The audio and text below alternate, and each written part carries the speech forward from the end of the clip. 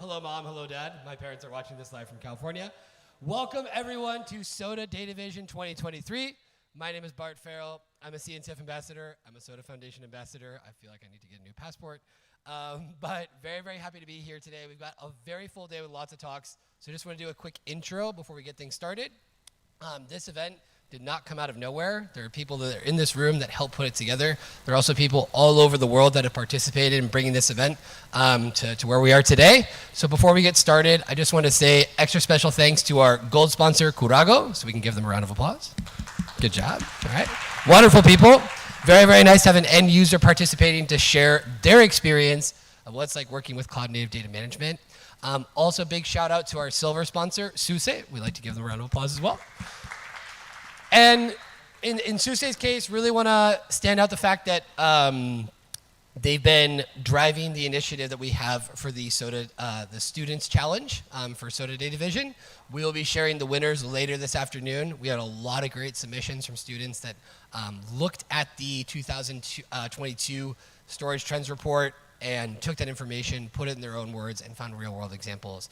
And so there are different prizes, but the main one is getting access to SUSE's courses, which is worth up to $2,500, I believe. And then we also have some other prizes as well, too, for students that participate in that.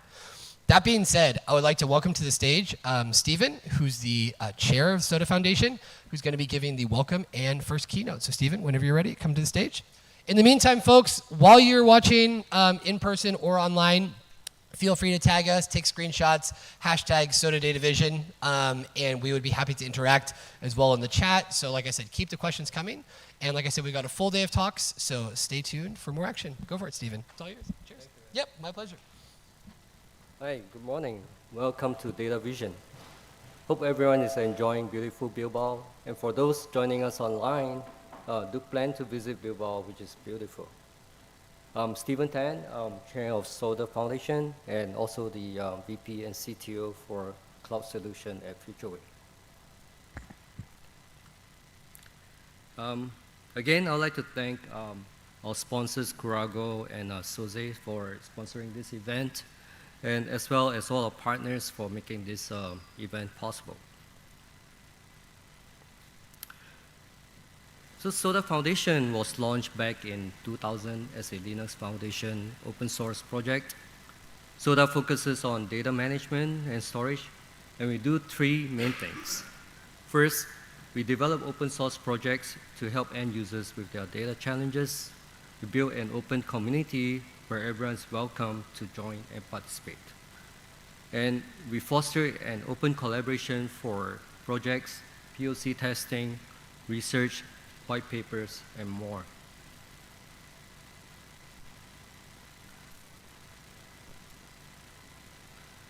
Somehow Siri is active. I'm going to disable Siri. Hang on a second. Yuna, can you come and help? Let's disable Siri.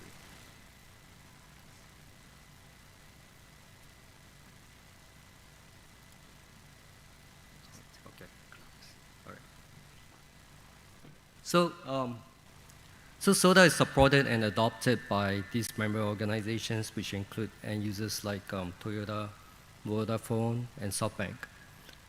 SODA also works closely with industry organizations like the Storage Networking Industry Association, SNIA, for storage standards, and regional organizations like Japan Data Storage Forum for data requirements, the Cloud Computing Innovation Council of India for cloud computing requirements, and the China Electronics Standards Institute for China data standards. So I'd like to invite more European organizations to join us and address industry-wide as well as European and regional specific data challenges together. Larry, in his session later, will be introducing more about how you can join SODA.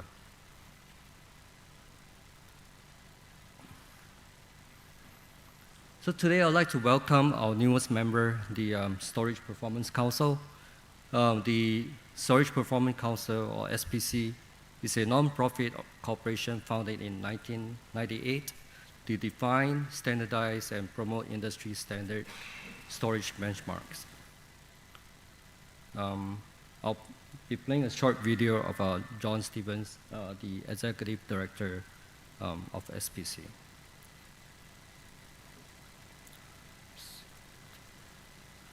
Okay, let me try to figure out. Okay, it should work.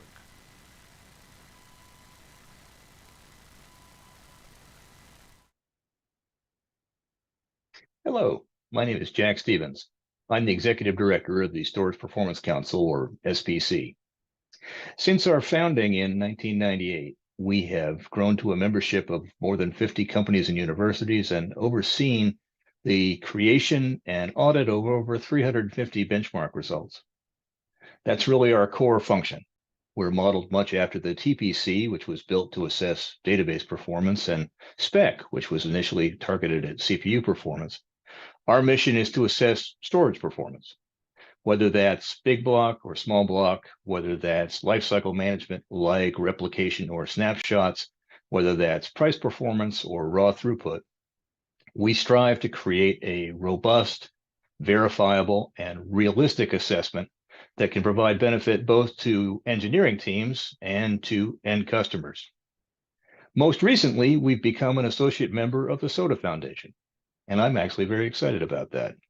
I think we have an opportunity to take the expertise that the SPC has developed in assessing on-prem and physical configurations and apply it to the new hybrid and cloud world where SOTA is so important. The SPC really has a twofold mission. The first element is to create the workloads and benchmarks that I talked about a minute ago. That includes creating publicly accessible and robust specifications. It includes drafting portable and extensible toolkits to implement the testing requirements so there's minimal focus and burden on the test sponsors. And it means creating a open and robust independent audit process such that the results that you get published are known to be complete, correct, reasonable, and comparable. In addition to that, we hope to really drive the industry forward and provide both insight in direction and actionable information for both development teams and customers. And it's this sort of collaboration where I think the SPC and SOTA can really make a contribution. I really look forward to working with you to enhance the SOTA's core missions of openness, best practices, and interoperability, and to begin to incorporate performance into that. I won't be able to join you this year at the Data Vision conference, unfortunately. I've got another commitment, but I'm very excited to be working with SOTA. I think it presents a real opportunity for both of us, and I hope you'll reach out to me if you have questions or suggestions about how we might get started in including performance into the grand SOTA ecosystem. And more importantly today, have a great conference. I look forward to talking to you soon. Best practices in interoperability, and to begin to incorporate performance into that. I won't be able to join you this year at the Data Vision conference, unfortunately. I've got another commitment, but I'm very excited to be working with SOTA. I think it presents a real opportunity for both of us, and I hope you'll reach out to me if you have questions or suggestions about how we might get started in including performance into the grand SOTA ecosystem. And more importantly today, have a great conference. I look forward to talking to you soon.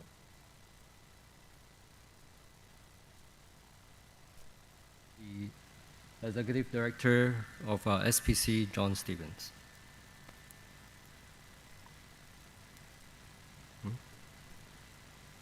Next, I'd like to invite Eto-san, the advisor of SOTA Foundation and Linux Foundation Fellow, to say a few words. Eto-san.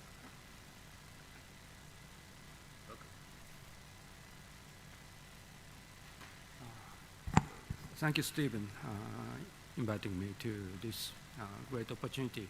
I'm Yoshio Eto. I'm working for Linux Foundation as a fellow for several years. And I'm supporting SOTA Foundation from the early stage. And you may see several number of Japanese companies supporting SOTA Foundation. Toyota Motor Corporations and Yahoo Japan, SoftBank, NTT Communications, Yes, sir. and also Sakura Internet or Internet Initiative. They have to manage a huge user data ecosystem. And also, of course, they are using vendor solutions right now to manage the data. And same as you, they have several complaints in cost, features, and also security. And so that is the reason why Japanese vendors are joining to Soda Foundation to grow as a main game changer of the data management areas. Please come to join as a developer and also end users. Thank you. Thank you.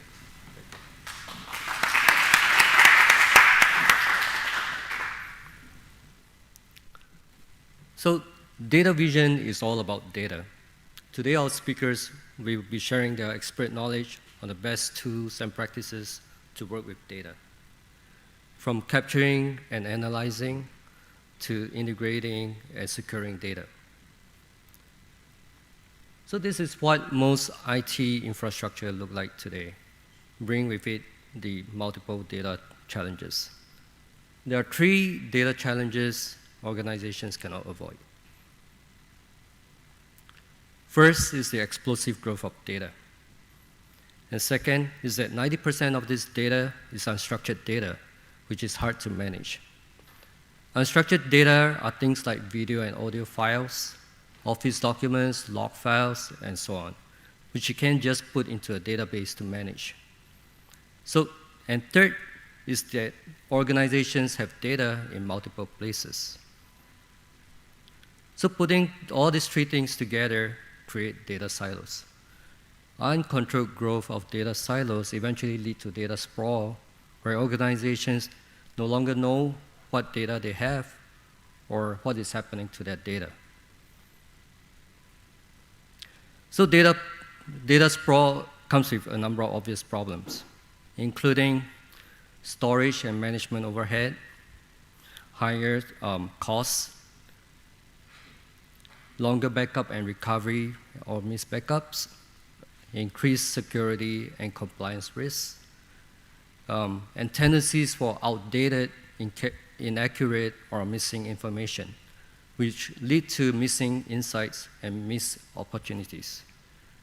We can't fight data growth, but we can find a better way to manage and discover the full potential of data. So what we can do is to connect all the data silos together so that we can get a single unified view of every piece of data wherever it is. This can form the foundation for search, analytics, protection, security, etc. Today we are launching the Crystal Metadata project. And I know that there are some other talks about metadata today, and I think that we should be discussing about how we can actually all come together to contribute to this project and interoperate with all the other existing metadata ecosystem projects. So Crystal collects and manages metadata from disparate data sources to provide a single unified view for data distributed across on-premise and clouds. The metadata ingester provides connectors to ingest the metadata from different data sources such as NFS and S3 and store them into a central metadata repository.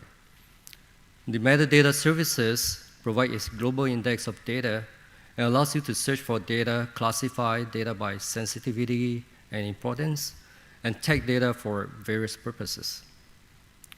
And the API enables unified metadata services integration for AI, for compliance, data lake, and other applications. The community has developed a prototype of the Crystal project, and Sunil will have more about the project later on in this session today. And there are some use cases for Crystal, which is built for. First is Toyota. Toyota need to automate data lifecycle management for their connected car platform, working with multiple cloud and storage vendors. With the Crystal framework, they can provide a global index for the data lifecycle manager to operate storage tiering, cloud tiering, archiving, and so on. Crystal also gives them the freedom to choose any vendor they want to work with, as they can easily add connectors for any new data sources. Next is Vodafone. Vodafone wishes to increase operational efficiency and mitigate security and compliance risks. Their infrastructure is similar to Toyota, using multiple different clouds and multi-vendor kind of a storage in their on-premise systems. So with Crystal, they can view, search, classify, tag, and work with every piece of data and unify data management. SoftBank wants to provide a secure data lake service for their customers. So with a lack of vendor solutions and development resources, SoftBank turned to Soda for help. So the solution we discussed is to use Crystal as the single view for data across the clouds where the data reside, and pull the desired data from the different clouds into Como, a virtual data lake project for their customers. So with Crystal, they can speed up their development and customize it for their needs. So there are other projects in Soda. The Kahu project provides backup and recovery for Kubernetes clusters, and we are discussing with CNCF to incubate it as a CNCF sandbox project. Strato is a multi-cloud data controller that moves data between on-premise storage and cloud storage using a common S3 compatible interface. So it works with AWS, works with Azure, and works with Google Cloud, Alibaba Cloud, IBM Cloud, and so on. Delphin allows you to monitor storage performance and alerts across multi-vendor storage. And together, these 4 projects allow you to protect, move, observe, and discover data. So Sunil, again in his session later, will be presenting the technical details about these projects. So these Soda Echo projects are third-party projects that are integrated or integrating with Soda to form solutions. So we welcome any open source projects out there to join the Soda ecosystem. And Larry will give more details later in this session on how you can join, as a open source project to the Soda ecosystem. Soda would not be possible without the support of our community. I hope with Bart's help and your support, we'll be able to grow our local communities here in Spain as well as across Europe. These are some of the meetups that we are planning to hold for the rest of the year. So we have one that's coming up in 2 weeks, actually next week, in Shanghai together with the KubeCon China. There's one in October where we are going to be doing together with the Open Source India event. And the last one that we're doing for the end of the year is the one in Tokyo together with the Open Source event in Japan. So we are also thinking about, for next year at the KubeCon Europe, whether to do an event. So if you're interested in helping to organize or participate in the event, do let us know. That's all for today. Thank you very much, and I wish all of you a wonderful day here at Data Vision in Bilbao. Thank you.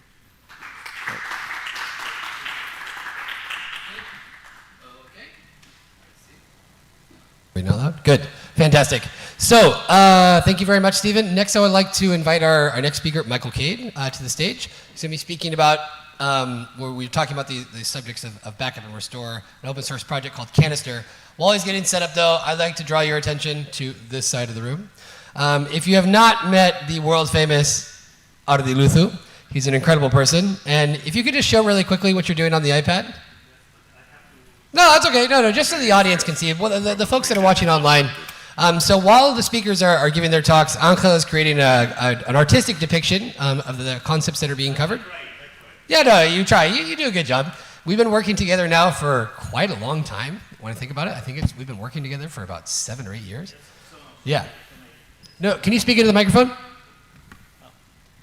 Hi. I try just to catch some small ideas about your talks. I know that your talks are bigger and more interesting than I can catch at the end, but I tried. Thank you. And these are the things that we always try to incorporate in terms of building community, of having unique experiences, bringing these ideas to life. That being said, Michael, it's all yours. Go for it. Awesome. Cheers, Bart. Thanks, everyone. Yeah, good morning. So what we really want to talk about in this next 20 minutes is the Canister project, and also some of the thought provokes around, so the mention of Kahu, how could that fit with what Canister's doing? It sounds all like it's backup and restore.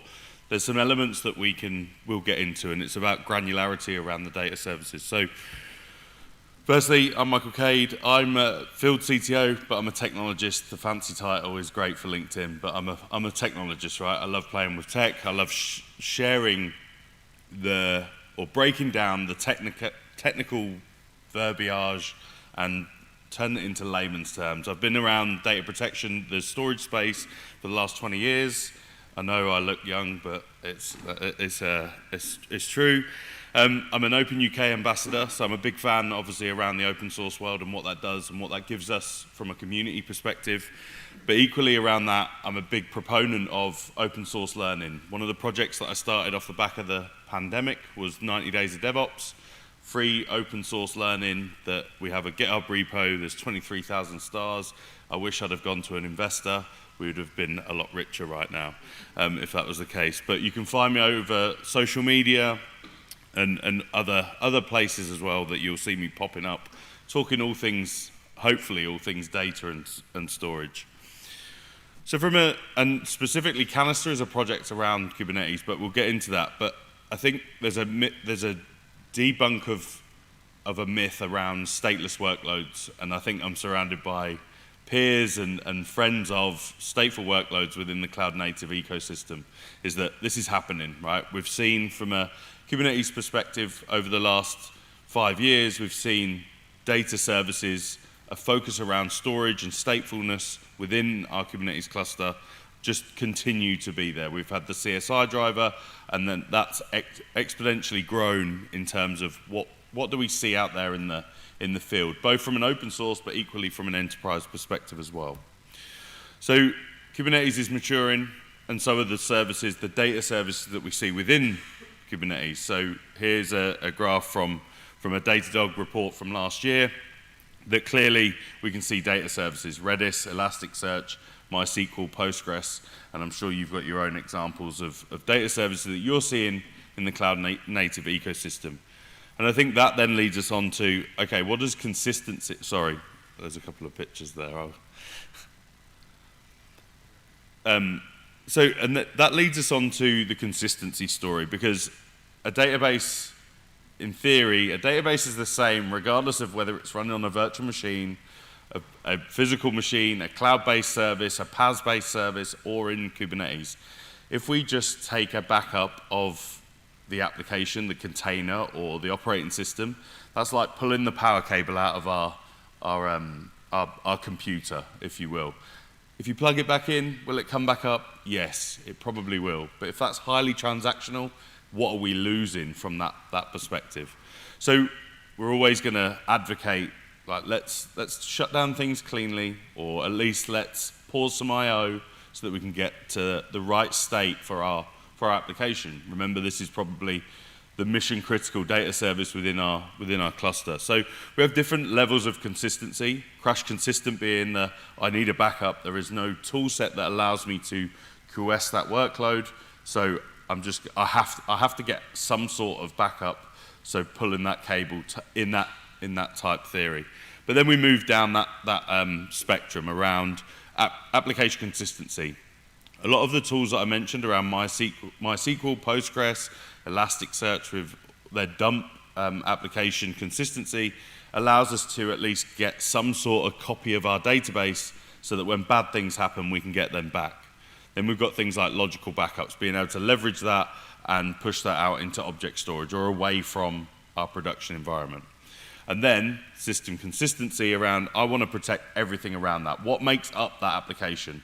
Now, when we get into the microservice world, there's a lot of different moving parts there. There'll be different artifacts within our Kubernetes cluster. But for consistency-wise, we have to think about capturing all. Now, from a Canister point of view in particular, I'm going to focus on the two middle ones. The application consistent, where we can drive and orchestrate those native tool sets. But remember, again, we're in that microservice world, so we have the choice now to be able to choose the best data service for the job. We don't no longer have to just go, oh, we've paid for a Microsoft SQL license or an Oracle license, and we're going to throw as many databases in there as we possibly physically can before we have to move on to the next. In the microservice world, we can choose MySQL or Mongo or the particular type of database that suits our service. So whether that's a authentication model database in MySQL, a catalog using Postgres, maybe a stock database using something like a document DB type database. And then obviously you've got your messaging queues and other such types in there. So this then leads us on to a project that we have called Canister. So Canister is focused around capturing that application-specific data. So when we look at Postgres, we think of PG dump. When we look at MySQL, we think of MySQL dump, and so on and so forth between all of the other data services. What this allows us to do is bring that into one single control unit or application framework that allows us to trigger those in an orchestrated way.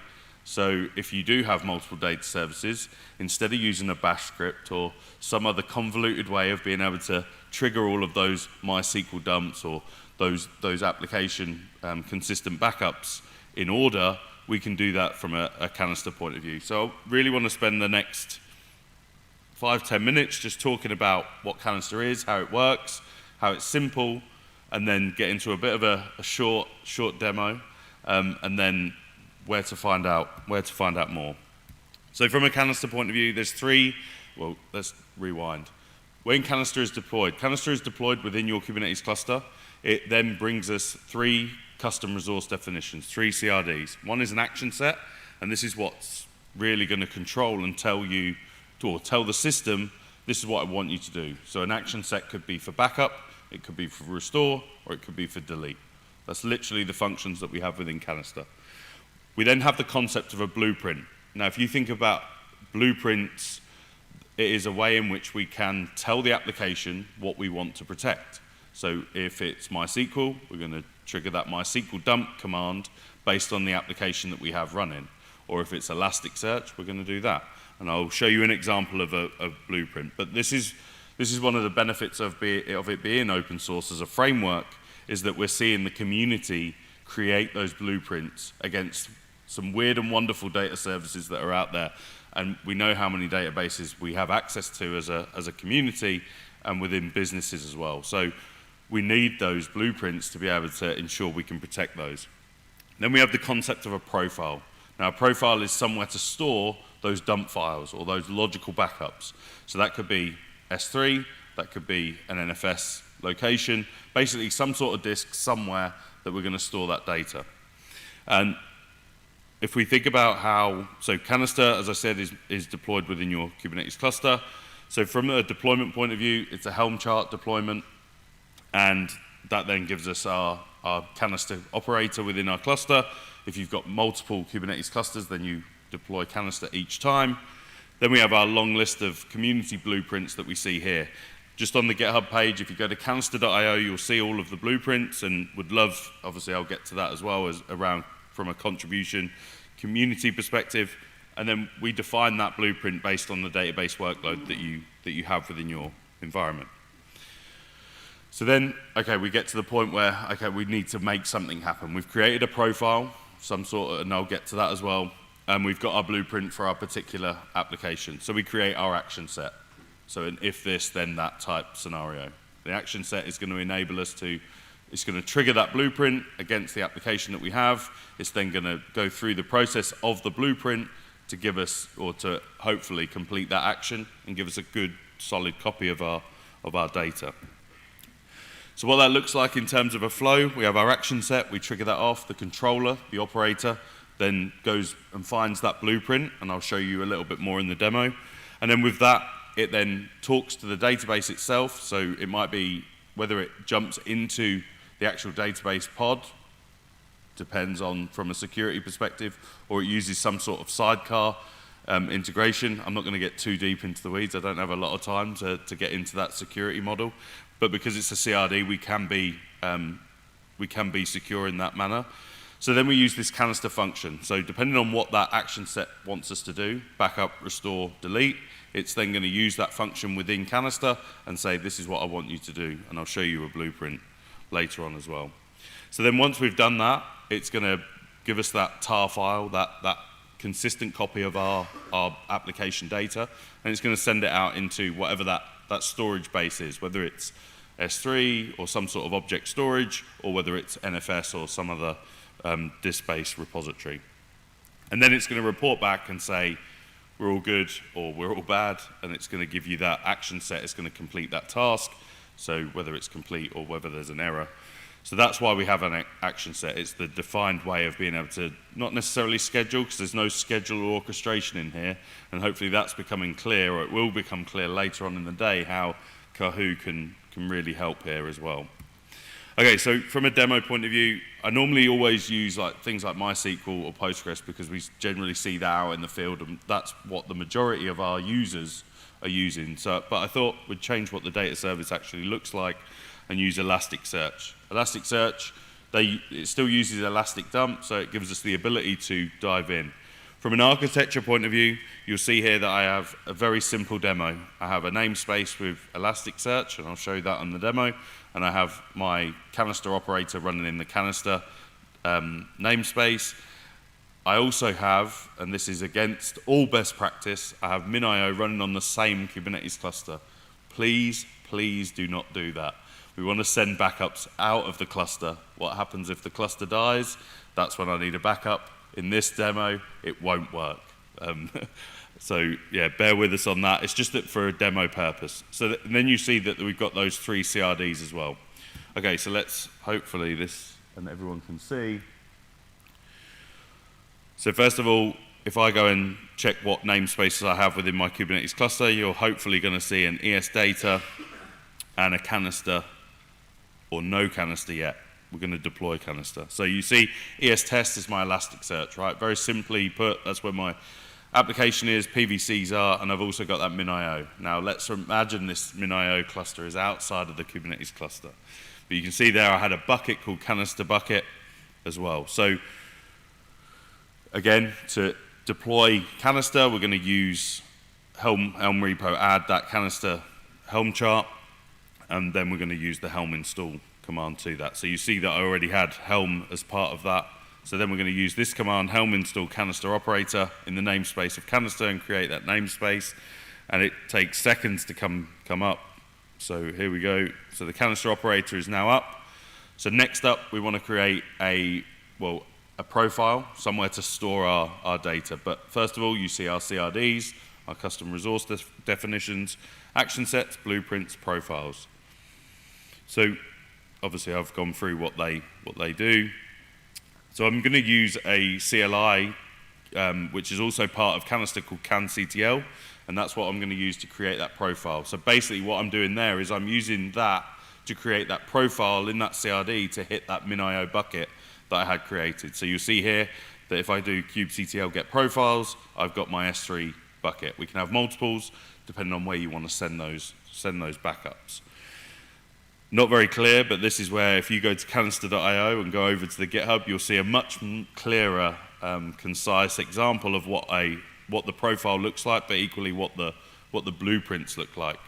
And the blueprints are built up of the backup action, what does that need to look like, and then also the restore, and then the delete for retention. So we've got our blueprint now deployed as well inside the Canister namespace, because we might have multiple copies of that data service that leverage that same blueprint. So I'm going to jump into my Elasticsearch. I obviously need to show you some data, because it wouldn't be a data protection demo if I didn't cause some havoc and break things. So here you can see that we have some customer details here that will show us John Smith at the top. That's probably the easiest thing to remember here. And you can see that we have a document count of 1, all good stuff. We've got some data. So then we're going to come out of that, and then we're going to create our first Canister backup. And that's going to offload into our MinIO S3 repository, and then we're going to cause some proper havoc and hopefully restore it. The spoiler is this is a demo video, so I know that it works. So let's protect the application. So again, we need that profile. We're now going to create that action set. So we need the profile name to create that action set. So you'll see that I'm just using that. I'm creating an environment variable of Canister profile based on what I've just found. Now I'm going to use that CanCTL to create that action set. You can see here that action is the backup. The namespace is focused on Canister, and we're going to use this particular blueprint. We're going to define some variables in there. And then that runs pretty quick, as you can imagine. My Elasticsearch is not very big. There's not a lot of data in there. But if we jump into our bucket now, you'll see that we have that tar file. And in theory, that's now a backup of our mission critical data that is in that Elasticsearch instance. Okay, so now I'm going to jump back into Elasticsearch and just show, well, cause a problem, and then we're going to restore. And I think the emphasis on, so while I'm doing this, while I'm causing problems, the emphasis on, okay, Elasticsearch is one thing. You could easily write a cron job or a bash script or both that allows us to create that natively. Like, let's just run our own sidecar that allows us to run Elasticsearch dump or Elastic dump. But imagine now you've got hundreds of MySQL instances, you've got hundreds of Postgres, and they've got different reasons and different deployment types. Canister enables us to take all of those and simplify that action. No one wants to be spending too much time around data management. Again, I'm probably surrounded by people that actually will do that. But there's a need within the community for a simplifying way of being able to protect those applications. So hopefully you saw me cause some problems. I basically deleted the contents of the database, or maybe even deleted it. So you can see here that we have our action set that we just ran. So that was a backup. And you can see that the progress was complete. So I want to take that backup action because that's what I want to use as my source from a restore point of view. So I'm going to create another action set based on that. And I'm going to say, right, where do you want to, and now the action though is a restore versus a backup. So you can see that we've created our action set based on those configurations. If we go back to look at those action sets, you're going to see 2 in there, and because there's not a lot of data, obviously that happens really quite quick. One's a backup that we just created with our good data, and one's a restore to get us back to that location. So now, if we jump back into Elasticsearch, the spoiler is I'm pretty sure that the data is going to be back. But again, going back to that point is Canister enables us just to have one point of contact, one framework, one API that enables us to go in and create these action sets against multiple different data services. And the amount of community people that I've spoken to, it's not just as simple as Elasticsearch, Postgres, MySQL, Redis, etc. People are running this against their own custom data services as well to create those protections. Again, this is me proving that the data is now back, and I think we're good on the demo. So then that leads me on to Kahu. So that was mentioned before, and you're going to hear more about that during the day. So Kahu being a data protection platform, orchestration engine, very much obviously open source from that perspective, and it gives you that ability to orchestrate the backup, the restore, and perform disaster recovery against your workloads within Kubernetes. So it sounds quite similar to what we're doing from a Canister point of view, but Canister is very much focused on just the data service. There is no orchestration, there is no scheduling within Canister. Canister is focused on purely the data service. So when you think about your application that you've deployed to Kubernetes, it's not just a database pod, it's not just a PVC, it's not just the stateful workload, it's everything along that as well. It's going to be built up of secrets, it's going to be built up of other artifacts within Canister. And that's where Kahu potentially comes in. Like that, if you could drive Kahu to create an application level, a system-wide application consistent backup, that becomes a little bit more useful to our communities as well to be able to protect that. So just simply put, Kahu gives us that snapshot and backup of your Kubernetes resources. It gives us the scheduling and orchestration. From a Canister perspective, it gives us that application level management as well as that blueprint mechanism, which basically it can be extremely customized. The other thing that Canister can do is go outside of the Kubernetes cluster and start protecting data services within virtual machines. Not everyone has gone, I'm going to put my Microsoft SQL Server into containers yet. So there's still an element where that application still lives outside of the cluster. So this opens up the door to, or potentially to PaaS-based services such as AWS RDS or Google Cloud SQL. Canister, we have blueprints in the examples that allow us to go out, but obviously it's still our application using that data service, so we want to protect everything, not just that. Okay, so a QR code for those interested. There's a couple of things to mention here. That QR code will take you to canister.io. It's kind of like the front-end portal, but that will then get you to the GitHub repo, which is where you'll find all the examples and documentation as well. We have, from a community perspective, we have bi-weekly calls where we'll go through some of the new stuff. We actually have a hands-on lab that means you don't have to go and deploy your own Kubernetes cluster. So you can jump into kubecampus.io and it will use Instruct as a base layer that gives you access and you can get hands-on with Canister and the example blueprints. Now our plan over the next 12 to 18 months and forevermore is how do we build this up to be more blueprint functionality. So the important part there is Canister itself is an open source project. So there's obviously a community of contributions welcome there, but equally the blueprints is a good potential first look into operationalizing the creation of blueprints, because it's generally the operators that, the operation team that know what that data service looks like. How do you get started? I'm not going to go through all of those, but basically get yourself on GitHub, go and find out more there. Now, I've been told that I have to put this next in because it's not by Soda, but so I work for Veeam Software. We're obviously focused for the last 16 years around data protection, and the community is a big part of us. Not open source, but we have community editions, free editions for us that technologists that like to play around with tech at home. So Casting K10 is that orchestrated, that enterprise solution that enables us to protect those Kubernetes workloads, including leveraging that Canister functionality. So I think with that, thank you very much. And I'll be around all day, so come and have a chat. I'll be more than happy to help. Thank you. Very, very good. Last but not least, Michael, before you leave, can you just let folks know about your other initiative, 90 Days of DevOps? Yeah, so I mentioned that at the start. So 90daysofdevops.com was really, I'm very much for the infrastructure and operations side, right? 2-3 years ago, I was given this parachute role to come into Kasten. Kasten was an acquisition for Veeam. I've been at Veeam for 8 years. And I'd done bits around things like infrastructure as code. I'd done bits around configuration management, a lot about Linux. But there's a lot of asset or a lot of facets to DevOps that, well, and there's a lot of differences between different companies, what DevOps means and what a DevOps engineer role is. So I felt like I had a huge gap. I've always been massively keen on helping and giving back to the community. So I created 90 Days of DevOps, and it is what it sounds like. I went through 90 days from January the 1st to March the 31st.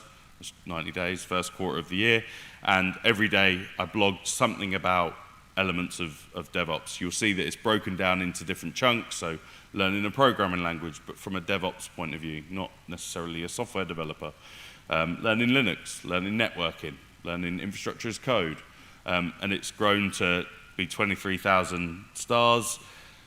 That was 2022. 2023, I decided that 110,000 words in total for no one needed to hear from me again. So 2023, I asked some friends within the community to bring their subject matter expert type topics, and that's what we did. The big thing around what we're going to do next, because it's still growing, which is crazy when it started out as notes, is we're going to actually put 90 sessions together. So there's a call for papers out there at the moment as well, that if you've got a story to tell about your DevOps learning journey, then would love to hear it, as well as talk about any tooling that you're using or passionate about as well. That'd be awesome. Very good. Just wanted to remind people that there are endless opportunities to get involved, and really want to thank Michael for all the work that's being done on this, because it's a lot of hours, and so just want to give him a shout out for that. Thank you, Michael. Round of applause, please. Thank you. Next up, I'd like to invite our speakers from Kurago to the stage. All right, Kurago, apart from being gold sponsors, working on solving data issues when we're talking about the sheet metal industry. So we all love a little bit of heavy metal, and I'm sure no one's ever made that joke before. But that being said, really want to thank them for their support in making this event possible, and always interesting to hear what it's like from end users. All right, we have a mixture of folks with different backgrounds, but hearing about what's going on for them in terms of handling the amount of data that they're generating, how's it going to be processed, how's it going to be stored. So that being said, if you guys want to take it away, you're free to go. If you want to use one, what's the handle? Oh, you're good. Microphone-wise, if you want to use the podium. Oh, totally up there. Yeah, cool, perfect. Okay, do you hear me? Yeah. Okay, so thank you for being here. First of all, Michael, thank you for your presentation. It was really interesting. As you can see, we are younger, but we are still really keen to this technical stuff. So bear with us. This is our journey from taking we will be talking about data culture in the industry, and we will be actually talking about our journey from taking the data hole that we found into a whole data that we now have. So, is it working? Yeah. So first of all, who are we? Okay, so we are my name is Alejandro Barredo, this is Aitor Gamarra, we are software engineers in Kurago. Kurago is a software engineering company here in the Basque Country. Kurago conceives, creates, implements, and develops solutions for sheet metal manufacturers. Kurago is 100% owned by Bystronic, by the Bystronic Group, which is a technology company with the area of the sheet metal industry, with extensive history on manufacturing laser cutting devices. Siri is again on. And then Bystronic bought Kurago with the idea of creating the smart factory concept, and this joint vision includes the idea of having the full management of data and material flow from end to end for the sheet metal industry. And another note on that is that this niche industry is one of late adopter of the digitalization. So bear with me with what we found. Okay, so what was the reality when we got there? About 2.5 years ago, well, I think we can agree here of the importance of the data, right? And how to handle data, how to use it and transform it. Sorry, I hit it by accident. Yeah.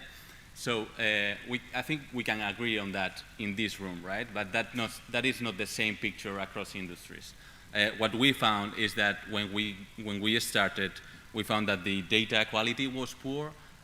We had different displays of the same sources, resulting in different outcomes, which means like huge distrust on end consumers. We also found that how data was handled, transformed, and stored was not standardized.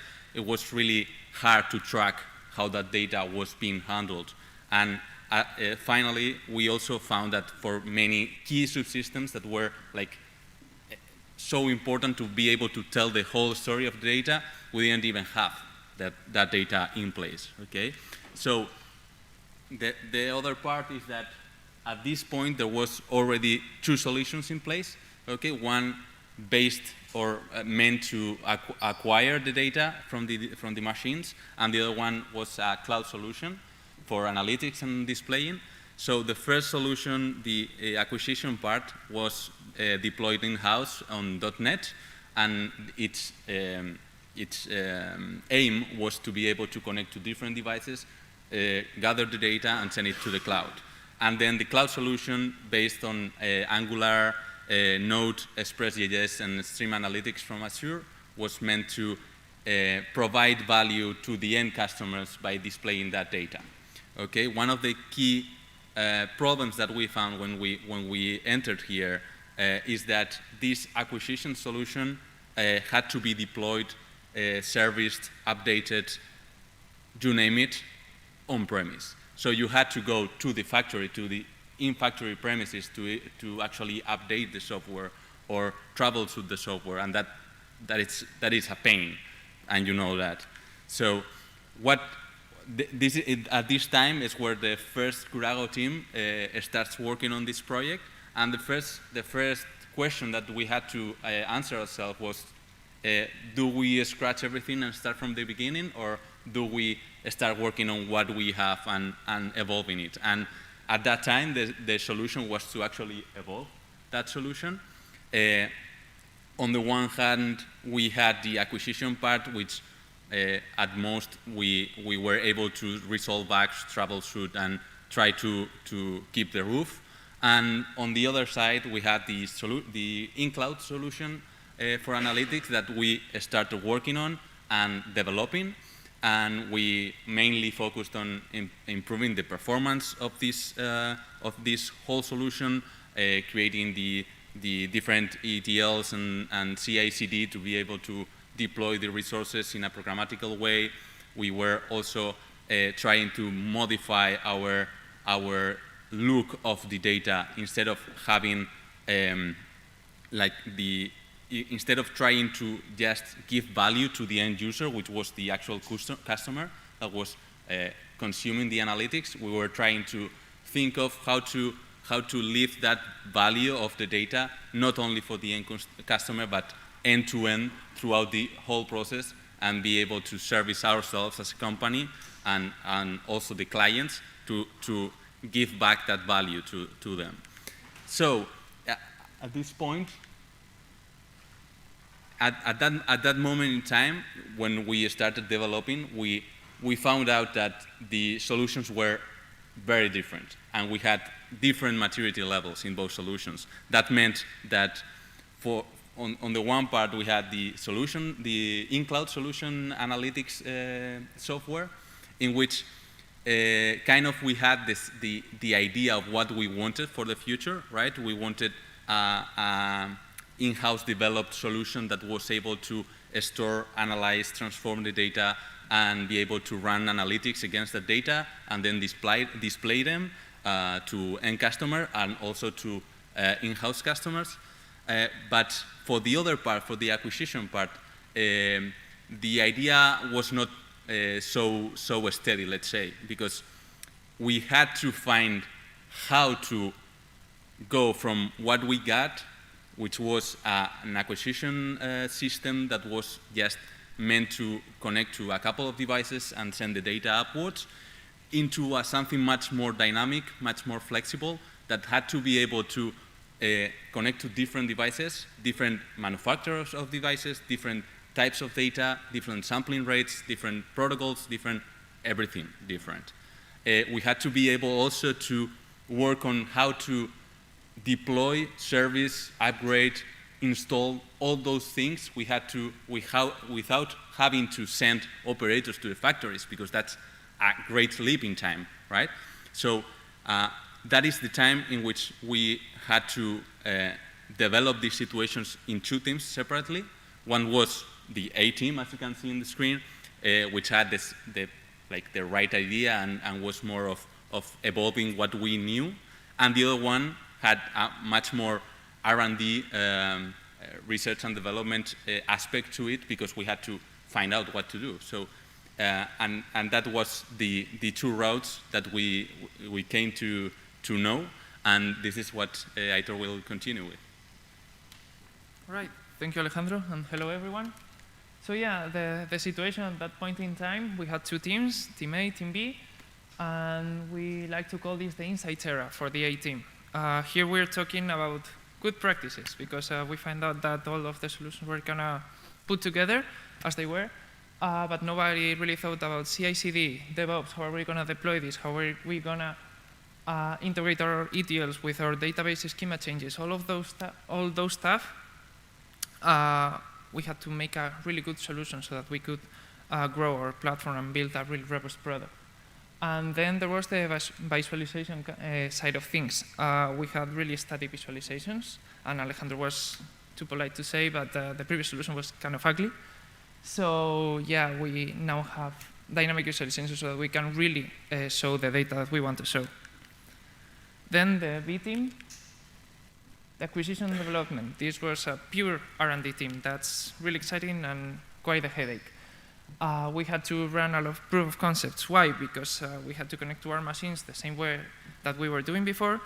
We had to choose the protocols because we saw that maybe the way we were doing that was not the best. We had to design schemas and structures. Quite a plan. It sounds really easy. On paper it works. Then you go to the machine and everything breaks. Why? Because the reality for us at that time was that the machine data that we were gathering was like looking at the machine from the outside. And then we decided to go inside the machine. A machine is a collection of subsystems, and each of the subsystems has a different data that we can exploit. And then there was quite an uncertainty of what could be done, because we have all this new data, quite the volume of data, and we really don't know what to do with it. We know that we can do something, we can check the differences between the subsystems, what's the real picture that we want to paint, but for us it was new. So we had to run a lot of proof of concepts, and trust me, we ran them. And we need to iterate fast. A solution built in .NET, it's static. So we needed something that allowed us to iterate fast. Here's where tools like Nifi or Node-RED come into place, so that we could try a lot of different protocols, we could try a lot of different acquisitions resources, and yeah, it really helped us run all the proof of concepts that we had to run. And another problem we found is that in our company there was no data culture. That happens across all the industry, apparently, because this is not like finance where everything is tracked. Here, everything just makes their data. Maybe, if you're lucky, somebody maybe consumes it, and that's it. There are data silos, or as our unit manager likes to say, the data is kidnapped. So yeah, there was a lot of talking to be done. And here we reach a place where a phrase that one of our Swiss colleagues usually tells comes into mind, like, what's the story we want to tell? Because we had this team that was able to process the data, was able to build these amazing visualizations. Trust me, the difference between the old one and the new one is really exciting. And then we had this other team that reached a maturity level with the data acquisition solution that was good enough for all the things that we wanted to do. So it was getting harder to align all the backlogs, all the sprints, you know the drill, between both teams, because their job was intertwined. Like, if I'm building an acquisition solution and I'm sending that data to the cloud, the other team has to be able to get that data, process that data, present that data. So we decided to merge the teams. And actually, a lot of opportunities opened here because we were able to iterate fast. All of the things were happening at the same time.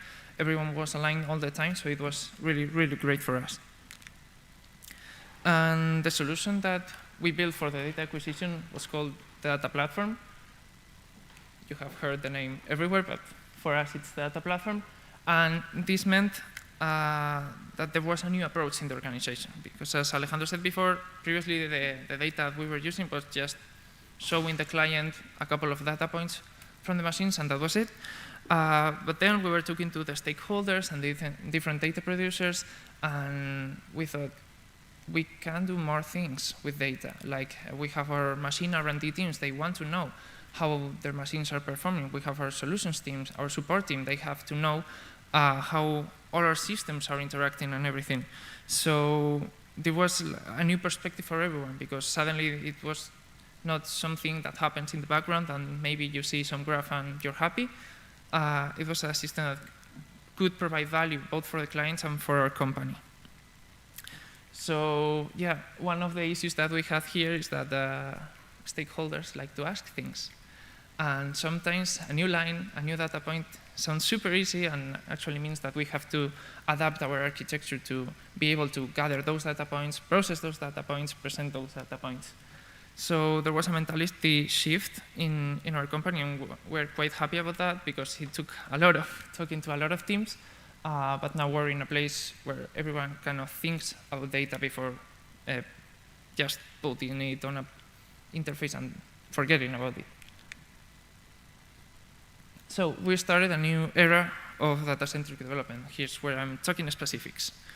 So, for example, we have Databricks, which is great because you can do anything, which is not great because you have to do anything. And we use the Azure infrastructure for this. We use IoT hubs for acquisition. We use blob storage, which you know the drill. But it was great because we had to think about the architecture to adapt to all those data points that I talked before. But this time, it was a solution that was thought before it was deployed, so great. Then, our data. I mentioned before that we had a really high data volume, and that's because we were gathering data from the subsystems. These subsystems work fast. We're talking about laser cutting. So that's a lot of data per second, and we had to store it somewhere, and we found out that the SQL solution was not good enough. And here's where TimescaleDB comes into place, and if you have seen their database as a solution pricing, it's expensive as feature pack. So we had our amazing DevOps team here. They came to the rescue, and we now have a high availability TimescaleDB deployed on a Kubernetes cluster, and we're really happy because when we were running the tests, we had like a 10 to 100 increase in the performance, in the read performance. So being able to use that was really special for us, and they made it possible, so thank you. And then the data lake, I will come back into this, but the data lake also was part of this mentality shift that I was talking about. Then Node-RED. We liked Node-RED that much when we were running the proof of concept that is now part of the building blocks of our new data platform. And this meant that we are now able to gather a lot of protocols. We like OPC-UA, for example, in the open interfaces in the factories, but that's not the reality everywhere. You have to deal with protocols like ADS or S7, depending on your PLCs and everything. And then NAT. I have to say this phrase, I'm sorry, I promised a colleague. NAT is NAT, and it was for us, because we're not talking about data going from A to B, like from this machine to this program, from this program to this machine. The reality of the factory is that it's alive. There are a lot of systems, they are connected, and we need a single source of truth. And here's where NAT came to the rescue. We have a pub subsystem, but it's working on the factory. So all of our programs, like the real-time visualizations, the machines, our data platform, everyone can connect to this broker, and we are able to finally paint the whole picture of the factory. And then the visualization. I mentioned that we now have beautiful visualization. That's thanks to eCharts, Apache eCharts, thanks Apache. We were able to use that library, and here we're talking about eCharts. The open source idea comes into place. As you've seen here, there are a lot of open source stuff, right? And that was hard at first for the company because we're talking about a company that is really happy buying third-party libraries, compiled DLLs. Nobody knows what's going on inside black box DLLs. And when you are doing data acquisition, sometimes it's really hard to know what's going on. Like, is this a network issue? Is this a protocol issue? Is this a machine issue? What's going on? So being able to go into the code of the libraries that we were using, for us, it was really important. And we were able to open issues. We were able to open PRs. Some of them emerged. We are just starting our open source journey, but I'm quite excited, and the team is quite excited because we come from backgrounds where open source was really important, and we are now able to put that into place. And then, of course, the future. There are still many issues to solve. There are new machines, there are new subsystems, there are new protocols, a lot of stuff to be supported. And that's exciting, but of course, again, that's a headache. the systems vary a lot. So we have to talk to a lot of people, which is also an important part of the job that sometimes gets overlooked. But we're happy because we have a solid foundation and we are really well prepared because there's a new data point, there's a new system, there's a new machine. We now have the infrastructure to be able to acquire that, to process that, to store that. And then I talked about the data lake before. Why is that great? Because since now we're talking about providing value to the company with data, a data lake is essential because we have all the data available for us, all the detailed data, not like on our databases where you purge the data because otherwise your web page just dies. So we are now able to do interesting stuff with data. Analytics. This is where the buzzwords come in. All the machine learning, artificial intelligence, training models, you name it. We're able to do that. Why? Because we now have good data to do that. We now are sure that the data we are storing, and that's a lot, trust me, is useful. And we can trust it because before, maybe the machine was cutting and the interfaces were saying something like waiting. And the other day we were talking about this and like 2 years ago when exploring the interfaces, one of them went like, the machine's waiting, but was it waiting for this cutting? So now we know that when the machine is cutting, it's actually cutting. So good data, that's really important for analytics journey. And of course, we have a really great team. Alejandro here has a PhD in artificial intelligence, so, you know, I know, so young and so well prepared. So now we're in a place where we can do that. And it's really exciting looking back because when we started, it was a data hole, hence the title. And you see how far we've come, and it's really great and it's really exciting for us. Okay, so to summarize, we talked about our journey that began with a reality that was not what we wanted. What we wanted is what Aitor has mentioned, right? So we came from a place in which data was something that just was meant to show to the client instead of getting value from it and being able to exploit it. And now we've come to a place in which we have built that system that, of course, has many things that have to upgrade and improve, of course. But we have that foundation in place in which we have the grounds to be able to run models, to be flexible enough to change, because we will have to change, and to build up for the future. And I wanted to stress a couple of things that we found during this journey. The first one is that on paper, it's really easy to plan for the future, right? You plan the architecture, you plan the technologies that you want, you plan how everything is going to look, but flexibility is key. In real life, you plan something, and more often than not, it won't come as you want it. So you had to be flexible enough, and our solution is meant like strictly on being able to adapt to different technologies and different ways to use data and transform data.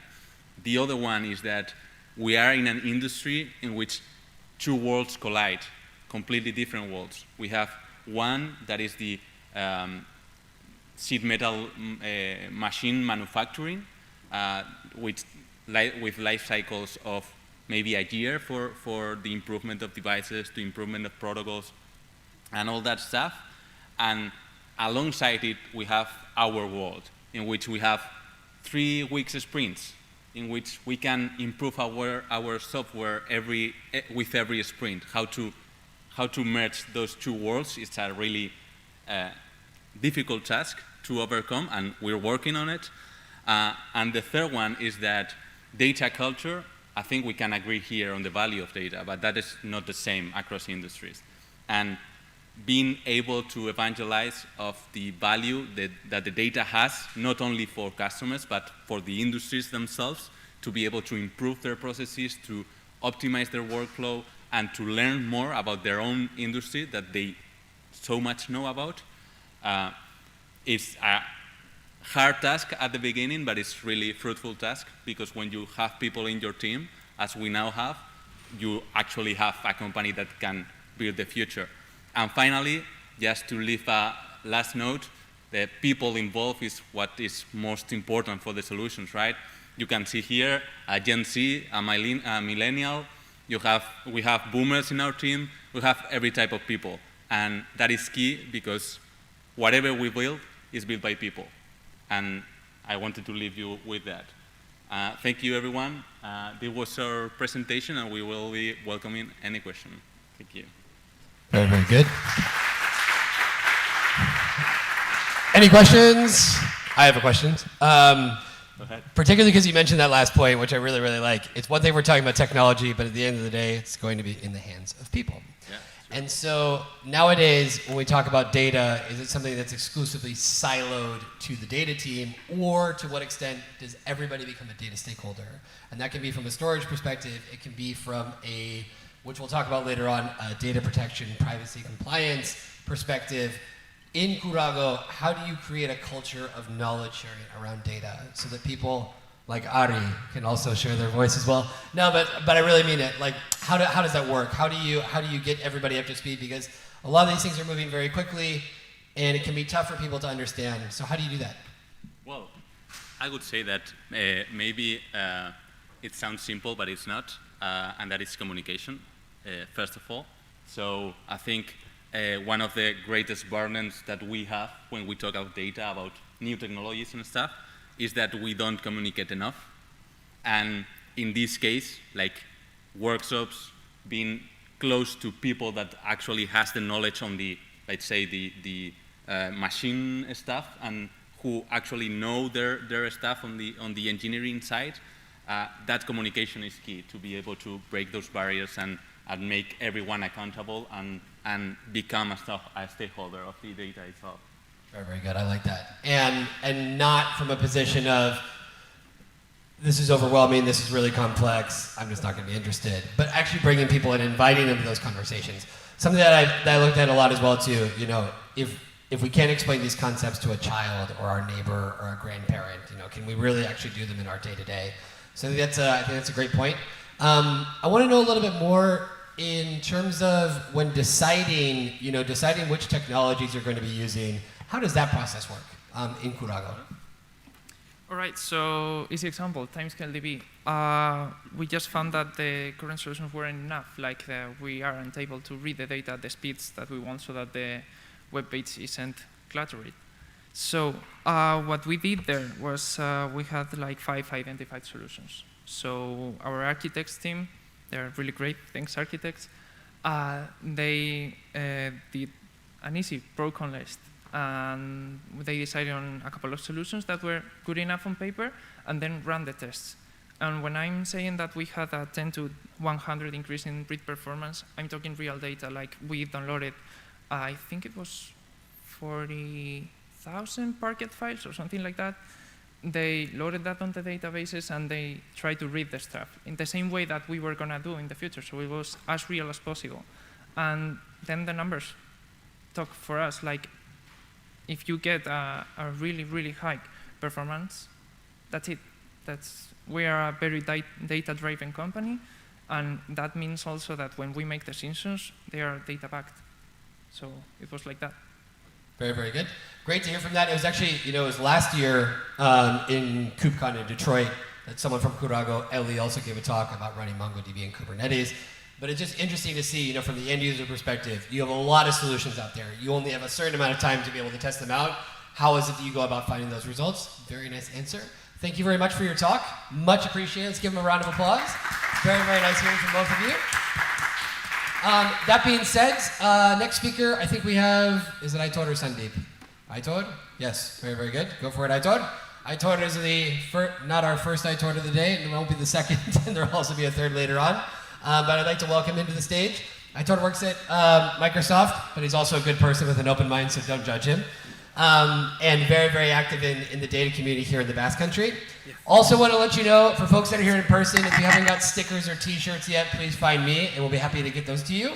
And also just keep the questions going also on Twitter. If you haven't joined the Soda Foundation Slack, please feel free to do so as well. There's always information going in there about upcoming meetings, releases, different ways that you can participate, whether it's contributing code or sharing your knowledge in whatever way works best for you.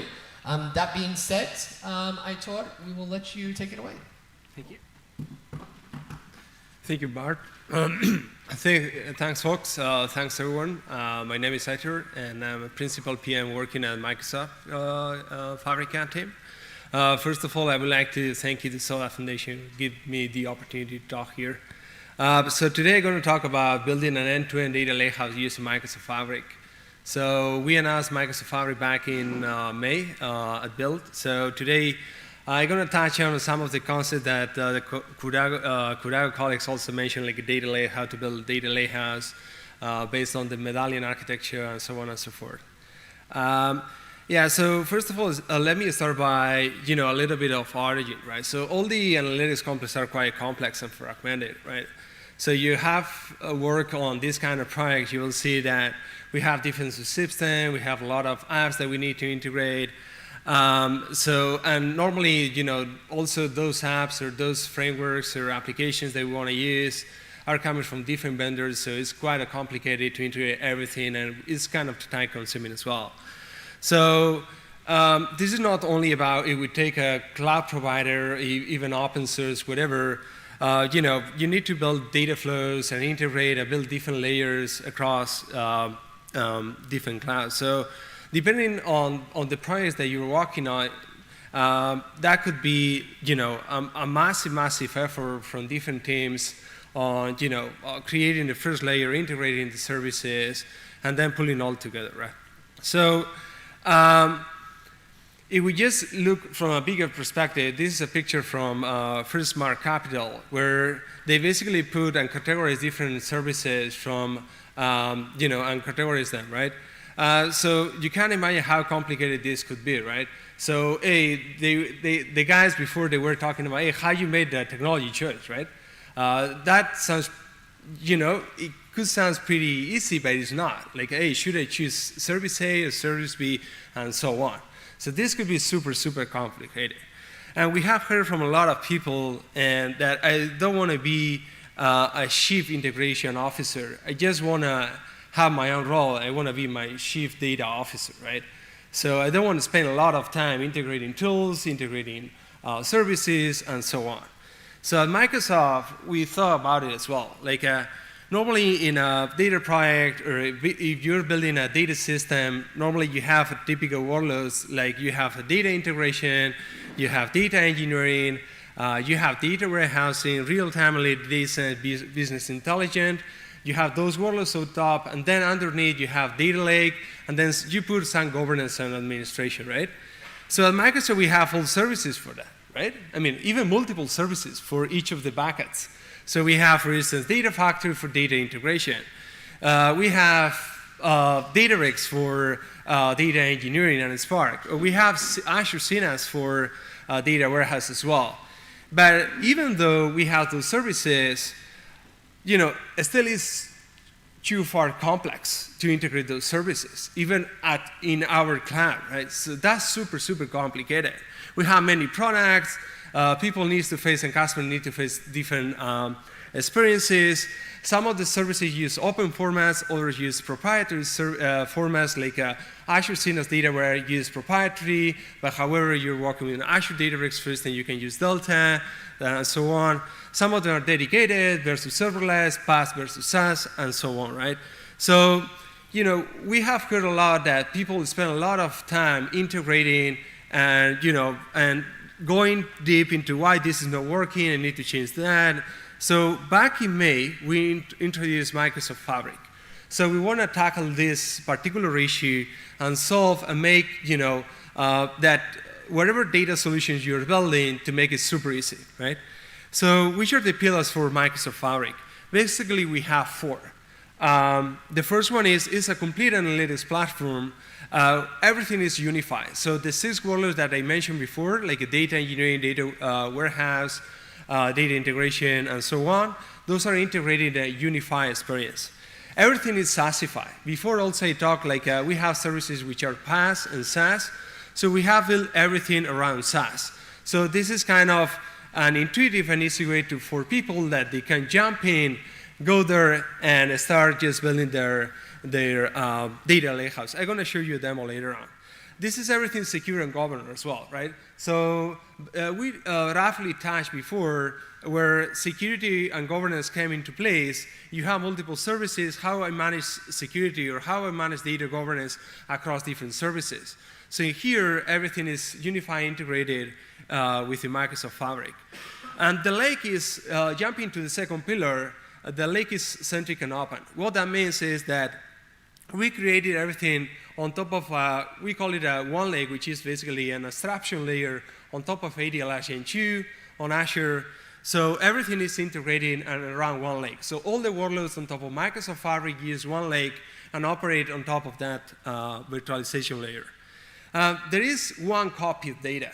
So you may also, if you have been building data systems, you have seen maybe some people copying data from one source system to another one, creating data silos. Then you have data quality issues. You have, garbage in, garbage out, those kind of things. So that could be the norm as well, right? So we want to reuse that and just create one copy of data, whatever workload you're using.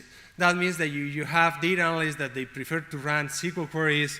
They can just run queries on top of the data that they have in the one lake. And similarly, if they want to run Spark workloads, they can also use that.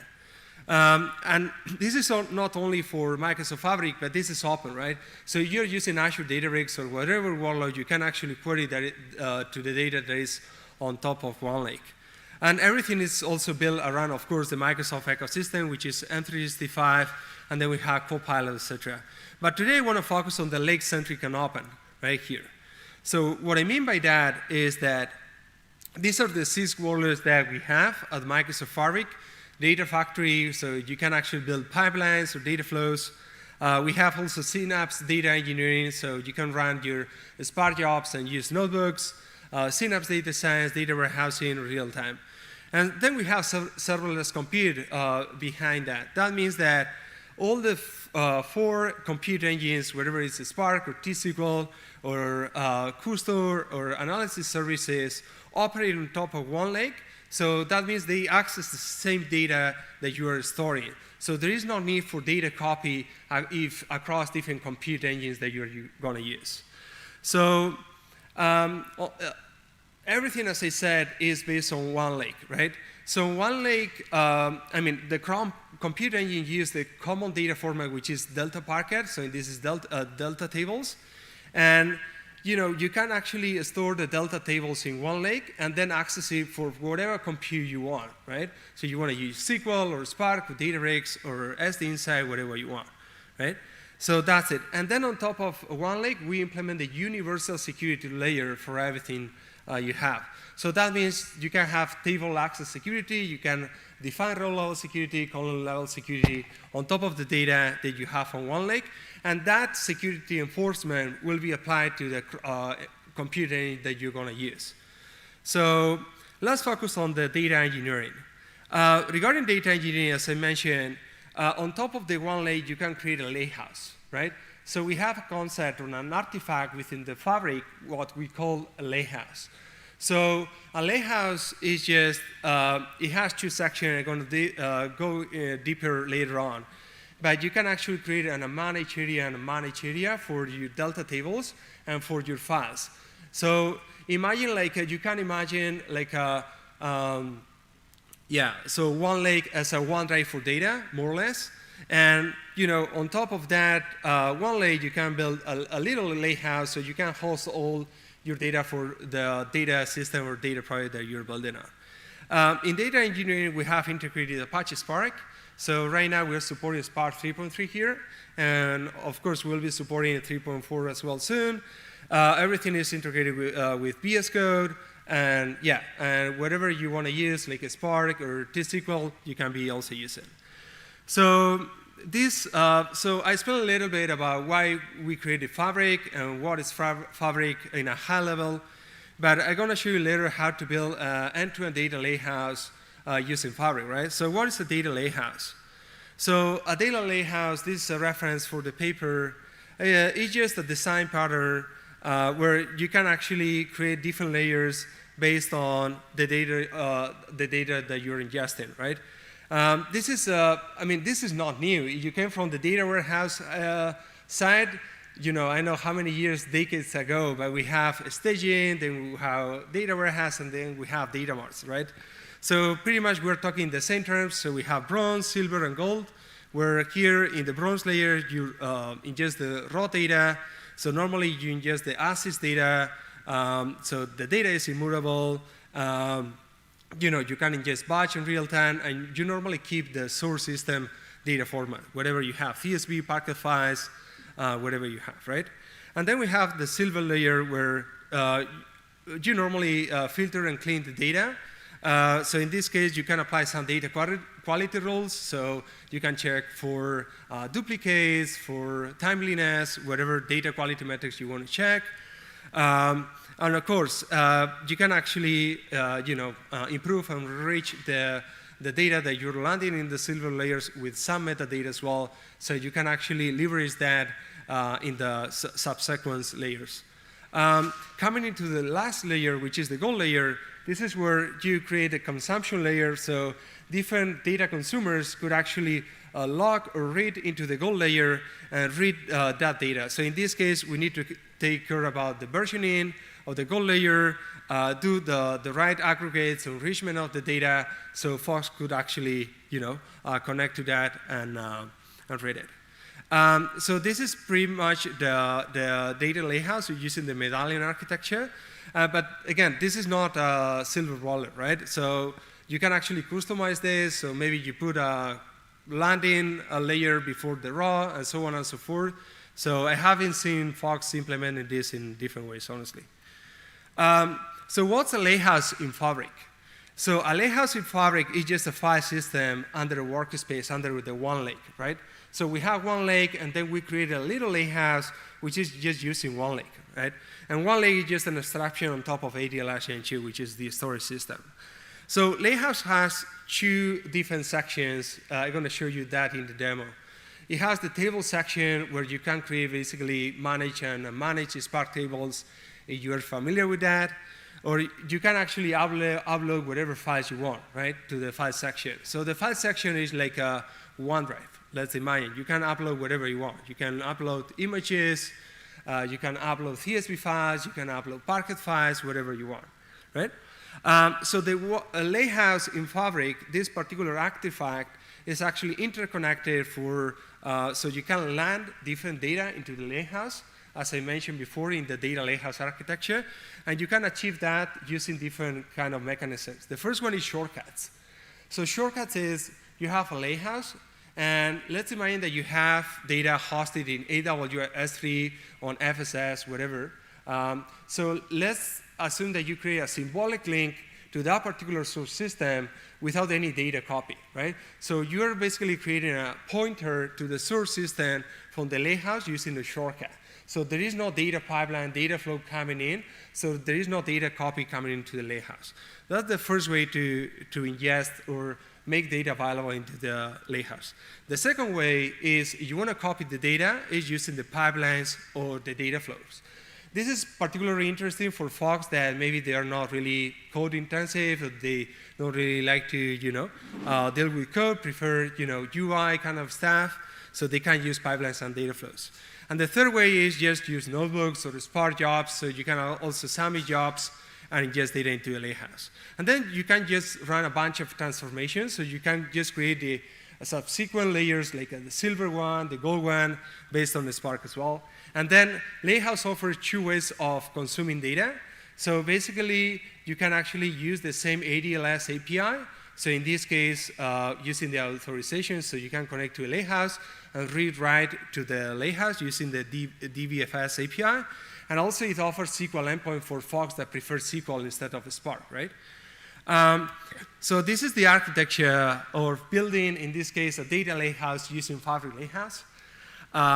So here, I'm going to show you a little bit how to ingest data into the lakehouse, into a bronze layer. I'm going to create a bronze folder. In this case, we're going to ingest some Parquet files.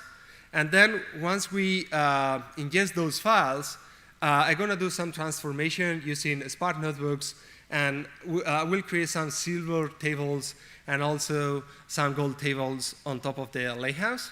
And then the last part, I'm going to show you how to connect using Power BI, which is everything integrated into the science experience, into a Lakehouse as well. So yeah, let me go to the demo. So there we are. Oh, let me. Yep.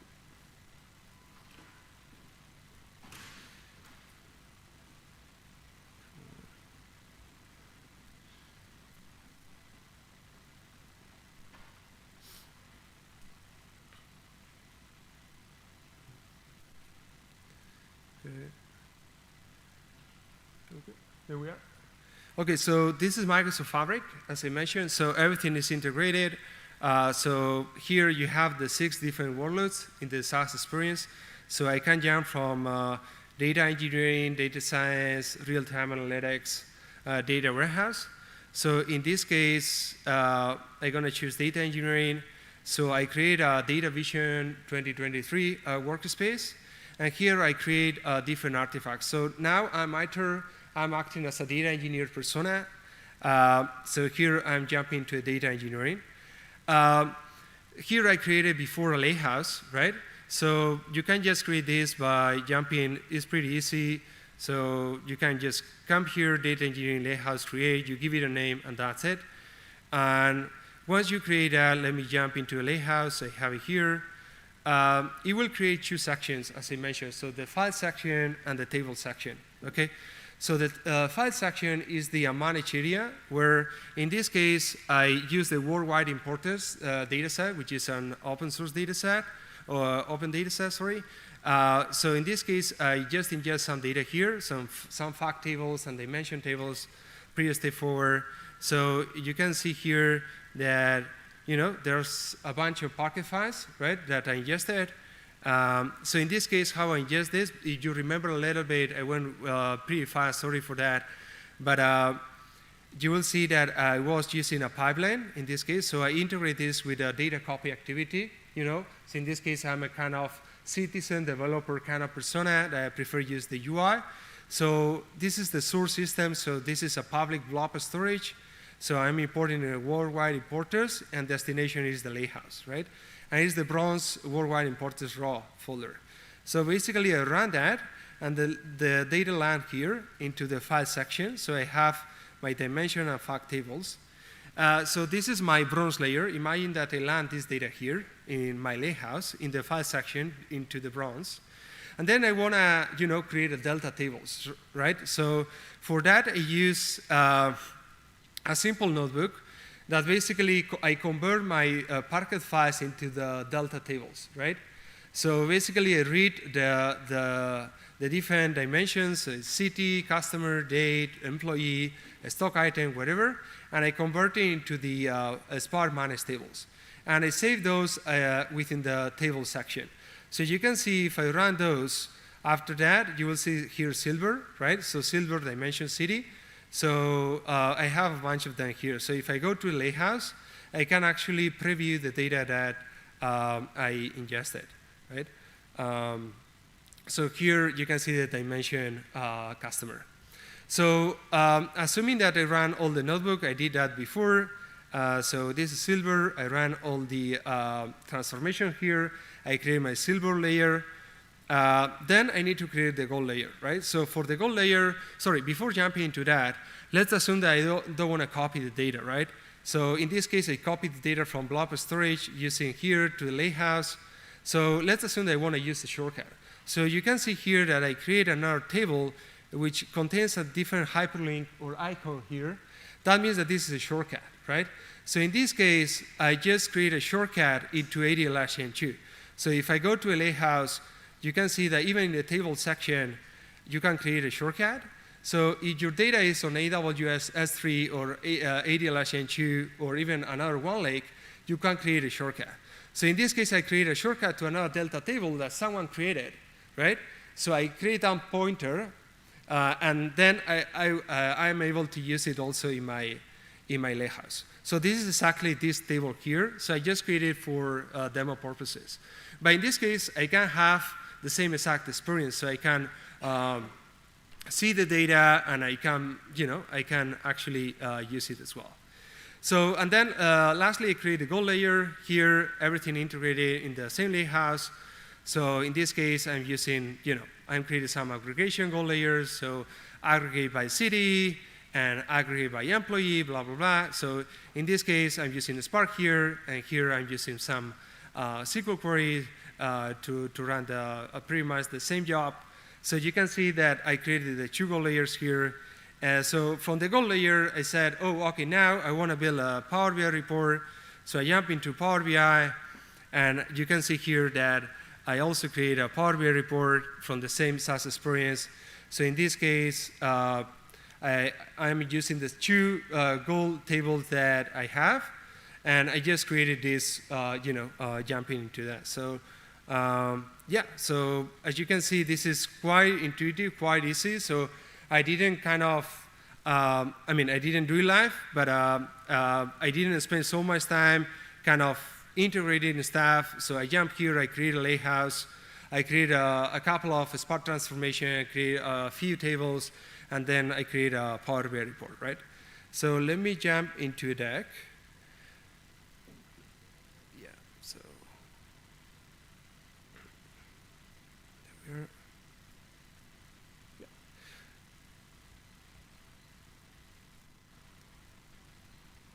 Yeah, so I briefly show you what is Microsoft Fabric experience, how you can easily build an end-to-end data lakehouse, right, using different layers.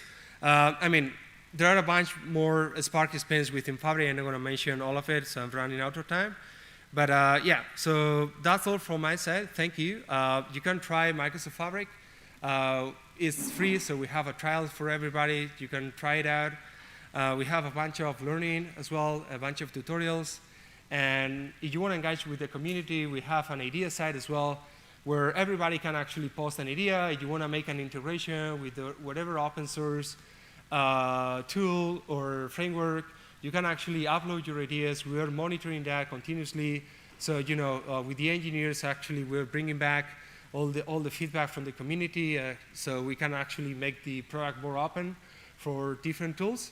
So basically, the idea is so that people could actually create stuff and create value faster. So thank you. Great. Thank you very much, Aitor. For the sake of time, Sandeep, can you come up now to get your computer plugged in? And after this, after Sandeep's talk, we will go directly to the coffee break. So any questions that you have for Aitor, you can definitely ask them then. In the meantime, I'd like to invite Sandeep up to the stage. He's going to be speaking a little bit about data mesh, a concept that came on my radar about 2 years ago, I want to say, from Zhamak Degani. And at that point, it seemed like, is this just a theory? Are we actually talking about something that's real? We see more and more organizations diving into this. So very much looking forward to what Sandeep has to say. In the meantime, like I said, keep the questions going on Twitter, on Slack, on YouTube to our lovely online audience. We've got quite a few folks attending from all over the world. For those that are attending online as well, we'll be announcing the winner of the Students' Challenge this afternoon at 4 p.m. Here in Spain. So stay tuned for that. That being said, Sandeep, I think we can turn it over to you. Yeah, let me just see. Excuse me. Can I have a presentation view?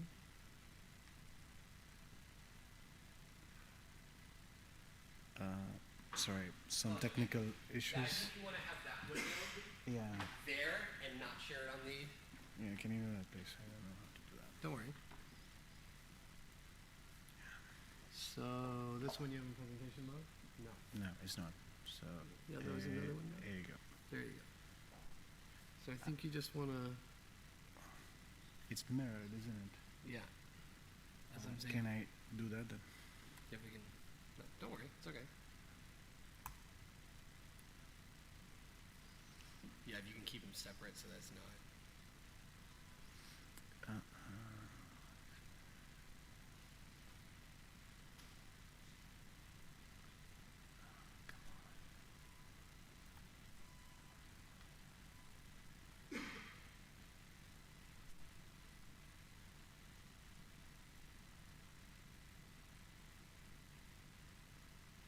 Stop mirroring. So then, yeah. And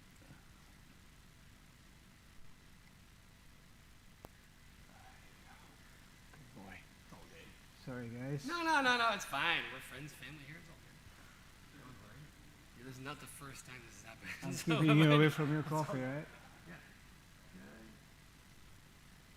There you go. Good. We don't want any spoilers. Right? Yeah. Thank you.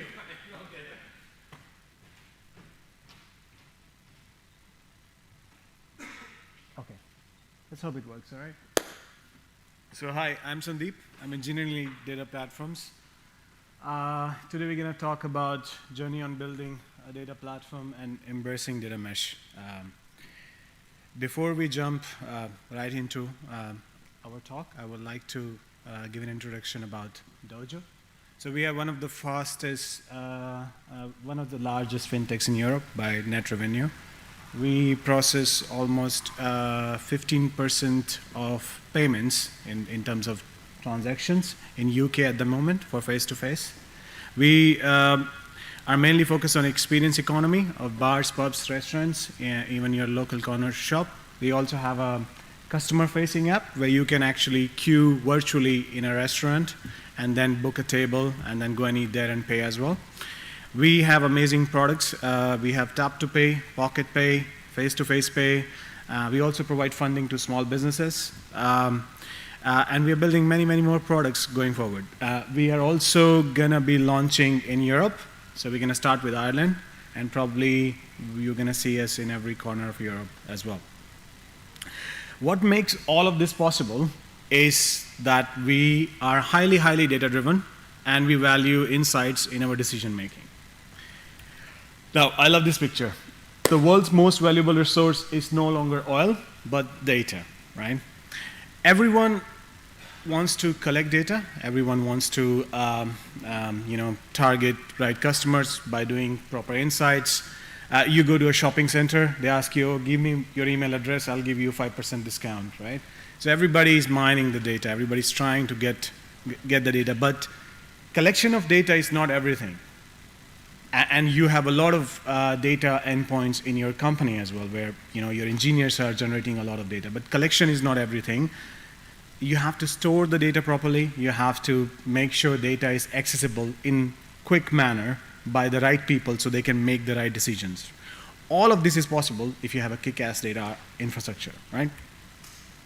Now, before jumping into the modern data infra and processing and data mesh and everything, let's look at the history of data processing. So there are mainly 3 generations. First generation used to be the enterprise data warehouse, where those big, beefy warehouse, IBM, Microsoft, and Oracle, they were building those big, beefy warehouse where only few limited people would understand the technology and very few people would actually use it. Then the era of big data system came, where we had Hadoop and its own ecosystem. Pig, Hive, Spark came into the picture. We started building these big, beefy centralized data platforms to process data. Then the current generation, which is a central data platform, right? Which is mostly combination of batch and real-time processing tools like Kafka, PubSub, based on Kappa architecture. Then you have Apache Beam to give a flavor of batch processing as well.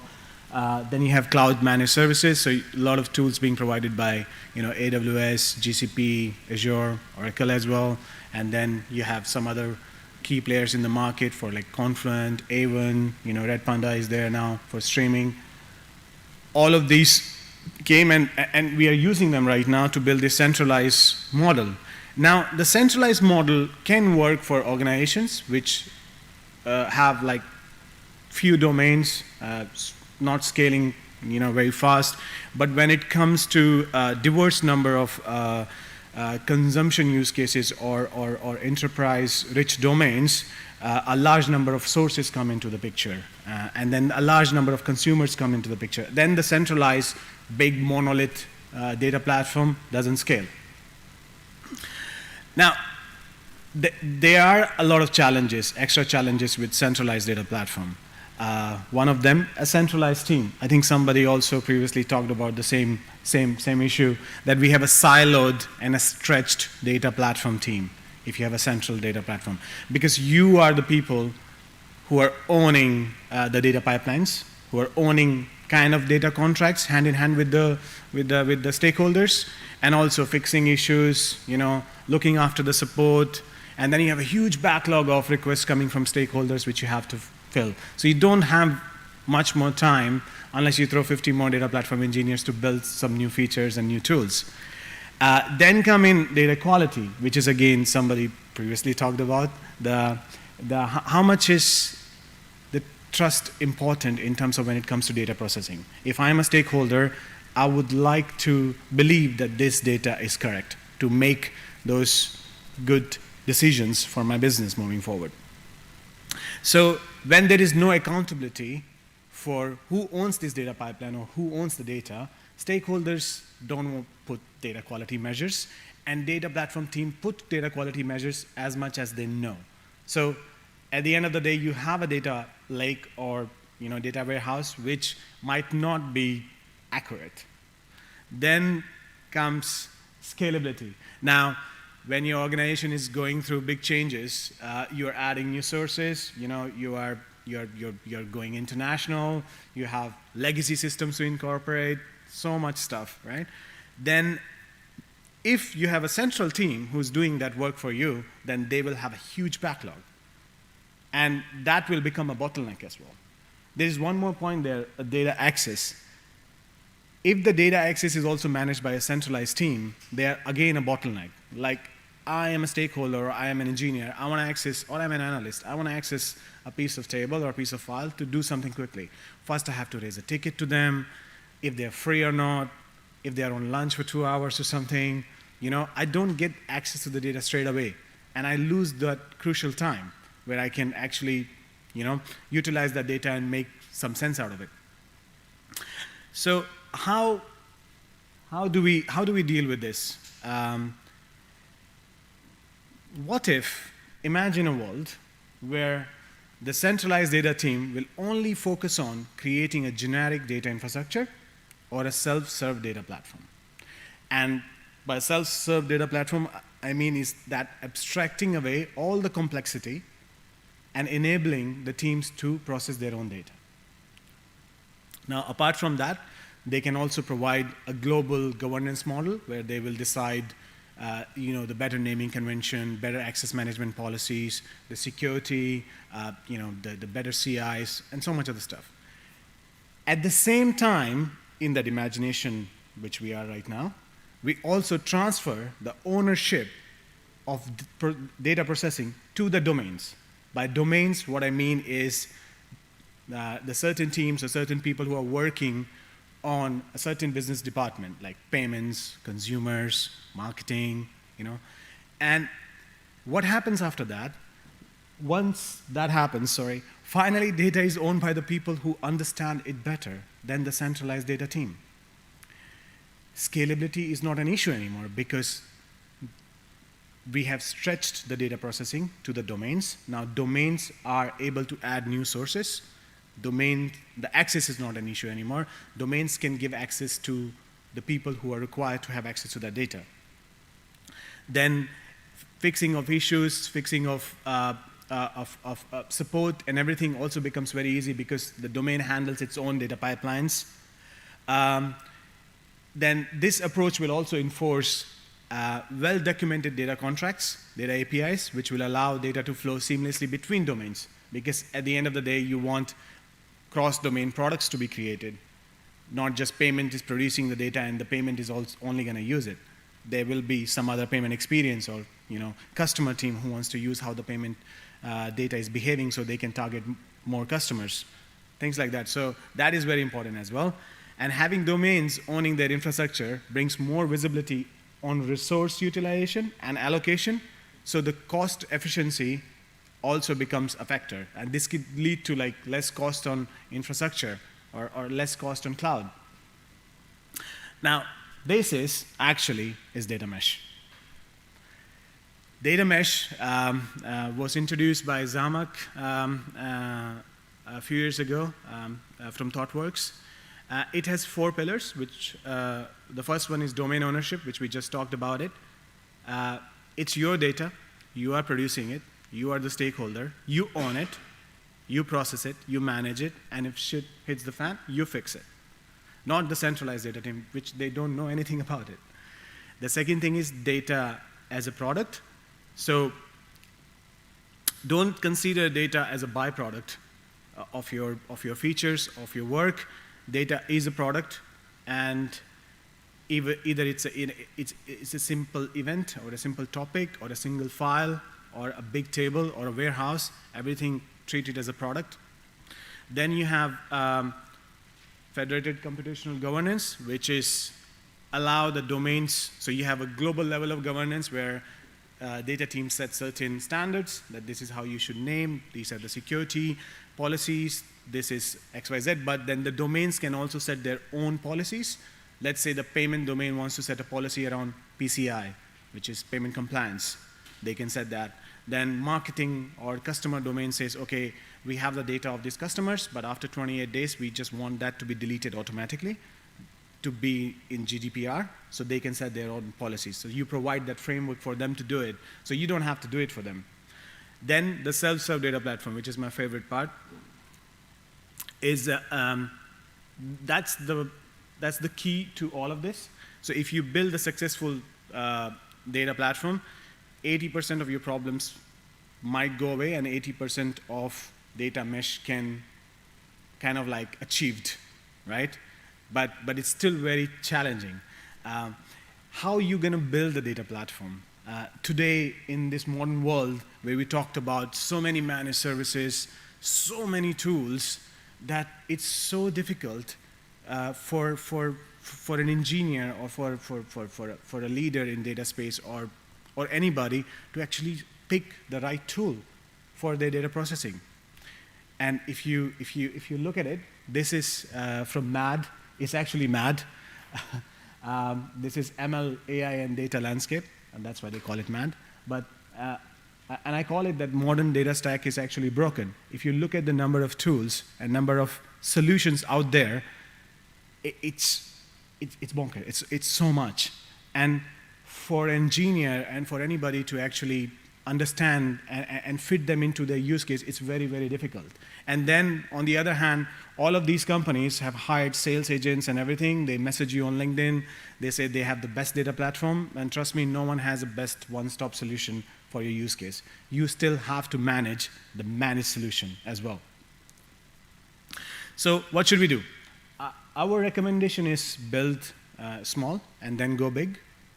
So you choose one of the cloud provider or multi-cloud provider, if whatever works for you, and then probably build features or components by testing your use case by utilizing open source tools and technologies. There are a lot of open source tooling is out there for data processing, for data platforms. You can utilize that. You can try to build it. Then get an early feedback from your stakeholders or within the team or with other engineers that how it works, does it make sense, are we going in the right direction, yada, yada, yada. And then you have Kubernetes can be your friend. Like most of the tools you can easily deploy with one click by using Helm charts or anything, and it's like a little bit of configuration, and YAML gives you a lot of power, and then you can start playing around with your architecture which you just decided as a data platform. And then you still need to use managed services because you will need a bucket or you will need like Redis managed instance or something. That is up to you. When you see that the operational cost is higher, like you need 3-4 engineers to run, let's say, a Kafka cluster somewhere, I would rather go with the managed service because they will be managing it for me, and overall it's going to cost less than what it's costing right now. Then there's final point, you can be cloud agnostic or multi-cloud, so you don't just hooked into one piece of technology and just stay there. And also these days, there are a lot of outages happening on the clouds as well. Especially in London, we have seen like regions going down. So if you have high availability use cases, you might want to think about being multi-cloud. That's not just it. Data mesh also brings its own different challenges, right? I guess in a previous talk, somebody talked about cultural shift. Yes, it's a concept. Centralized data platform is a concept where we are actually spoon-feeding the domains. We are doing all the work for them. So if you say, oh, from today onwards, we are not going to do any work for you guys. We're going to create this self-serve data platform, and you're going to come and use it. They're not going to like it, right? So it's a cultural shift where you have to have leadership buy-in, and then the movement should be from top to down, and then people will understand and people will move forward towards this direction, right?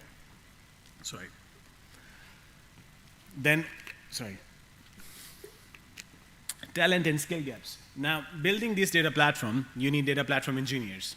Data platform engineers can be specialized in platform skills, can be core software engineers, can be core data engineers, or can be horizontal.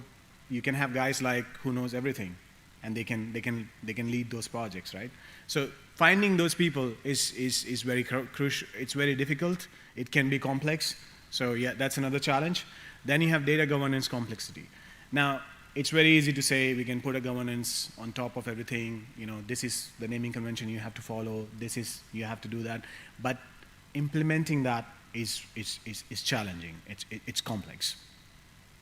Then you need to think as a product team when it comes to data mesh tooling. You are building a product, so you need to build services. You need to think.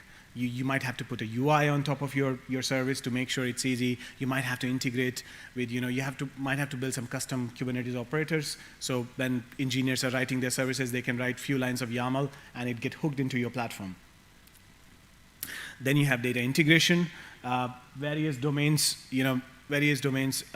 and sources can be complex. So you have data is coming from multiple different file formats, or data is coming from multiple different sources. They have their different API definitions. You might have to support most of that as well. Then one of my favorite is data cataloging and discovery. So when your organization is going through a big growth, effective data cataloging and discovery mechanisms are essential in data mesh. Because they ensure that the consumers can actually find what they're looking for pretty quickly, rather than juggling around and messaging 50 people in the company, finding out who wants this data source, what is the business glossary about it. It becomes tedious. Then ROI, return on investment measurement. When you implement data mesh, you're not going to see the benefits right away. It's going to take some time, and you have to have that patience to see that this decentralized approach actually works. And it does, trust me, it does. Then you have legacy system integration. So everybody have legacy systems. I haven't worked in a place where I haven't had to deal with some legacy systems, hate them.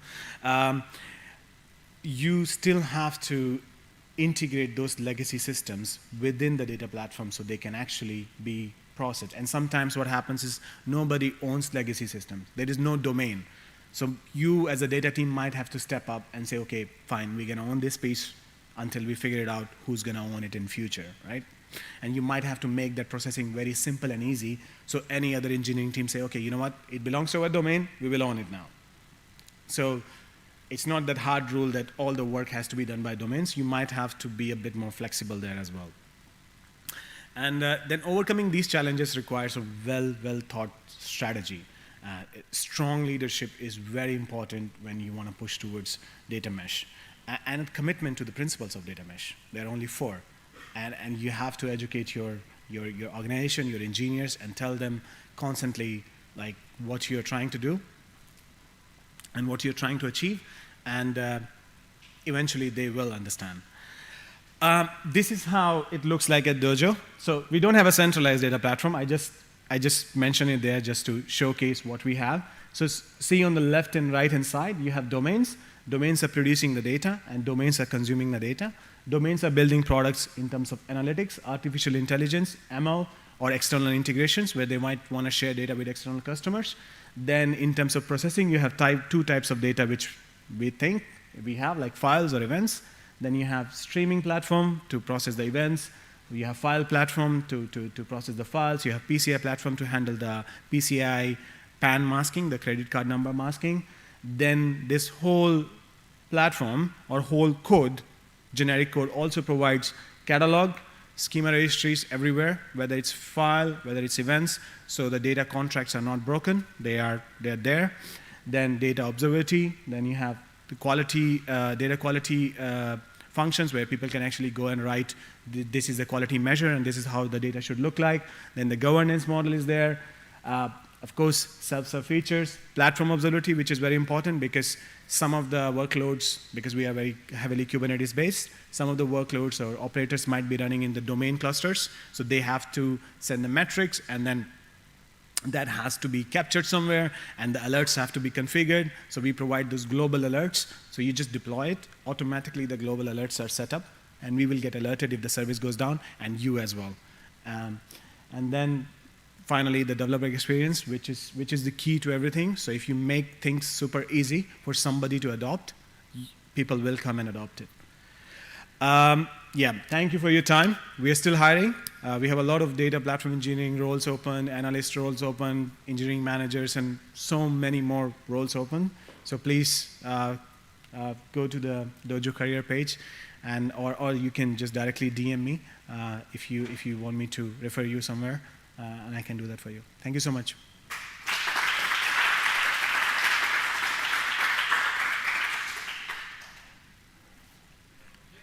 Very good.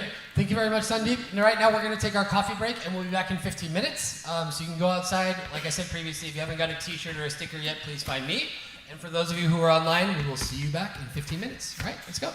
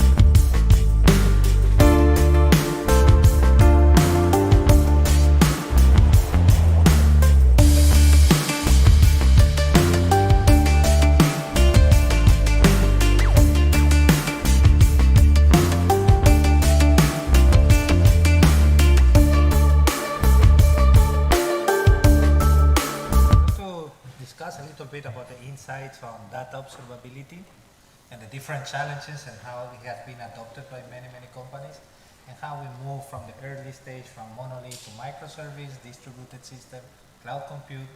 So to kick off this conversation, I think we should start with a little definition about data observability. Not sure if I shoot it out or I share mine and we can discuss over. From our side, what we think is that data observability, the ability to understand the wealth or health of data throughout the whole data life cycle. That helps companies to understand, triage, resolve, and debug in a timely manner any issue happening around them. Are you agreeing with this one? Or? Yeah, sure. I completely agree with what you have said. And also, the data observability allows us to monitorize all the process, to keep track, to identify all the quality of data, to ensure that the data we have is of high quality, because all the analytics we can do from that, it depends on the quality. So if we don't have a good quality or we have problems, we have alerts and we don't handle all that stuff then. And that's what our friend from Microsoft was showing earlier on the data quality also. So let's get there on the 3 pillars of observability. We talk about usually metrics, logs, and tracing. How have you seen the evolution on distributed systems and cloud compute applying observability? I'll move this over. One of the things that I do with the CNCF is to help with the shape and form of Kubernetes, helping define the APIs. And in order to do that, we needed to understand the community's use of the Kubernetes API. And we have a website that actually details and makes a visual graph of the Kubernetes API. It's called apsnoop.cncf.io. In order to do that, we needed some observability into the API itself. So there was a system called audit logging that was part of the Kubernetes API in the early days to dynamically say, for every API coming in, please send this, the whole URL, or the whole GET to, or the whole post to a database. Or to a URL, and we put a database in that to query it. And so we use that to generate visibility into the shapes so that we can have tests. So that the way and definition of Kubernetes went from only knowing 11%, 9 or 11% in Kubernetes 1.9 to I think we've only got like 40 endpoints left out of about 400. It's the evolution there being we didn't have any idea what the shape was other than the open API spec. And we knew that we needed to make sure that every vendor did the same thing. And so this allowed us to see how much of that was actually being provided by our different providers and give us a very measurable goal of having the metrics of how much is well defined. And I think probably in the next year, maybe we'll get finally to 100% defined conformance for Kubernetes. How you get back to those companies to showcase and saying this is the standard and this is the information we just found? For this release, it's actually part of SIG architecture with Kubernetes. And so when they have new APIs that come in, we let them know that those need to include the test. And that allows the community to fully define what Kubernetes is. And with the CNCF, what we provide is a conformance program based on that observability where they must run inside of their own clusters. Google, Apple, Amazon, everybody has to do this every release in order to say we provide Kubernetes as defined by the Kubernetes SIG architecture group. So our feedback is pretty quick. And if there are any failing tests or things where there's a disagreement, it's all very publicly discussed and resolved in short order. Well, that's pretty cool. On your side? Well, before maybe, I'm going back to your first question, right? Because regarding data observability, I think that there are actually 2 dimensions here. I think what you started talking about was more a business level observability, where actually these days there are many people, I would put not technical, but working on the business leaders, right? That currently don't have a clue of what data they have in the company, right? So this is one of the areas of what I would call observability from a business point of view. And then here we are talking more about observability of the in Kubernetes pods, how they are communicating, traces, logs, right? So I think we need to somehow see exactly what we mean when we trade that, yeah?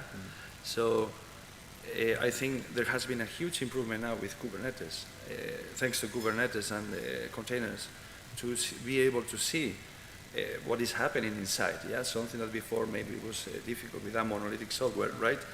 But still, even though we know those things now, and we can manage that, and it's obviously difficult to implement that in an organization, right? Still, I think we are talking about a technical perspective. Even if you know about all these details, if this is somehow managed in silos, right, with just technical people know about that, the whole business is not aware still of the data that is in the company. And I think when we talk about this observability, we need to separate well the two challenges here, right?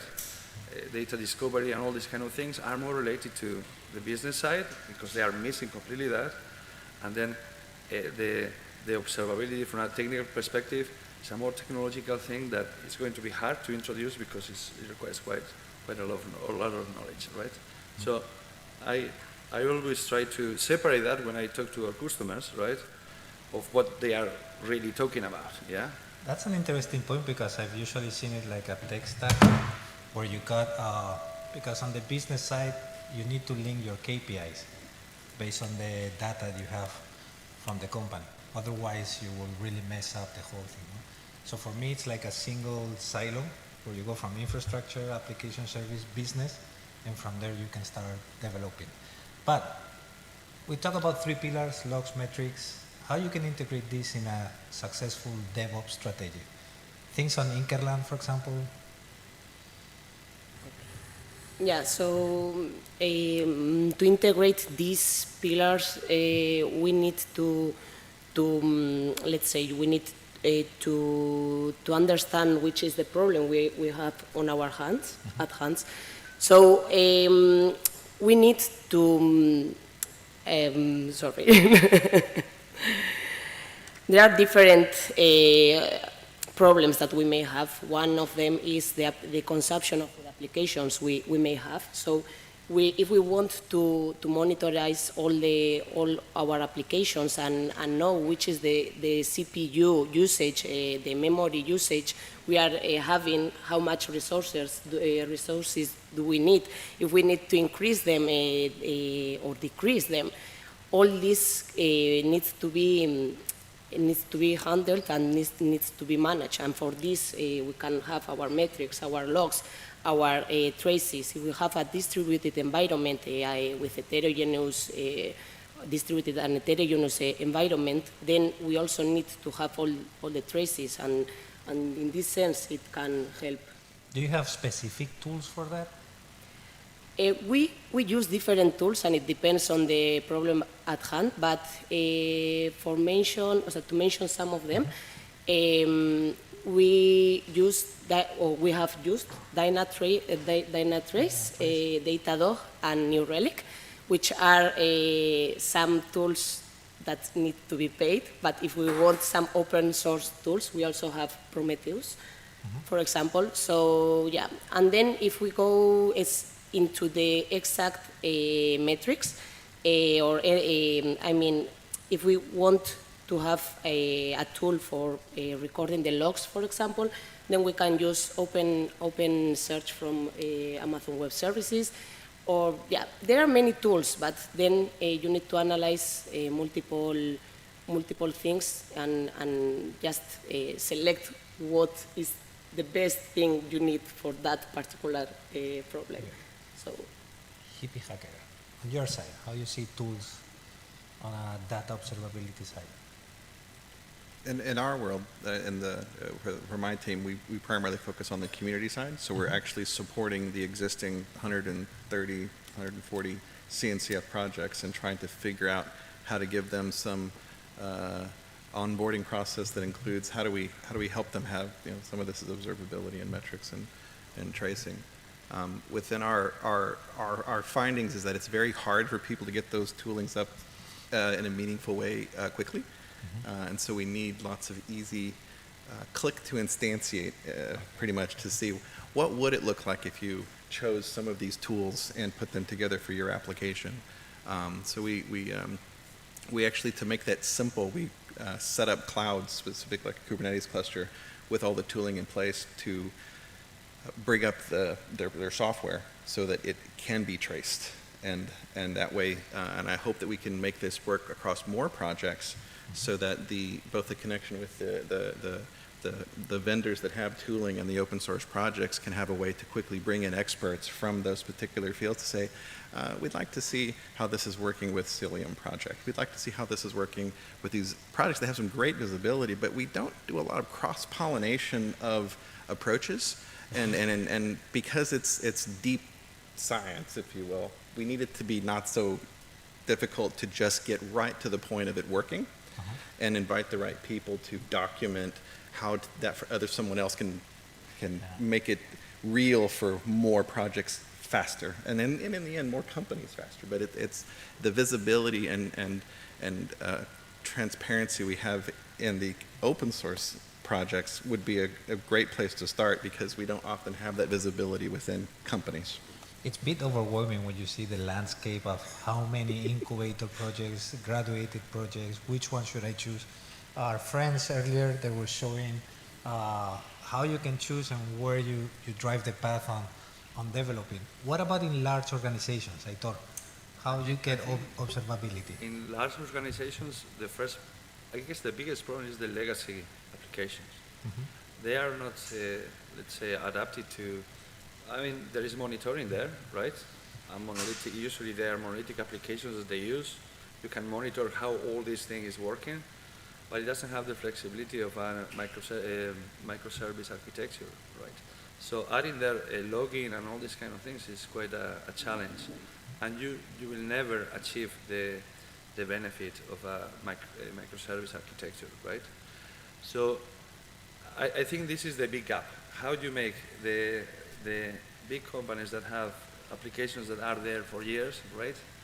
Very deep, inside the company's day-to-day business, and to move on to something that could be open source, even though many are reluctant to do that because of the lack of, support and these kind of things. Enterprise support. And evolve, So I think this is, sometimes what I have seen is that some companies get into that when it's already too late, in the sense of, we don't have a choice, this thing is not working anymore, there are no support anymore, so we need to think out something. So the mental shift that you have to make in order to jump is quite big. So we spend a lot of our time as well trying to explain the potentiality of going to new approaches, right?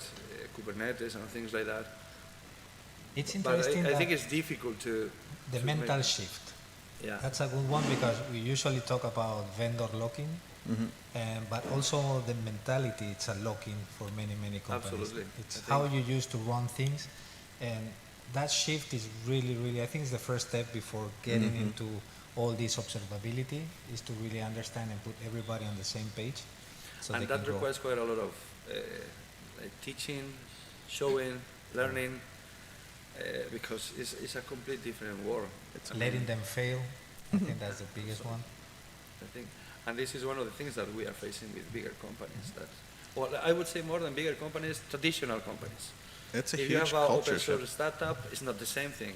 They try new things, but the one that is already established has really difficulties. Yeah, that's an interesting point. Startups, large organizations, startups fail fast. You have the churn to test and create. Very large ones, it's a slow wheel that trying to shift things will take long time. But I'm going to introduce one more thing here. It's all this hype of artificial intelligence. Everybody's, even my grandma is talking about artificial intelligence. How does it apply to observability? How you think that can benefit data platforms where we start introducing this? I don't know, time resolution, identifying patterns that it takes time for an engineer to look at or define metrics? Yeah, and also for it can help to detect all the anomalies that we can have. If we use, for example, the different metrics that we can keep recording, then we can detect all the anomalies, anomalous usage on the CPU, for example, or yeah, in that sense, artificial intelligence can help. But also, we can use this artificial intelligence just to reproduce all the life cycle of the models, and we can use data observability to keep track of the different models and trainings that we can be doing. So, for example, artificial intelligence, it's not just we train a model and we keep it there. No, the real usage of that of artificial intelligence is to use, deploy, and identify when we have a different, let's say, to identify when the data sources changes, or we need to retrain again the model, and we need to identify that. And all this, artificial intelligence can help on all this. Well, I hope we can have a level 1, level 2, level 3 support just on AI, so it doesn't bother me on the evenings, just on call to actions. But how do you see it?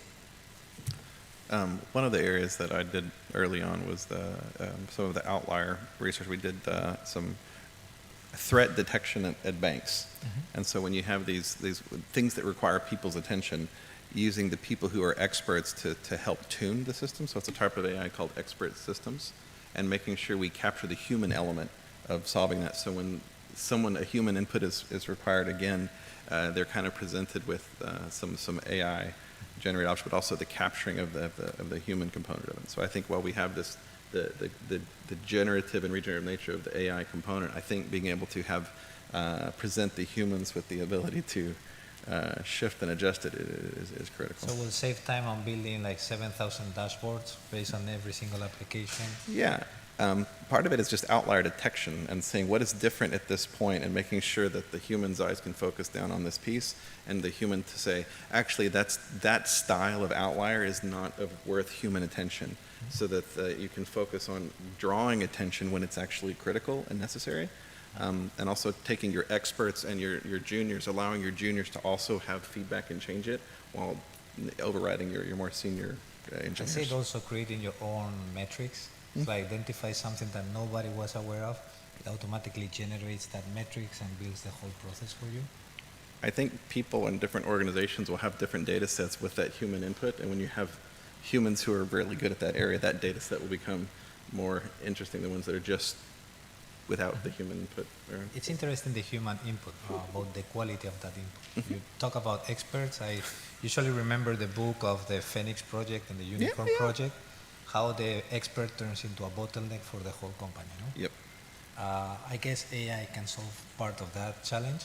But jumping to, have you seen how companies' successful story of applying data observability platform has really benefited from an existing problem? Have you seen a large differentiation on that use case? Someone that says, well, they build this and voila, 6 months of problems just drop down to 1 week.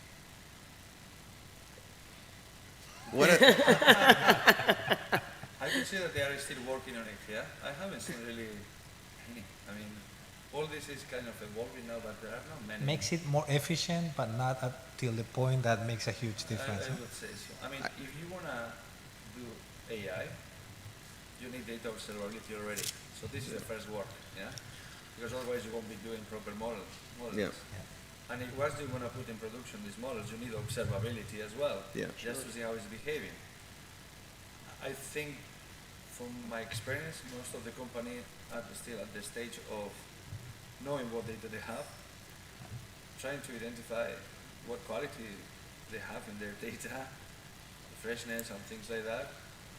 And I don't know, it's still in a very early stage. So in the discovery phase, that is the one you are talking about, we've seen very large companies that I still remember. I've been involved in large of data center migrations all over the world, and I remember a large company that they just turn the servers with the certificate renewals once a year. It was shut down, but just by security, once a year it pops up, renews the certificate, and then shut down. And in that migration, nobody knew what the server was doing because the guy was retired or left the company, so you lose that know-how. Or even developers, which we like to talk about, having like, hey, suddenly you do a discovery and you find that 100 developer environments out there with a lot of data that you don't even know where they took it off, right? So, not interesting use case for our talk. In trying to figure out who to connect with when you have an application in the open source community, it goes back to people. And when we needed the observability, what we did was we took something from Maori culture. And in Maori culture, when you go into their maraes or their places of meeting, you give your whakapapa, which is the people that stepped off this particular canoe when coming to New Zealand and all the way down to you. And when they do this, it instantly allows them to identify other people in the room that they have connection and relationship with. And we actually went to China and presented a talk on their whakapapa. So our friend was able to present this, and we incorporated it into how we do our tracing. So we sent a stack trace as part of our logging protocol, and then we would use that to identify the right humans in the code base, because you have all the functions they went through, and figuring out which functions were a heat point to find the right humans to talk to when we were trying to get support for writing the test for Kubernetes. So again, it's always which people need to talk to each other, and using this beautiful pieces of technology, whether it's AI, observability, or logging, to say who needs to be in the room together to make this work well for all of us and then benefit the people beyond the ones in the room. That's interesting. Before Anna was talking about enterprise products and tools, why don't you show me something from the CNCF? Which ones will you? Oh. On observability. We talked already about Cilium. Absolutely. So I think you were mentioning one of the problems around, we have this company that doesn't have any tooling yet, and we really need some drop-in replacements for run your thing inside of this and we'll provide some initial visibility. Without mentioning specific tools and advocating for them, I think things like eBPF and being able to do tracing around an application, wrapping it, replacing the libraries for SSL so that you can go through and add observability inside of that application. Jagger. Java? Jagger. Yeah, Jagger is there. So for some tracing and visibility, it's a huge landscape, huh? Yeah, so if you, I don't know if you use the word landscape, but there's a CNCF landscape, l.cncf.io, that is a bit overwhelming, but there's lots of data to mine to figure out which projects or humans to get connected to. Okay, so I think we're almost on top of the hour. Any comments, any feedback you would like, suggestions to our audience around data observability? What key takeaway should they? If you give me just a second, Sure. I would like to add two specific use cases that we had, because it's true that these data observability, they are not like very, very good use cases maybe, but data observability helped us. So I think that just to have an idea on how this can help us, it could be useful. So we had a computer vision use case and a time series data use case. And we used data observability to keep track of all this life cycle of the model. And it helped when a concept drift appeared or a new degradation appeared, it helped us retraining the model and specifically in a distributed scenario where each client had its own model. So it's a federated distributed scenario where we used federated learning, and in these two use cases, data observability helped us. So yeah, I wanted to mention that example. That's interesting. I've seen, for example, telecom companies that you run the whole observability thing, which they were not aware about where my data is allocated, and get back to the CIO and say, hey, you're losing $300,000 a year because not having an optimized infrastructure. If you can allocate this whole thing, I think that makes when top of the ladder and stakeholders, you touch their pockets, things really change in the company. So it's more a top-down approach than a bottom-up. Any other feedback? Heitor? I think we are done. So, well, thanks very much, everybody, for joining this session. And let's take to the next one. I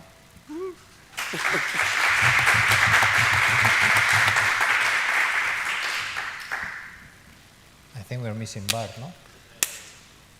My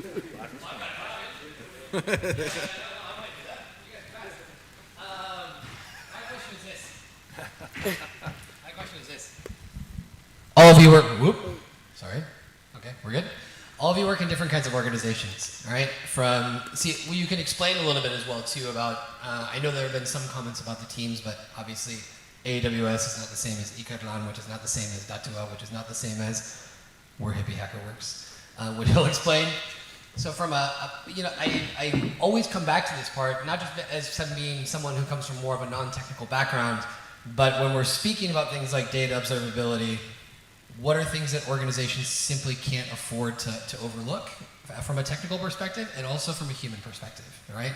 So when we're talking about your average stakeholder, what are things that they simply cannot afford to not know, right? When it comes to, because when we talk about data, it's like, no, we're not talking about data, we're talking about insights and insights why, so we can make better decisions, right? What this all comes down to. So I want to know more about that in each organization. So just give a little bit of background. For example, maybe some people don't know about Datua, so if you can explain what Datua is, what it's doing, and how that culture is being built out, and then we can take it to each other example, all right? Okay. Only thing can you make sure you're talking to the microphone? Yeah. So Datua is a company from here, actually. And what we do is we actually work with different companies to help them in their data ecosystem, right? That would be the idea. The first things that when we are called about some problems, right, they actually already give us the solution that they want, right? For example, now it's very clear. We want artificial intelligence. And now you heard about ChatGPT, right? Right? Everybody wants to have ChatGPT. It's like, it has become like the next big thing. So the first thing they do is they actually already tell us what they are expecting, okay? So our hardest work there is to let them know that the first thing is to clean up your house, right? Have your data properly managed, have a proper quality and measure the quality. And there is what we have, the data observability and all these kind of, I would call them concepts, right? That are supported with great tools like Jagger that we mentioned before. And that's our main thing. First, let them know that, okay, you have all these things, there are all these options, and then you have to take the hard decision before you enter into a big investment in something that probably won't work. Because if you don't have proper data, you won't have proper AI. I mean, how do you say that? I don't want to use a bad word, but if you put bad data into a model, you won't get a good model at all. So I would say that a lot of work is very much didactic, is the English word, yeah? Teaching them that there are options there, that things have changed quite a lot, especially in the open source community. There is a lot of work there, and it's even hard to follow everything that is happening, right?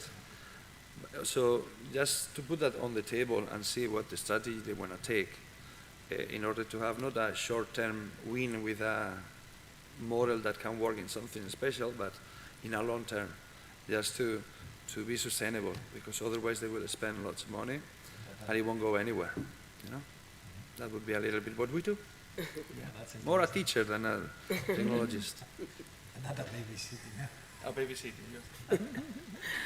Okay, so I work in Icarlan. Icarlan is a technology center from Arrasate, located in Arrasate. Arrasate Mondragon, inside Guipúzcoa and the Basque Country. Okay, and Icarlan has different units. I belong to the data analytics and artificial intelligence team. inside the information and information and electronics department. And what we do is just we take care of the whole life cycle of the models and data from its data collection part to the deployment. So we have artificial intelligence, but we also work on data architectures. We also work on data spaces, and we do this kind of stuff. And we also need to keep on researching the latest trends on this area. And we also try to help the companies and give them the solutions to the problems they have. So we have this both parts, the research part, but also the application part. So yeah, it's in general terms, that's what we do. Thank you. I'm Hippie Hacker, and when I first went to New Zealand to work there's a big mural on the wall, and it said, if you want to go fast, go by yourself, but if you want to go far, go together. And our mission at II.NZ is to help people do things together rather than doing it by themselves. And I think companies and organizations and open source projects would benefit from ensuring that the first moment that people are using and inhabiting that space, that is where your things and places are, that they're with someone else, they get to do it together. And so we help to create online spaces where it's a web page where everybody's on the same page together, whether it's a TMUX session, a terminal, or a virtual network computer, but it's loaded with all of the storytelling tools specific to doing instrumentation. So the way in which we help the Kubernetes community define what Kubernetes is via these shared spaces. And specifically to data sovereignty, we don't just do it for the CNCF. We work with indigenous Māori who are trying to have some control and influence, because luckily the Queen of England, back when they did a treaty, said, we want to consult with you on important decisions in our nation. And so they're asking, so well, how can we do that? So we help create databases and things so that there's an online way for them to work with their data scientists and invite other people to do it together. And so it's the visibility, instrumentation of humans and empowering them to solve these problems together that I think I would encourage everybody to be very aware of, regardless of the technology stack that you use. Oh, that's interesting. Well, on our side, on Amazon Web Services, we have this core value of working backwards, which is part of our customer obsession. So we start trying to understand pain points that our customers are suffering and trying to provide centralized or single pane of glass. You mentioned like a tool that doesn't matter if you fetch from open source tools, third party, other vendors, trying to aggregate and trying to find those solutions.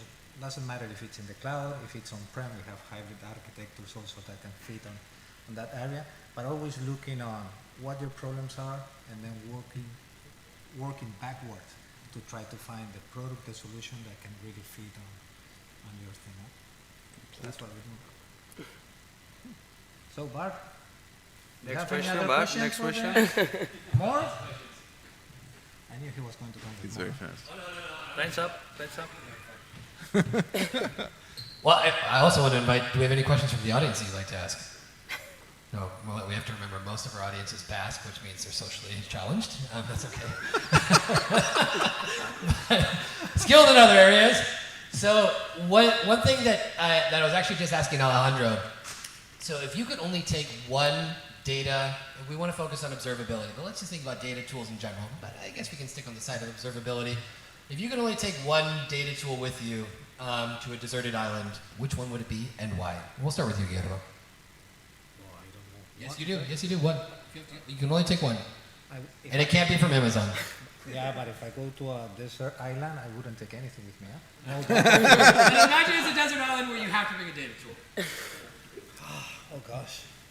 I'll probably open source tools because that's something I can take time to evolve, reshape, adapt to my custom needs rather than something that it's already been done.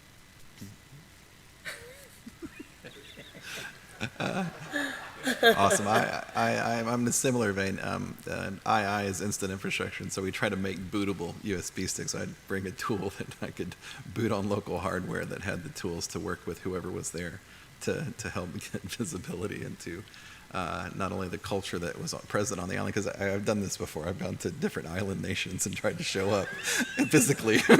And so this is a very tangent thing, but make sure that the people who are there, you're letting them lead the way, and you provide them with whatever help that you can rather than showing up with whatever you brought. I think I won't be able to choose a single tool, so I would die in that desert. And it's a difficult question, so I'm not able to choose a single tool. It's not an easy task, eh? What's the first one that comes to mind? Excel. Yeah? The first one, maybe Jupyter Notebook. That is a very very easy tool, and just to play in that desert. And yeah, I don't know. It's not. I agree with Guillermo that it should be an open source tool. So, but yeah, I would choose that. Yeah. So the ones that know me already, I guess they know the answer. I don't know whether we can call it a tool, but for me it's Kubernetes. I think there is a paradigm shift now in the way we used to work with applications and the way we can work now with containers. And I think this is the biggest shift that everybody has to think about. I mean, wherever I go, many don't know much about Kubernetes, but I say that you better take this fast or quick, because otherwise you will be like losing years of change, yeah, that will happen. So if I would take one, it would be Kubernetes as such. And then from there, I can build everything. Okay, good. Absolutely. Just to follow up on that, this is cool. You said that a lot of folks there's still some resistance, there's still some doubts. What are the doubts, or people say, why would I use Kubernetes? Well, whoever knows a little bit about Kubernetes knows that it's not a simple, easy thing. I mean, as I said, it's a paradigm shift. We are talking about containers. The architecture is different in microservices. So the traditional way of building applications suddenly has changed, yeah? So I think the change is that big that people get, I don't know, lost of so many possibilities that you might have. This is why education is for me one of the biggest challenges here, because it's not like you have a new tool. I don't know, you have now Grafana and you get another one, or you have React and you go for Angular. No, suddenly it's like everything you have done so far, man, forget about that, and start looking into that from a different perspective, everything you are doing. Such a change is not easy to digest, you know? And I think this is the challenge, really. Not because they are afraid, it's that because they don't know, really, these benefits, and they don't have even people. I mean, there's a lot of shortage of people as well that know about that, right? If that was your question. That was good. Yeah. Any final comments? Emacs. And we actually have Emacs inside of Kubernetes on a USB stick, so when we show up, we're able to use things like Jupyter Notebooks to help create the data scientists that we need to do the job. So thank you very much for your time.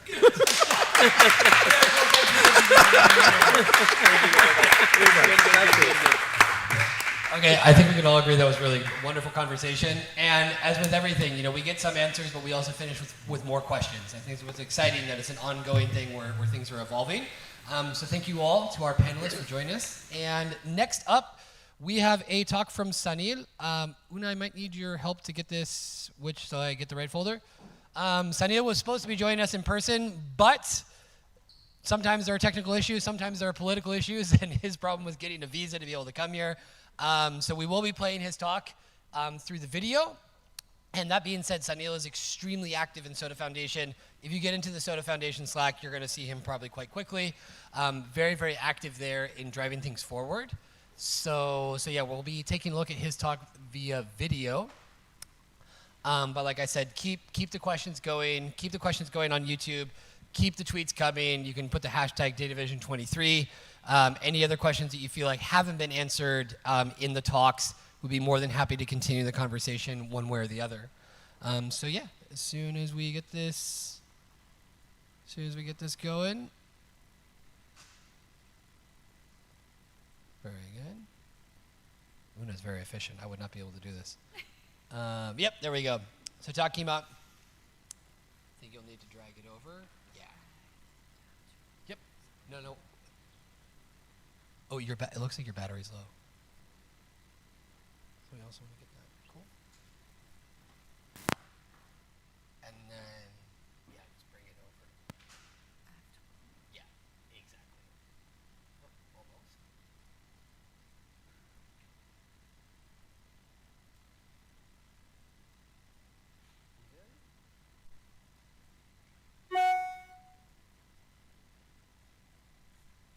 Oh, don't worry about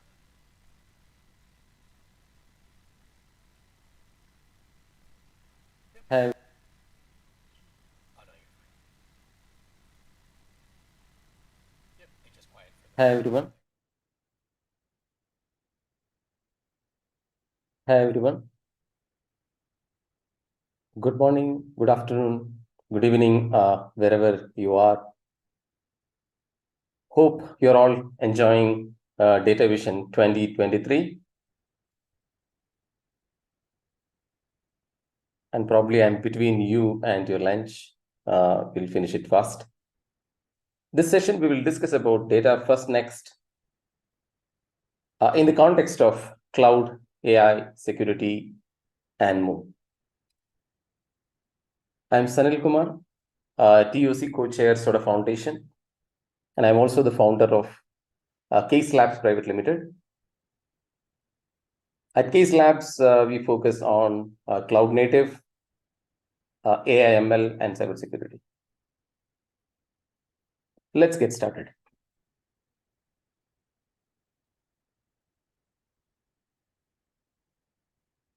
Confusing, data first next or data next? It is data first, always data first, and what next for data first in this session.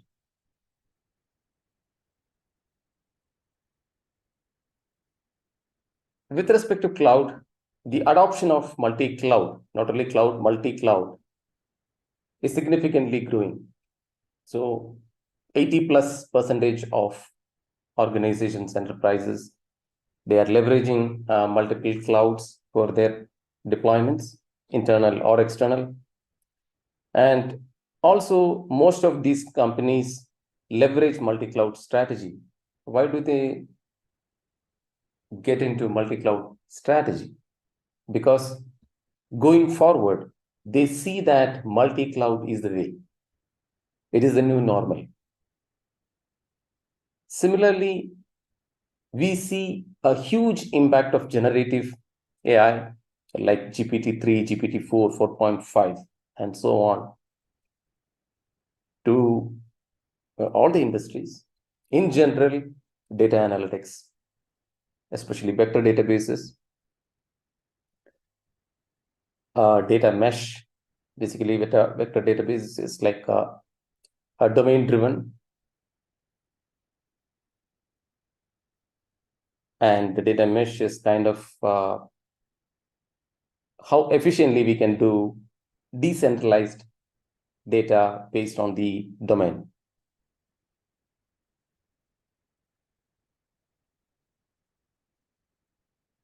And when it comes to security, security is kind of very, very critical for any of the technology or deployment, but at the same time, you come to it at the last. First, you develop features, and then later we think about security. But the fact of the matter is that the impact of security holes or security vulnerabilities in your software cost huge. The cybersecurity attacks have been increasing, though you have different solutions based on AI and various assessment mechanism, penetration testing, so on and so forth. But still, the cybersecurity attacks is on the increasing trend. And the cost of data breach is quite high. And in a way, close to 40% or more internet users are under attack, especially in first half of 2022, the average is 39, and close to 50 is in US, and in India, it's around 68, I think.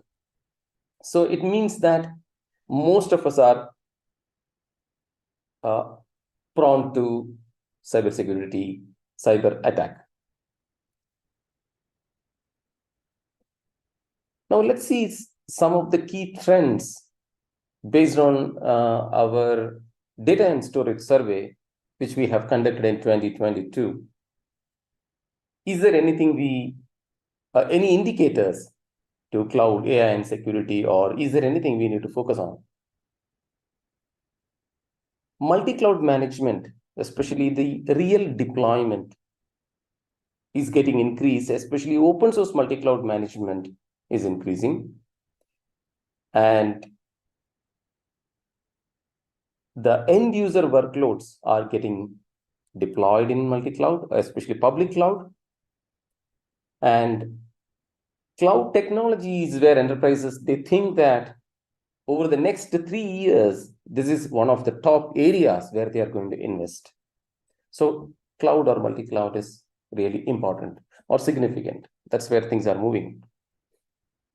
And now coming to data security is one of the key challenges, especially for container deployment. As you know, 80-90% of new deployments are in workloads are in container deployments.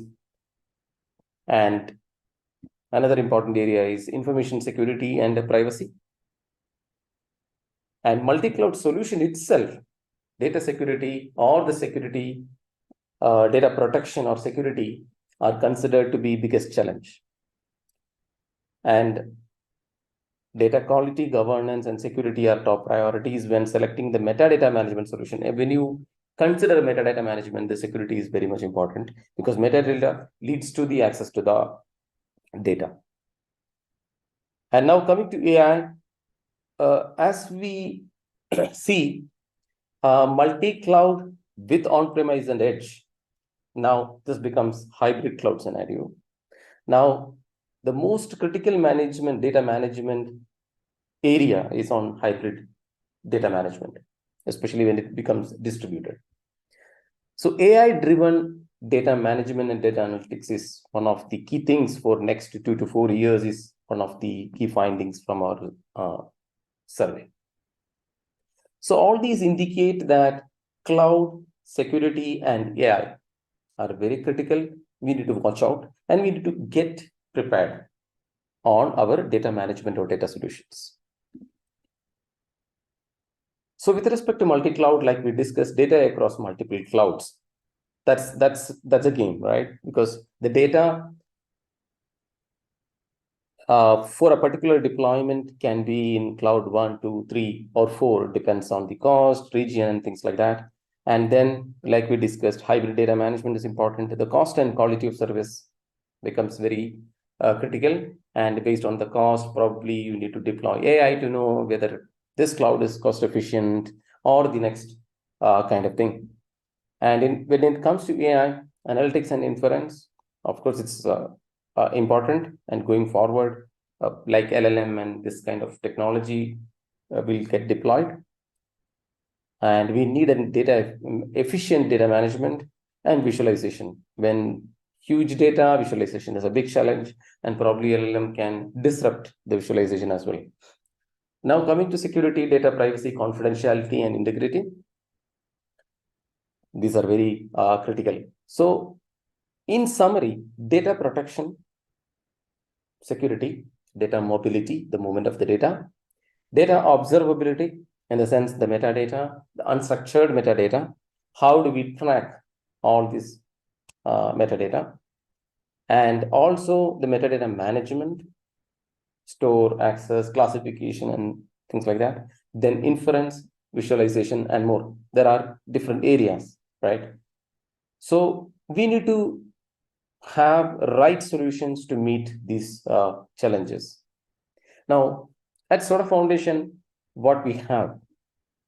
So we are working on open data framework. You might already seen the slides presented by Stephen and other speakers, where they would have touched upon what is Open Data Framework and what are our goals and vision. Now, we want to connect any application to any storage seamlessly, be it cloud, edge, and on-premise. So that is where we want to head to. We call it as Open Data Framework. And how we get there, we have two sets of projects. One is SODA framework projects, and the other is SODA Echo project. Let's see what are these projects and how it helps to build Open Data Framework. SODA framework projects are the projects maintained by SODA Foundation directly, SODA Foundation community, SODA open source community, solving the common problem faced by end users, very key points and the core pieces of the requirements coming from our end users. We try to build projects and maintain it.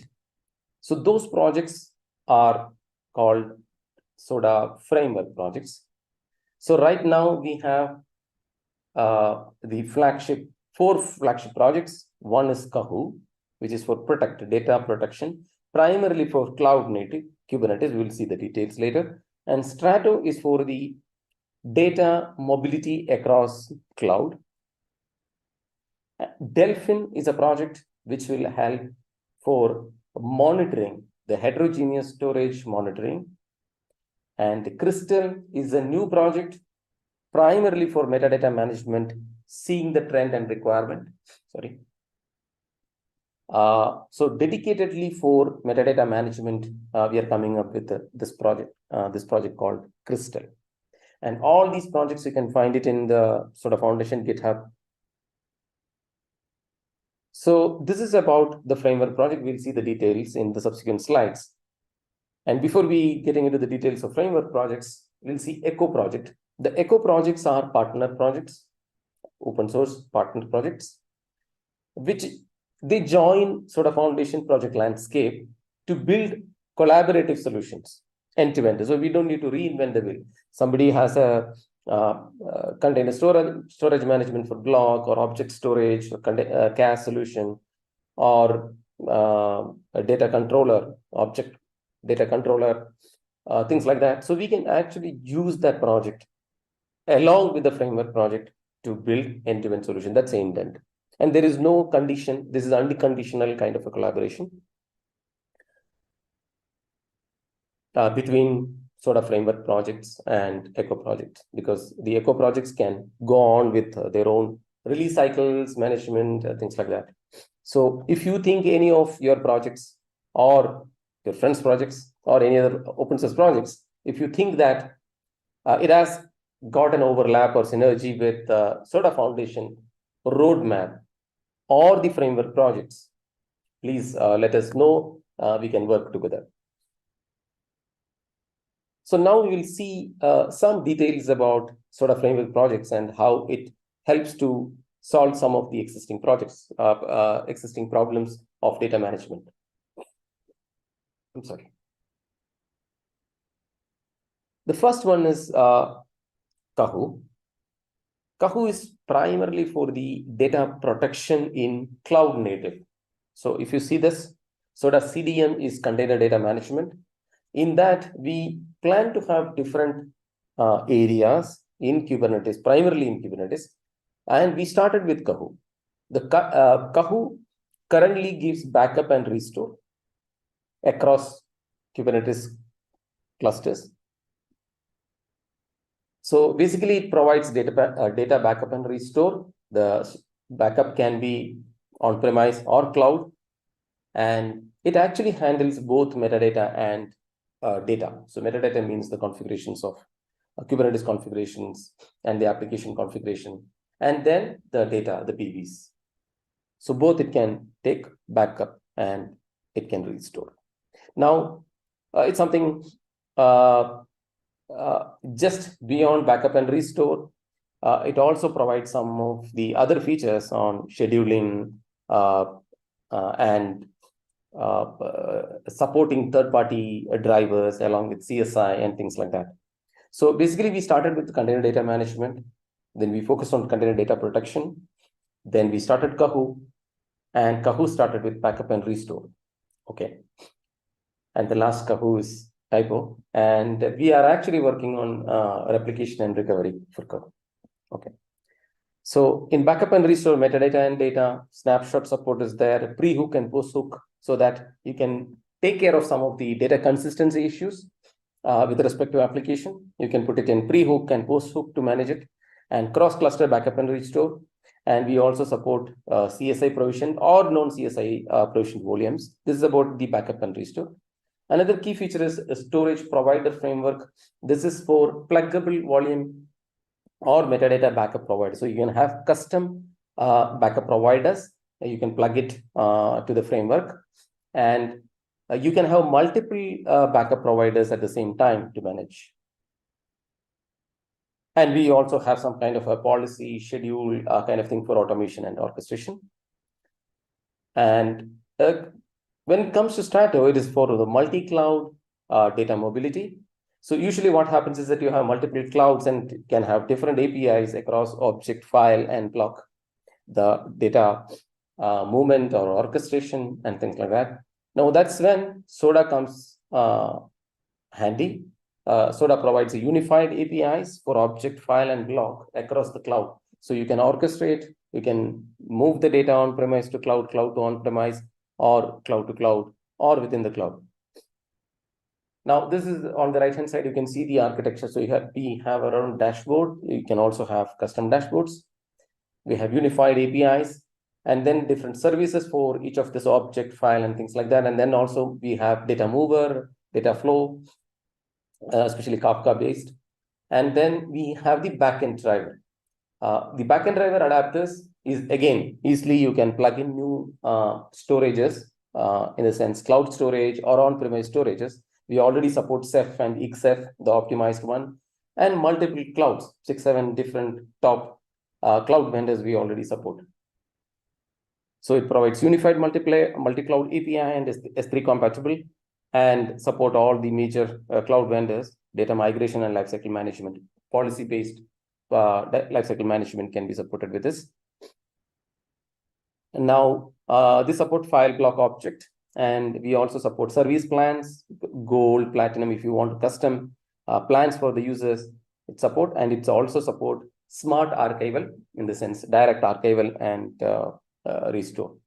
retrieval can be possible. Now it comes to Delphin. Delphin is a heterogeneous storage monitoring. At the moment, it's supported in enterprise world. It's not in the cloud or container space. It provides a heterogeneous storage across different storage vendors, any storage vendors. We support around 20 to 30 different storage vendors from top storage vendors. And it provides unified interface to unified data structure to get all the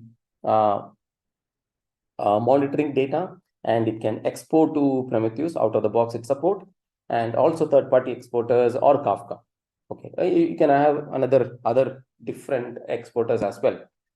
It basically supports resource monitoring, performance monitoring, alert management, and it also provides driver manager so that you can easily add new drivers and new driver models to support. And the plugin manager will help you to export the data to Prometheus, Grafana, Kafka, or custom clients. If you have a data management dashboard, you can actually export. Comes to Crystal. Crystal is a new project, as I said. So it's the metadata collector and services and classification part. So basically, we wanted to focus on the collectors, access, store, and search kind of an activity which we wanted to start. In fact, in Strato project, we have started in the last release, we have the metadata management.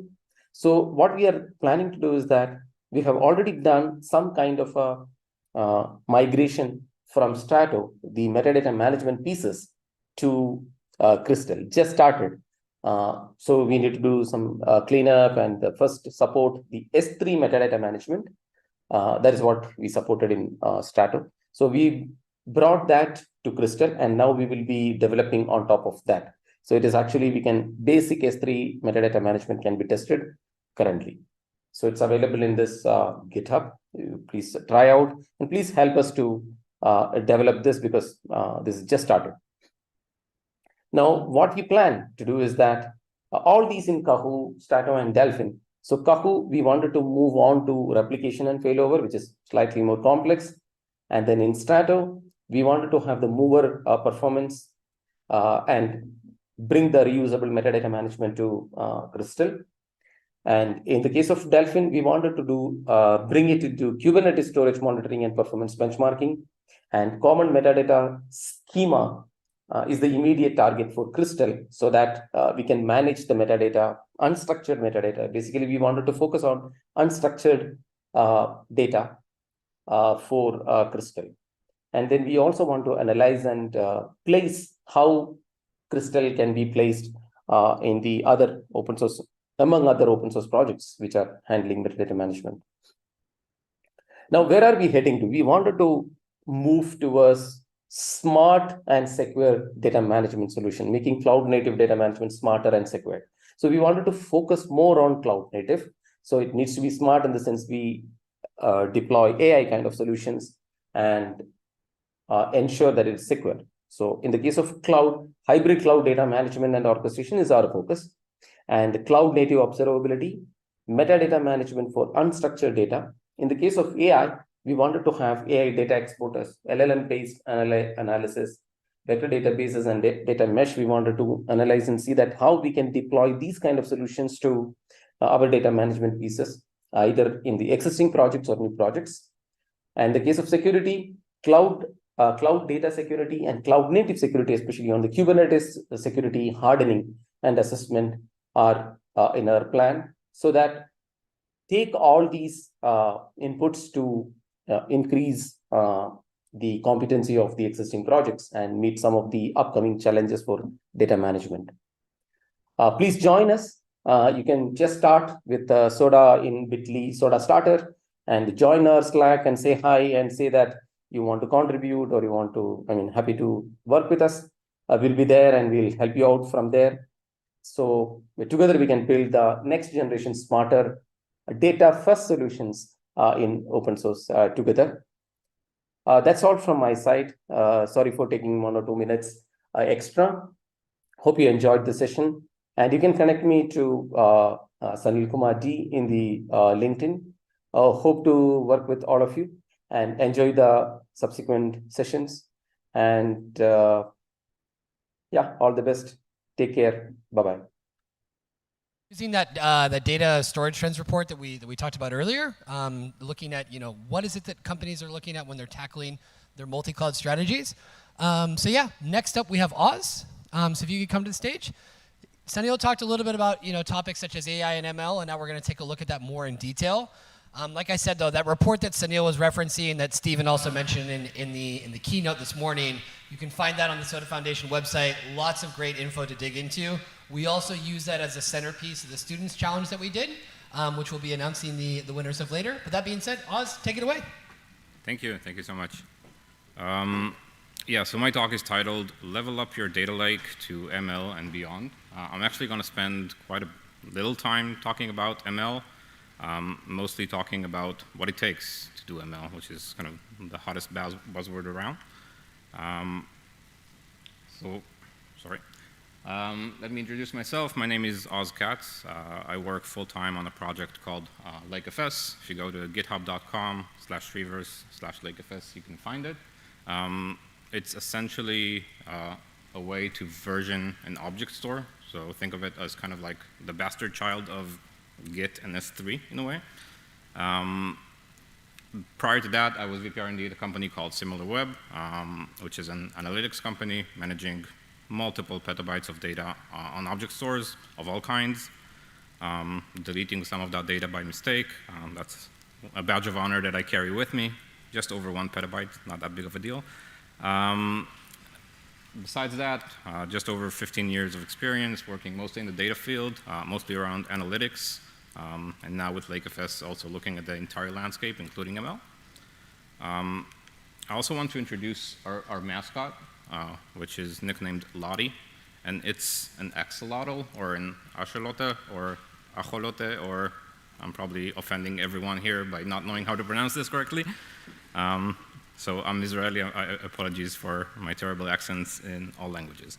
Lottie is VP of Cuteness for the project. It's her logo, and she's great, and she'll walk us through the presentation as well. Yeah, so what I plan on talking about today is my take on data lakes as they are at their current state. We saw a few presentations today of how these look in the real world, which is really interesting. And the recurring theme would be kind of the human factors behind the data lake, so not just the data itself and its scale, but also like the teams and the peoples and the process that have to go into creating something like that. So I'm going to cover some of those challenges and then suggest a few tools. Spoiler, LakeFS is one of them, to help with some of these issues. So before that, I am a human, unlike Lottie. This is my actual desktop. I have my computer here. If someone needs proof, I can show you that. This is what it looks like.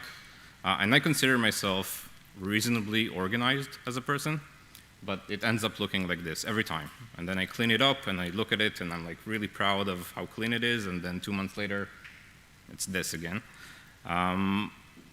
And we're all human, right? So to some degree, we're messy creatures, especially when we're trying to figure out something new and do something innovative. Chaos is kind of a part of that, in a way. A data lake, in essence, is kind of this, but multiplied by the number of people that you have. If you look at the exponent around data scientists, they tend to be worse. I don't know why. Maybe it's like inversely related to their intelligence. I don't know. But we are messy creatures. And as this scales up, the complexity rises, and it becomes something that's really hard to manage. Again, I deleted just about a petabyte of data by mistake. It gets really complicated, knowing just which data types you have, where it sits, which one is serving which team. Making some order of that chaos is really, really hard. And then we end up with something that kind of resembles this. This is not an actual depiction of the data that we have on S3, but it's not that far off, right? So we see that we have like a prod v1 and prod v2. Which one is actually being used? I don't know. And then we have stuff like test and test blah. And obviously, the one serving production is test blah, so don't delete that. It's really hard, right? We're still humans at the end of the day, right? And even if each directory represents thousands of data sets across Delta tables and Parquet files, still a human had to name that table, and they decided on test blah. So there you go. So if that's the case, let's kind of try to recap on the challenges that this brings. So the first one has a lot to do with ML, right? So we're trying to transition from doing not just analytics, but try to extract more value. I think someone said that this is the new oil. How can we extract more value from the data that we do have? So a key challenge there, especially if you talk about ML, is how do I reproduce pretty much anything, right? So I have data in an object store, or in my Snowflake, or in my data warehouse, wherever it is. I'm running an experiment. Say I want to pass it on to my colleague and show them this nifty model that I just built. And say, if you want, this is how I trained it. And then they try to do the exact same thing, but they get a different result. And the reason for that is test blah, right? Someone changed it in the meantime. That was my input data. I read from test blah. Now it's test blah v2, and the data is completely different. So I have no way of reproducing the experiment that I ran. And without being able to reproduce, it's impossible to debug. This is also true for production. So let's say I have this hourly job, and one every 3, 4, 5 hours, it fails. Let's say it's an ETL transformation. It failed, and now I want to fix the bug that causes this thing to be flaky. But if I run it again, now it's green again, right? Because data keeps changing. How do I know that I solved something that actually fixes the problem? So this becomes really hard. And one of the main challenges here is that while we do have like dev and test environments for our code, we don't have something similar for our data, right? So if I look back at my example from SimilarWeb, the reason I deleted just over a petabyte of data was because we had this really nice, like naively named job called retention, which deletes data. We had a dev stage environment for the data itself, which was a sample of the production data. Right? No one wants to pay for another set of 8.5 petabytes of data just to test retention. And then there was no place where I could actually run this job after modifying it. to validate that what I'm doing is actually safe, right? Because if I run it on sample data, even I didn't really trust the result that I saw there. Yeah, okay, it was successful, but it's a much smaller subset and much less complex. How do I create a dev test environment without testing stuff that is so dangerous directly on production? And then production safety, right? This is my badge of honor. So let me introduce LakeFS. So as I mentioned, you can think of LakeFS as kind of like Git meets object stores. So it's a layer on top of existing object stores. So LakeFS can be deployed on top of AWS's S3, Azure Blob, Google Cloud Storage, or anything that's kind of S3-like. So essentially, if it's an object store, chances are you can run LakeFS on top.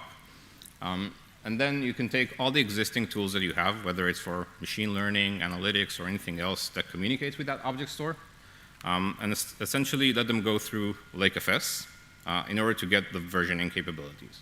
All right, so in the example here, you can see that instead of going to some bucket / some collection, I'm just adding a name of a branch in the middle.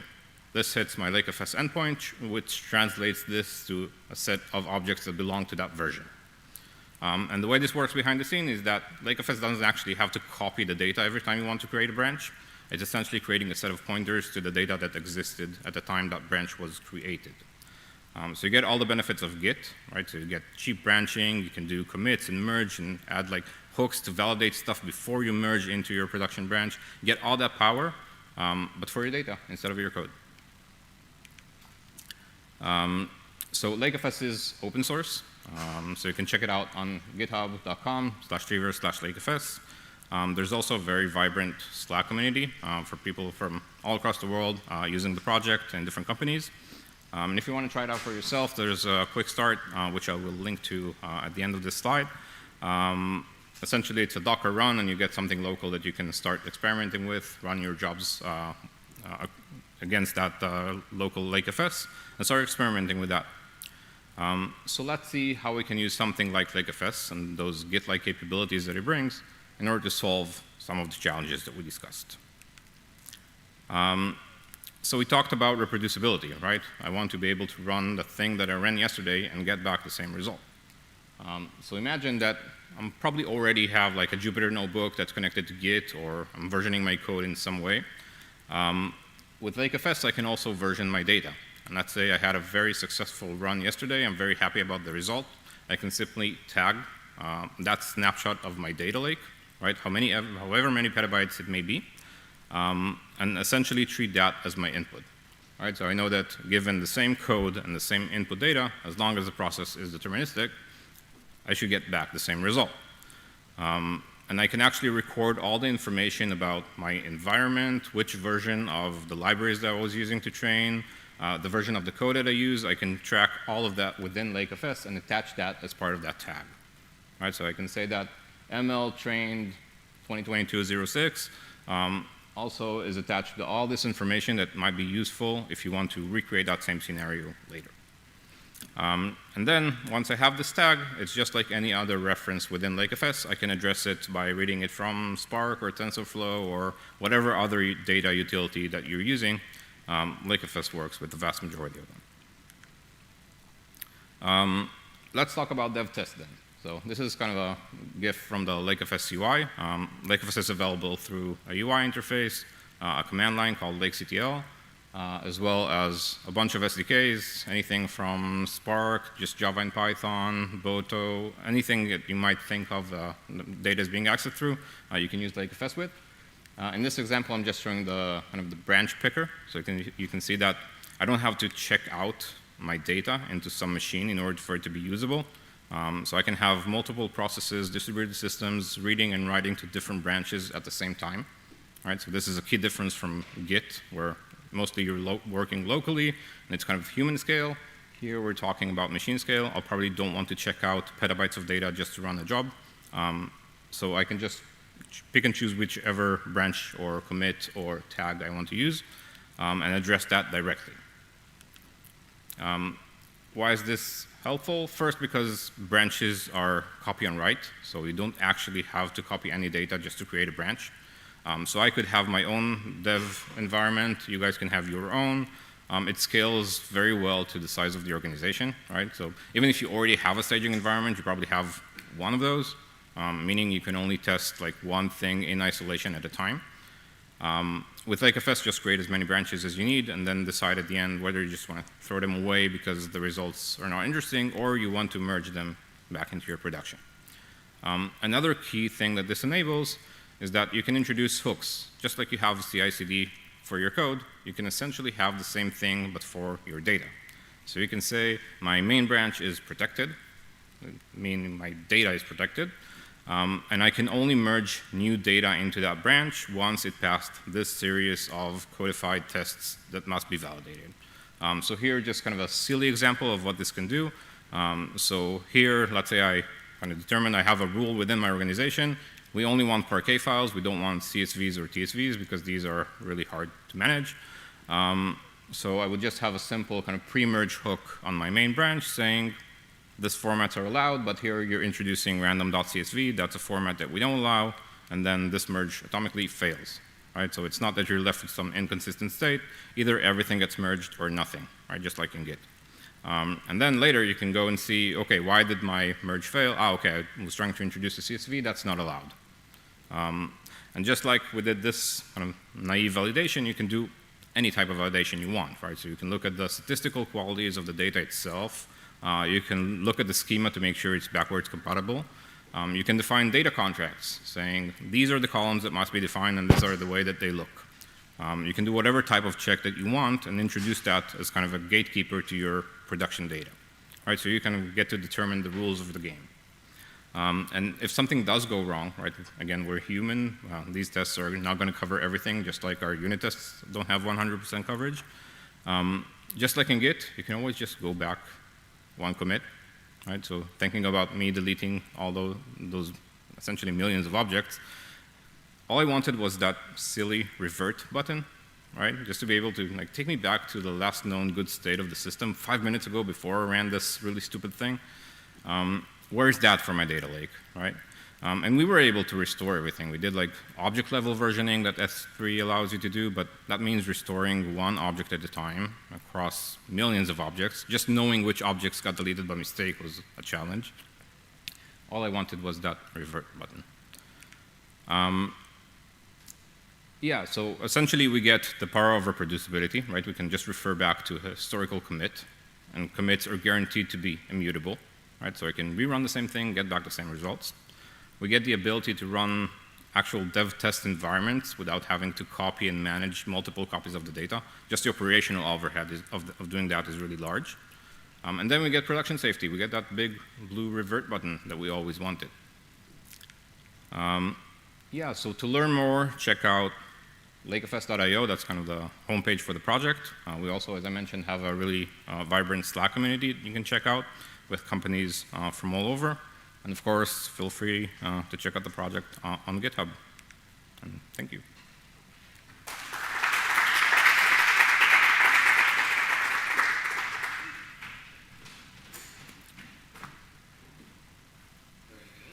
My first question is, who came up with the design for the LakeFS logo? Oh, definitely not me, I can tell you that. So we were actually really trying to think about like what best represents that. Our initial idea behind it was something that lives in a swamp, because that's where we are. It's not really a lake, it's a swamp at that point. And that creature, whose name I'm not going to pronounce again, is essentially kind of this mythical, cute beast that lives within your lake, keeping it safe. So that's how it came to be. And that's credited to our designer.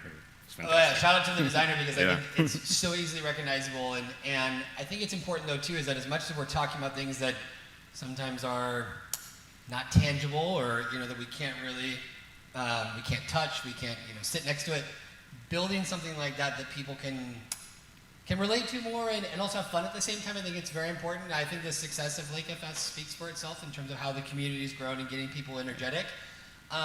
What have been, in terms of as that's grown, because I think it's grown quite a bit since I first interacted with someone from Treeverse back in the Data on Kubernetes community days, is that how do you, in the same way as a company, a project, how do you sustain that growth? How do you not become a victim of your own success? Yeah, so that's a good question, and I think it's even a bit broader than that. So kind of having the duality of building a business on top of something which is essentially community-driven and open source, that's kind of a good tension to have in a way. So we have a community that keeps us very honest, right? So we'll never take away a core feature of LakeFS because we know it's going to upset the people that help us build this thing along the way. So I think, as everything, I think it's a recurring theme here, it's all about the people. And just being respectful of the people who got the project this far and are actively contributing. We don't want to miss out on that, right? We can't build something like LakeFS without having a community involved. Great point. And yesterday, talking to some folks from the CD Foundation, is that understanding behind any of the big releases or big launches or things like that, the amount of small actions that have to be taking place from individual contributors, and why are they going to be motivated to show up and make those things happen? I think it's a great answer. So thank you very much, Oz. Pleasure. Thank you. Next up, we've got Aitor Artola. So bring your laptop to the stage and we'll get you plugged in and going.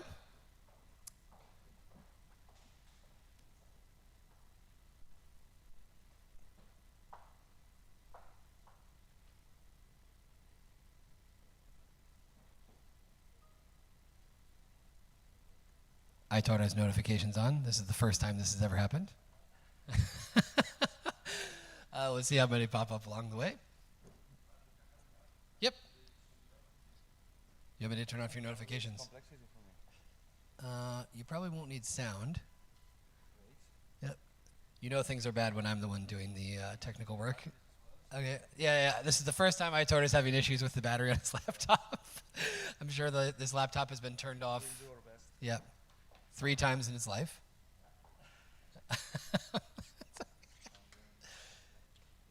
Yep. And just get plugged in there. Should be good.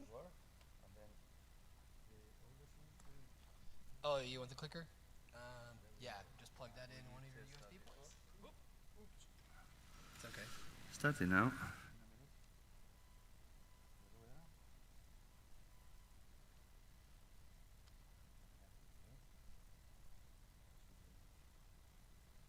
Need to bring this over. Yep,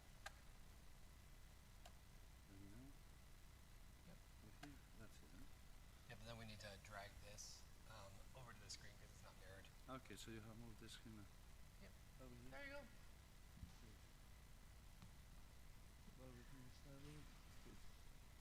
Yep, perfect. Okay. Didn't take that long, yeah?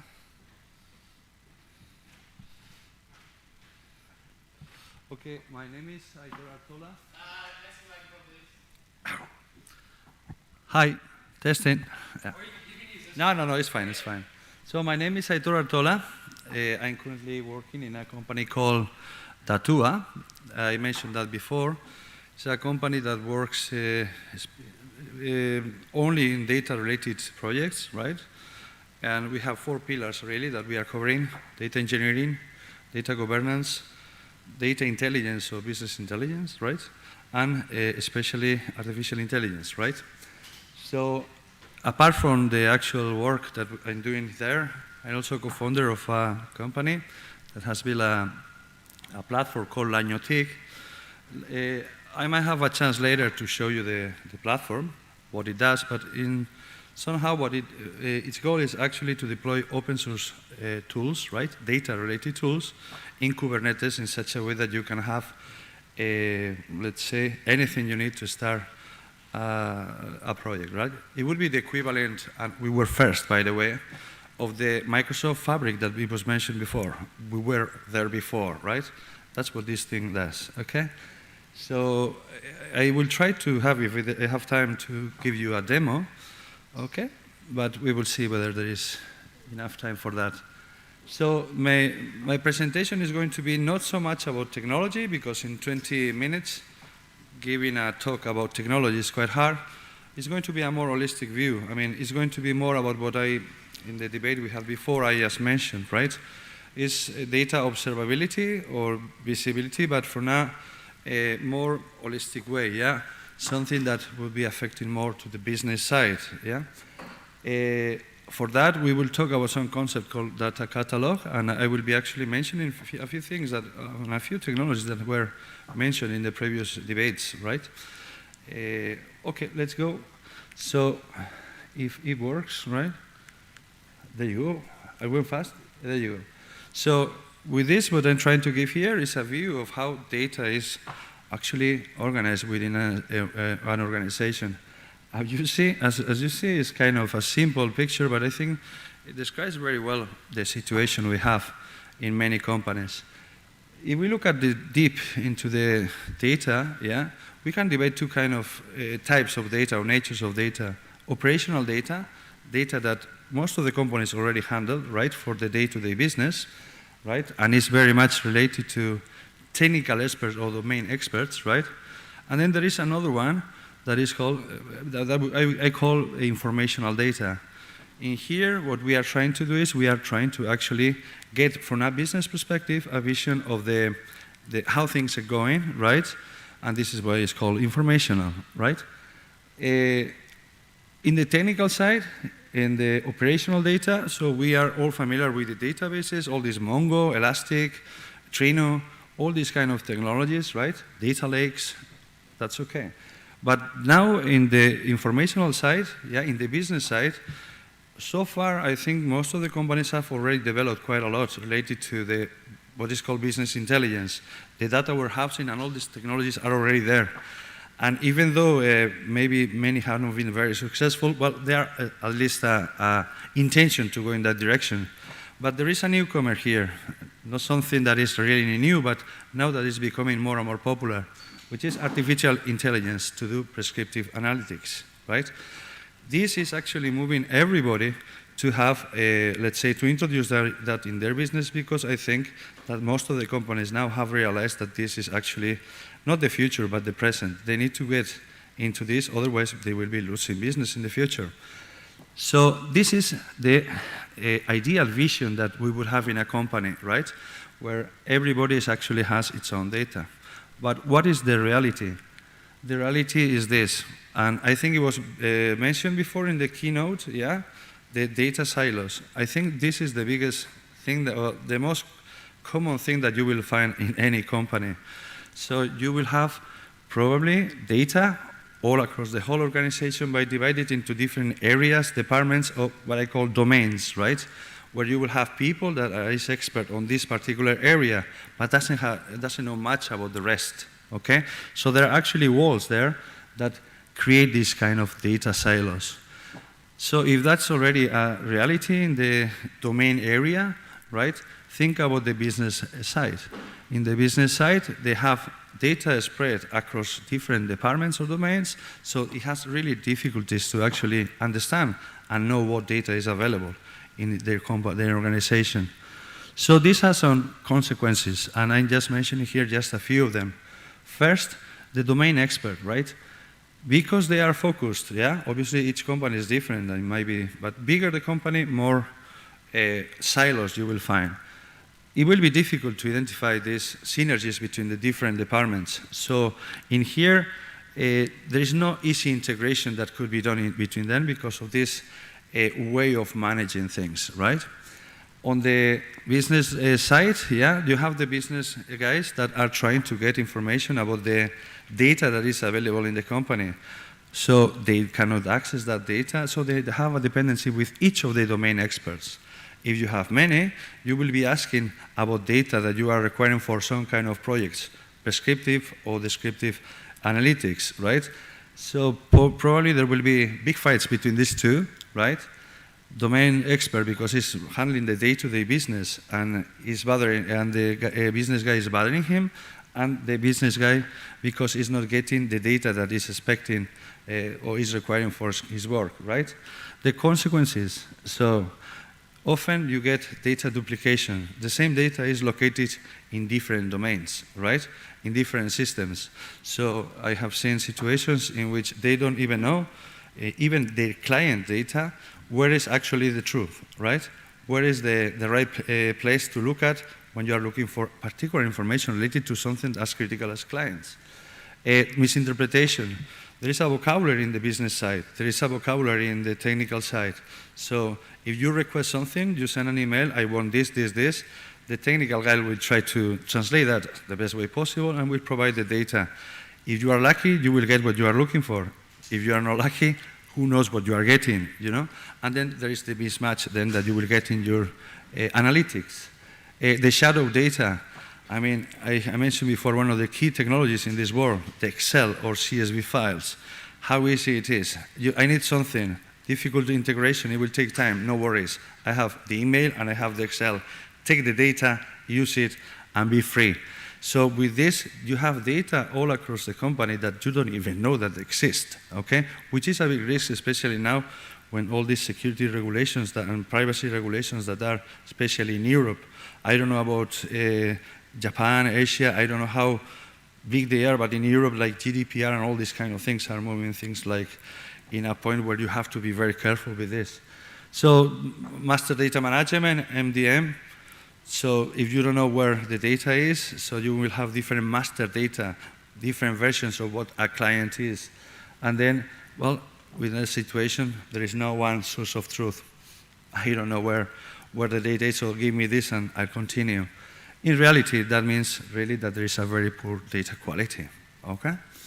I hope that everybody agrees. If there is any disagreement on this, then let me know and you can teach me something because I have seen this in practically all companies, okay?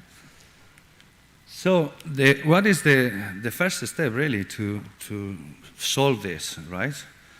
The idea is here to identify create some kind of unified view and understanding of the data available within the organization and that is accessible for the whole organization, right? And in order to do that, I'm talking here not about just the technical guy that can go to a database, but also the business side. Okay, they are first-class citizens now regarding data. It's not the technical one that will give you the data. You can do that by yourself, right? That's the whole goal. And obviously unified, as I said. And here we start talking about some concepts. I don't know how familiar you are, but there are things like data catalog, data glossary, data dictionary, data lineage, right? I'll try to explain all of them right now, very quick, right? But at the end of the day, this is very much related to the metadata management. What is metadata at the end? So I read somewhere something like metadata is data about data. So in here we are talking, if we are looking at the database, it will be something like the schema, the format of the table name, the format and, I don't know, name of the columns, this kind of information that are associated to the actual data that you have in your system, but that establishes the structure that it has, okay? So this metadata is actually one of the key things that is defined in the DAMA book. Are you familiar with the DAMA book? Well, it's kind of the Bible for the data engineering, or the data management, let's say, work, yeah? And one of the key points, as you see, there is actually the metadata management. This is not something that is handled very much these days in many companies. From my experience, maybe many do. But it's something very critical because it gives you actually the information that you need to understand what data you have available, right? So in here, then we start with the first definition. What is a data dictionary? Well, data dictionary would be the collection of the different metadata you can collect from your different physical systems, right, that handle data, databases, ETL, let's say, transformation tools, Lake FS, for example, right? So you can collect the metadata they have. Actually, you will have metadata there. So you would collect that, and then using that information you are collecting, you can actually create a dictionary that tells you exactly what kind of data you have in that environment, in that physical system. Say that MySQL, Postgres SQL, or Lake FS, right? So with this, you achieve the first thing. How you do that very often? Well, you do that with Excel and asking people, asking the domain expert. Let's say that if you do that with the metadata, you can do that easier in a more automatic way, okay? There is another kind of, I also consider this metadata, which is the business terms. It is important here in a company that everybody is talking the same language. There is often a different language between the technical people and the business people. And even between departments, they might have different definitions for something, right? I don't know. what is a location, right? For maybe the technical guy is a coordinate, I don't know. For other one is a name.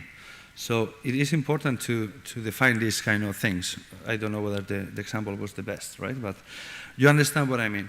If there is not a common language of business terminology used across the whole organization, then you will get these misunderstandings that I mentioned before. So what is the idea here? Another definition of another element that is required, a data glossary. A place where you can actually put all your business terms, yeah, and make sure that everybody is actually using them, so there is no confusion.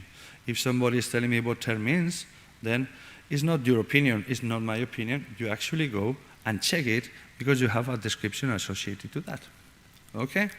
So from all the boxes that I mentioned before, we know already the data dictionary, information about the data that is stored in our systems, and then the data glossary, business terms that are used within the organization. If you have these two, yeah, then what we can do is something quite interesting. We can actually combine the data dictionary data and the, let's say, the data glossary information, link basically the physical data information with the business terms, right? And we can actually create a data glossary, a data catalog. Data catalog that should be available for everybody. The domain, be a domain expert or business driver.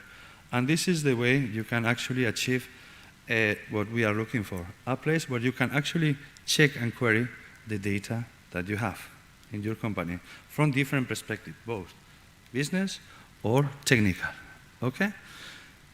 So I hope that with this you have understood absolutely everything, right? So it was quite simple and easy. So I'm going to give you an example because Bart told me that this is also about open source. I have seen this morning that you are talking about Crystal, right? So this is, and actually this tool that I'm going to talk about now is actually was mentioned also by one of the speakers, right? And what I'm going to try to do is I'm going to explain how this thing works to achieve everything that I just mentioned. And if we have time, I don't know where we will, I will actually show you a live demo, right? With all the risk that is behind that, you know, the demo time. So the tool that I'm going to talk about is Data Hub. It was mentioned before.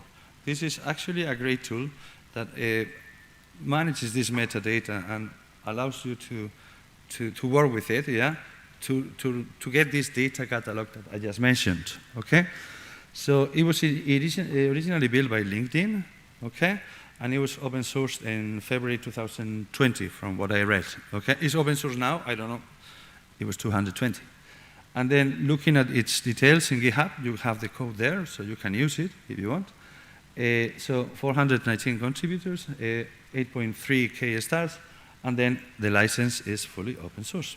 Okay, so there you have the links as well if you want to check those things. Now, what do we do with this? Basically, Data Hub allows you to connect to lots of different technologies that you might have. I have put here an example of a life cycle. It would be something like an origin of the data is the SQL Server, for example. Then with NiFi, or before it was mentioned, something like Node-RED or something, you actually maybe do some kind of job or something to move that from the SQL Server to Postgres SQL, doing some kind of transformations, right? Then you have also Trino as a virtualizer. So if you want to access that, combine that with other, let's say, building a data federation system. And then you have also Superset as well if you want to do some reporting or business intelligence. So this would be one example of the data life cycle. All that would be moving there. Well, with Data Hub, you can actually request metadata for all of them. Collect that information, and it will automatically give you a view of all the data that is available within the systems, within those systems. Depending on the actual technology, it can even give you a historical of changes that have happened in those schemas or tables and things like that. On the other side, the tool provides you the way to introduce business terms, right? I'm sorry about that. If in the metadata is about connecting and getting the metadata, and this will give you everything, with the business terms, you have to do it yourself. If you don't have those business terms, you have to build them. You have to write them, okay? And the tool will allow you to use them, okay? So, in summary, what we have is, these are the screenshots. I wasn't sure whether it was the right way to do it, but if we go for the demo later, it will be easier, right? But as I said, it has this metadata ingestion. You just connect there, you establish a connection to those systems, right? And schedule how often you will get the metadata, the updates, right? All that it will be ingested, you will get from there the data dictionary. It will allow you to include there the business terms that are common to your company, okay? That are the ones that should be used in your company. So you have the business term plus a description, so there is no misunderstanding. Then from there, it can allow you to actually make a link between this metadata that you get, the data dictionary, and the business terms, the data glossary, so in such a way that you have everything linked, yeah? And you can even add more information. And then it provides you also, let's say, a lineage, okay? How each, if you see there, is different tables that are actually being moved. The data is being moved from one place to the other. And as you see, it considers even the business intelligence tool, right? So in this example, you have all this lineage or life cycle of the data, how it goes. Once you have all that done, right, then you have available for your organization a data market, yeah, of your organization that can be queried by anyone from the business side or the domain side. You have a search options there. You can go through the platform. If you are more technical, you can go just for the data set. You can actually search any definition, right? And this tool will help you out to give you all this information very quick, okay? So I hope that with this second option, right, you understood a bit better, right? So now, Bart, is there any more time? Because I finished with this, but if you give me 5 minutes. 5 minutes. There 5 you real go. minutes. So I will, in order to show you this, I'm going to, What I am? Okay. So everything I just mentioned, I'm going to show you that with a tool. Yeah? No, there you go. I will do that here. Everything is live. There you go. So before I mention a platform that we have built, it's called Laniotic, right? So what I'm going to use is this one just to show you the demo. Everything that I just mentioned, it will be now live, okay? So this thing actually, what allows you is to, here you go. As I said, with this, what you can do is actually you can connect this platform to any Kubernetes system. In this case, what we have done is we have connected this to Azure AKS, Azure Kubernetes Service, right?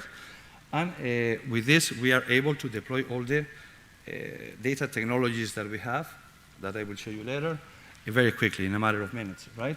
So you have here, this is actually live now. I mean, you have all the nodes that we have used for this, right? You have the storages that are available, right?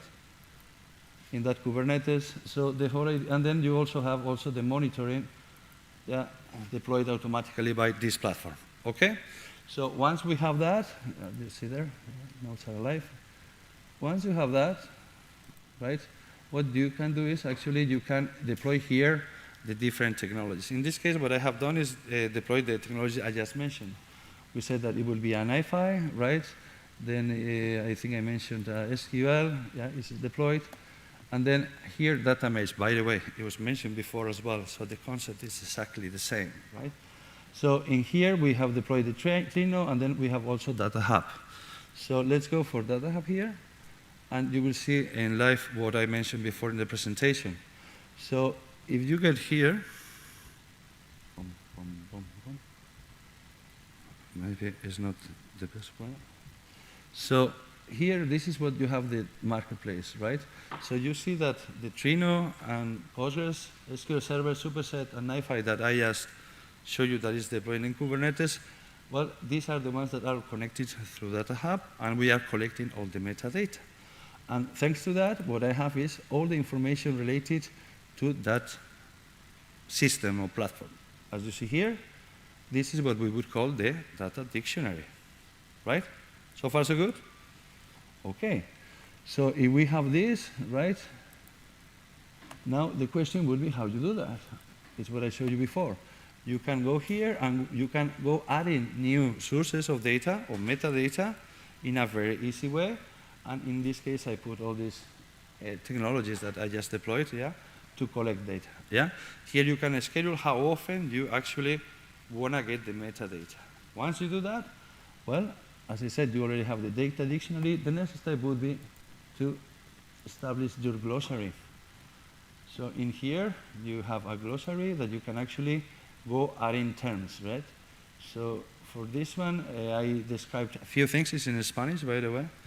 It's not very interesting. So what autonomy is and things like that, no worries. But you can go adding all these things. The beauty here is that then, once you have both, you can actually link this thing with, let's say, any of the technical data you got from in your data dictionary. So let's have a quick look. So if I search for a term, a definition here, right, this is giving me that this thing, this word is actually in different places. Let me check, I don't see this. And so you have that in the business term, this word is appearing there. You have it also in tables, you have also in some tags. This is something I want to explain. Well, so I can go here, and here you see already the definition of that table without the need of going to the actual database. So you know that it has all these fields here, right? A description of each one. And then here you see that I have added the terms, right? Glossary terms. So if you go there, you could actually add another one. Yeah, I will do that.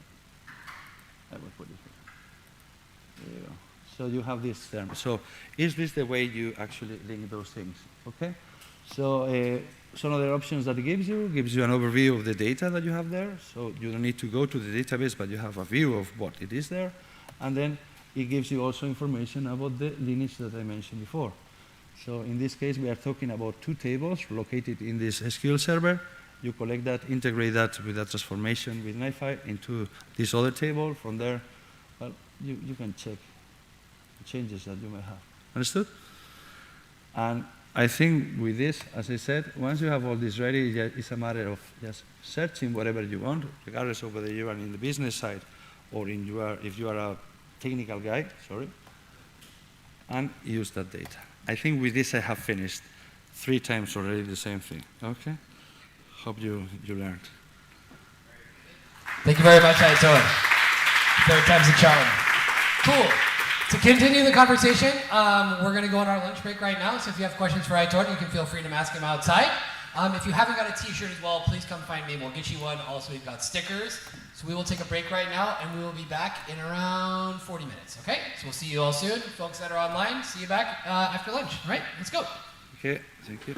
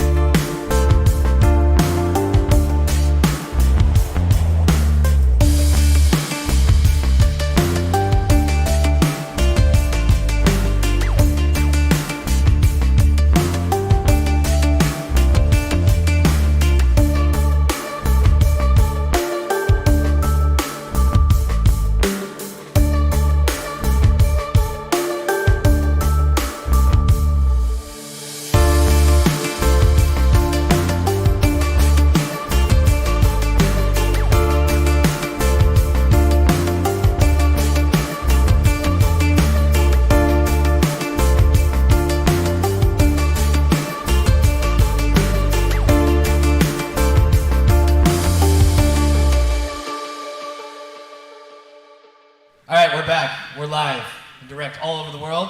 Hello to everybody all over the world, and hello to everybody here.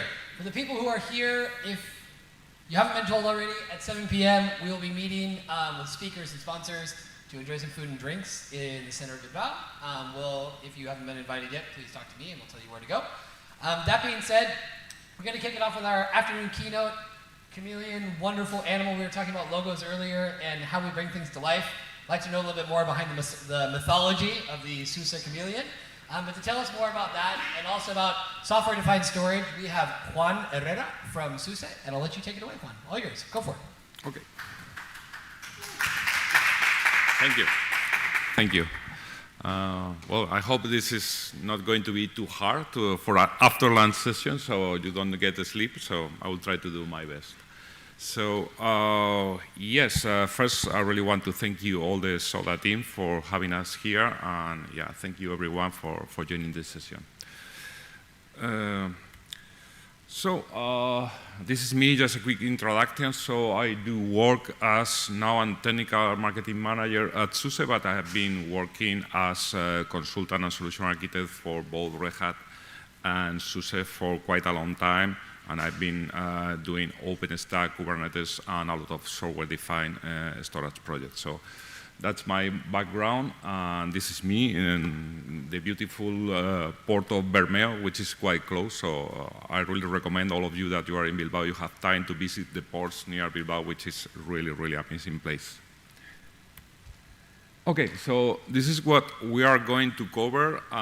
This is going to be a little different to what we have seen this morning, okay, because we have seen a lot of ways to get value out of data. People mentioned that it's the new oil, the new gold, what we do with the data. But now we are going to go a little bit deeper to a layer that is below all those solutions. So we have been talking about cars and trucks and these Ferrari, Lamborghinis, and we are going to talk about tires, okay, and wheels, okay, so it's a little bit different. We are in the lowest layer of the infrastructure, so because we are, SUSE is an infrastructure software company, so that's the layer we are going to talk about, but in that way we are also closer to what SODA is, okay? You have seen this morning in the introduction that SODA was really on that layer that make the underlying storage solution be easier to consume, and that's really similar to some of the components we are going to show you today about our software-defined storage solution. And I really want to start talking about why, okay? So there are a lot of storage solutions out there, so why creating a new solution when there are so many others available? The question is that the storage market is quite old, okay? So there have been people doing storage solutions since the very host system were available like in the 50s, so nothing new. But it's true that in the open space world, there are not that many storage solutions.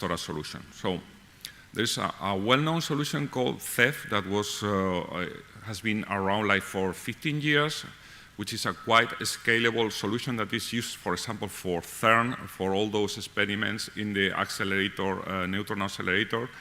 They use this solution, which is well known to be highly scalable, fully open source, performs really well when it manages object storage, but we understood or we identified that in the open source space, we needed another solution that has a different architecture, and that's why we are going to show you today. Just which are the foundations of our solution, why it was created, and which is the value you should expect.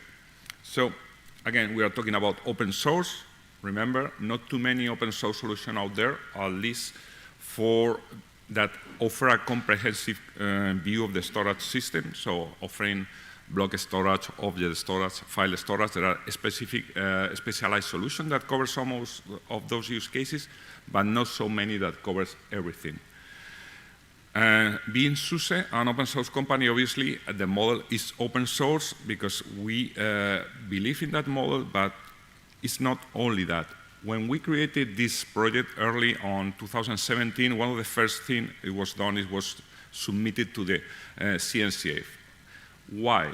Because open source is not just the code, okay? So really wanted to have a big community around that and also have a clear steering model. So once you donate a project to the CNCF, that means that it's controlled by a different entity, so nobody's going to take ownership of that project or try to control, or even, which has happened unfortunately lately, try to close that source and limit the contribution. That really helped Longhorn to grow as a solution because it's offered a clear place for people to collaborate and contribute. So that's the foundation. And then when it was created just 1 year after Kubernetes was released. And with that clear understanding that there was existing storage solution, but none of them really fit on what Kubernetes is. So that's the foundation, and we will describe later on a little bit what that means, that is built for Kubernetes in Kubernetes. And other topic that was early identified by the team working in the solution is that some of storage solutions were not easy, okay? And we really understood that a solution, if we want the community to have a wider adoption, it needs to be easy to understand. Being built on top of Kubernetes, it also means that we can leverage all the paradigms, all the architecture. So when you are thinking about Longhorn as a storage solution, you are really thinking about another Kubernetes application. So if you are used to working with Kubernetes, or if you have already a GitOps practice built on top of Kubernetes, that means that you will easily understand the key principles behind Longhorn.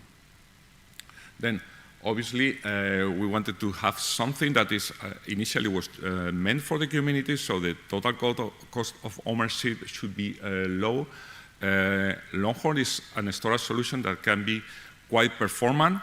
It's up to you, depending on the hardware resources you want to use. The more or the faster the storage technology underneath it, if you are using NMBs or SSD, the type of disk that you use underneath is going to define the flexibility and the performance of the whole system. But the idea is that you can start with something easy and cheap and make it faster and more expensive if needed, okay? Well, we mentioned multi-protocol. The project was started covering block storage, and I will explain a little bit about that.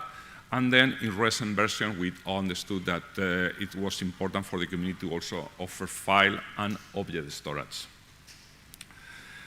Starting with block storage was important because at the beginning I said that there is another important project in the open source space which is called Ceph, but the problem with that solution is that it's quite scalable, but it's designed as an object storage. And it was quite successful, okay? So it's, as I said, it's used by many people, but then they realized they want to cover other scenarios. So they wanted to find a way to offer that object storage that can be consumed also as block and file storage. That means that additional layers needed to be added to the product. And that's killer in many scenarios for storage. We will have some session this afternoon that will talk about databases, transactional databases, vector databases, and it's quite difficult when you have a storage system in the background that has a high latency. That's killer for transaction. So that's why we understood we needed to offer something that have a better performance, and that's why Longhorn was built with block storage in mind. We tried to optimize that at the maximum, trying to meet as close as possible the performance of the underlying disk technology that you were using. And once we were comfortable with that and it was working perfectly is when we decided to offer file services and object services on top of that. Obviously, as it cannot be other way, security, this is a new platform, built from scratch. Security is part of the system. Two ways, okay? Native encryption for all the operation, both data in transit and data at rest, okay? So everything can be encrypted. And another advantage of building a platform inside Kubernetes as an extension is that we inherit all the Kubernetes security model, okay? We don't have to create our own security model that can have holes or flaws and can be exploited. No.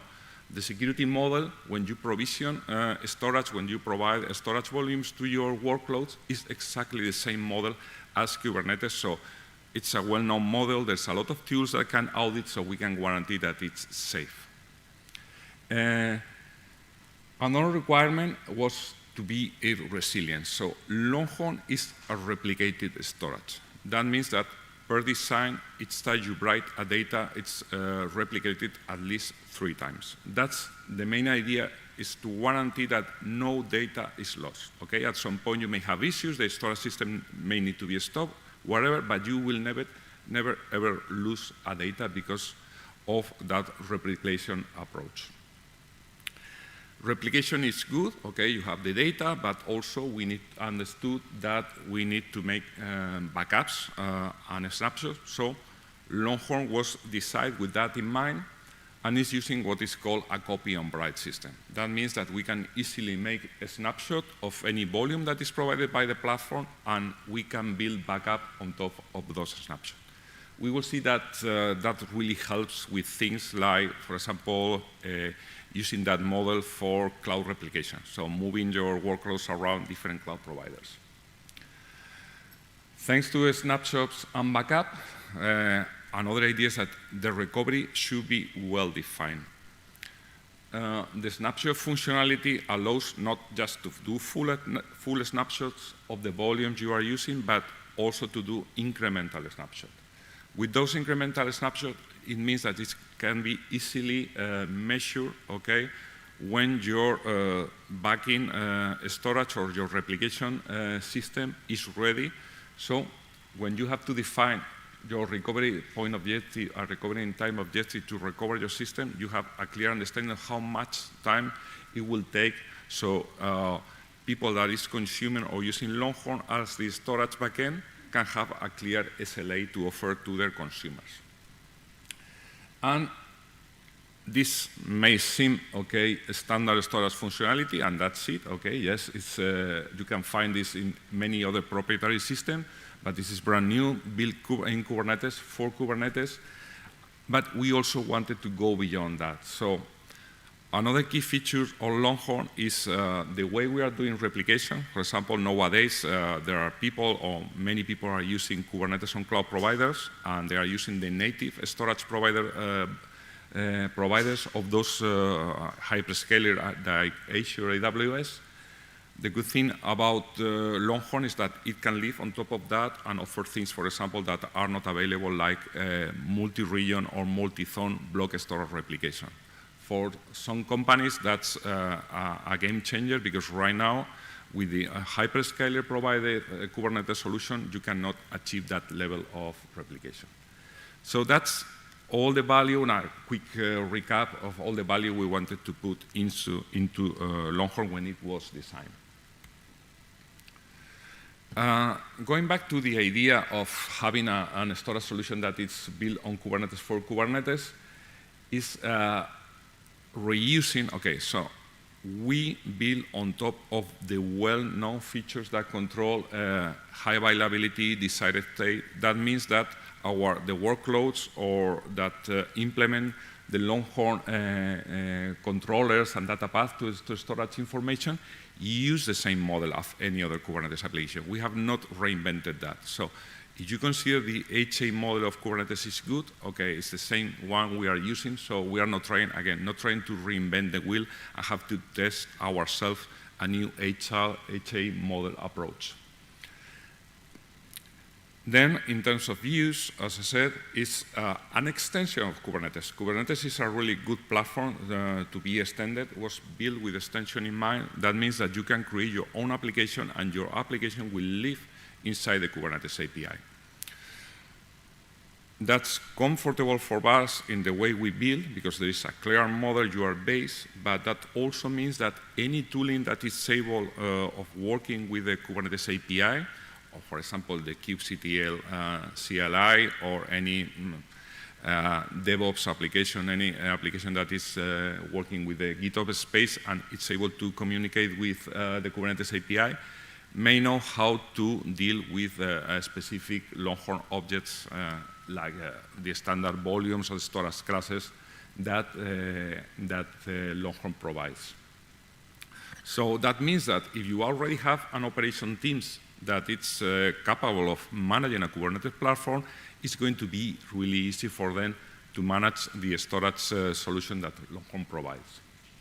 And as we discussed, we inherit not only the security model, but when you want to implement airbags or role-based access to your storage system, you get what you have in Kubernetes. So again, any system integration you may have done in your Kubernetes environment with Active Directory, LDAP, directory service, whatever, you can reuse that to control access to your storage. And the model itself, go to the next slides, it's really quite simple. It's not rocket science. The value is really in the details of how this is implemented, but from a high-level point of view, it's quite easy. At the end of the day, we have pods, which are basically containers running on Kubernetes that needs volumes. So basically what Longhorn is going to do is, from the lowest layer where we have the disks, we are going to take folders on those disks and trying to present them to the host where those containers are running as iSCSI. Okay? So if a pod is running in a node of one of our Kubernetes cluster, what they will see there's an iSCSI endpoint that will be mounted in the pod, so the pod can consume that storage. In the middle, we have the objects that represent the microservices that Longhorn is built on top.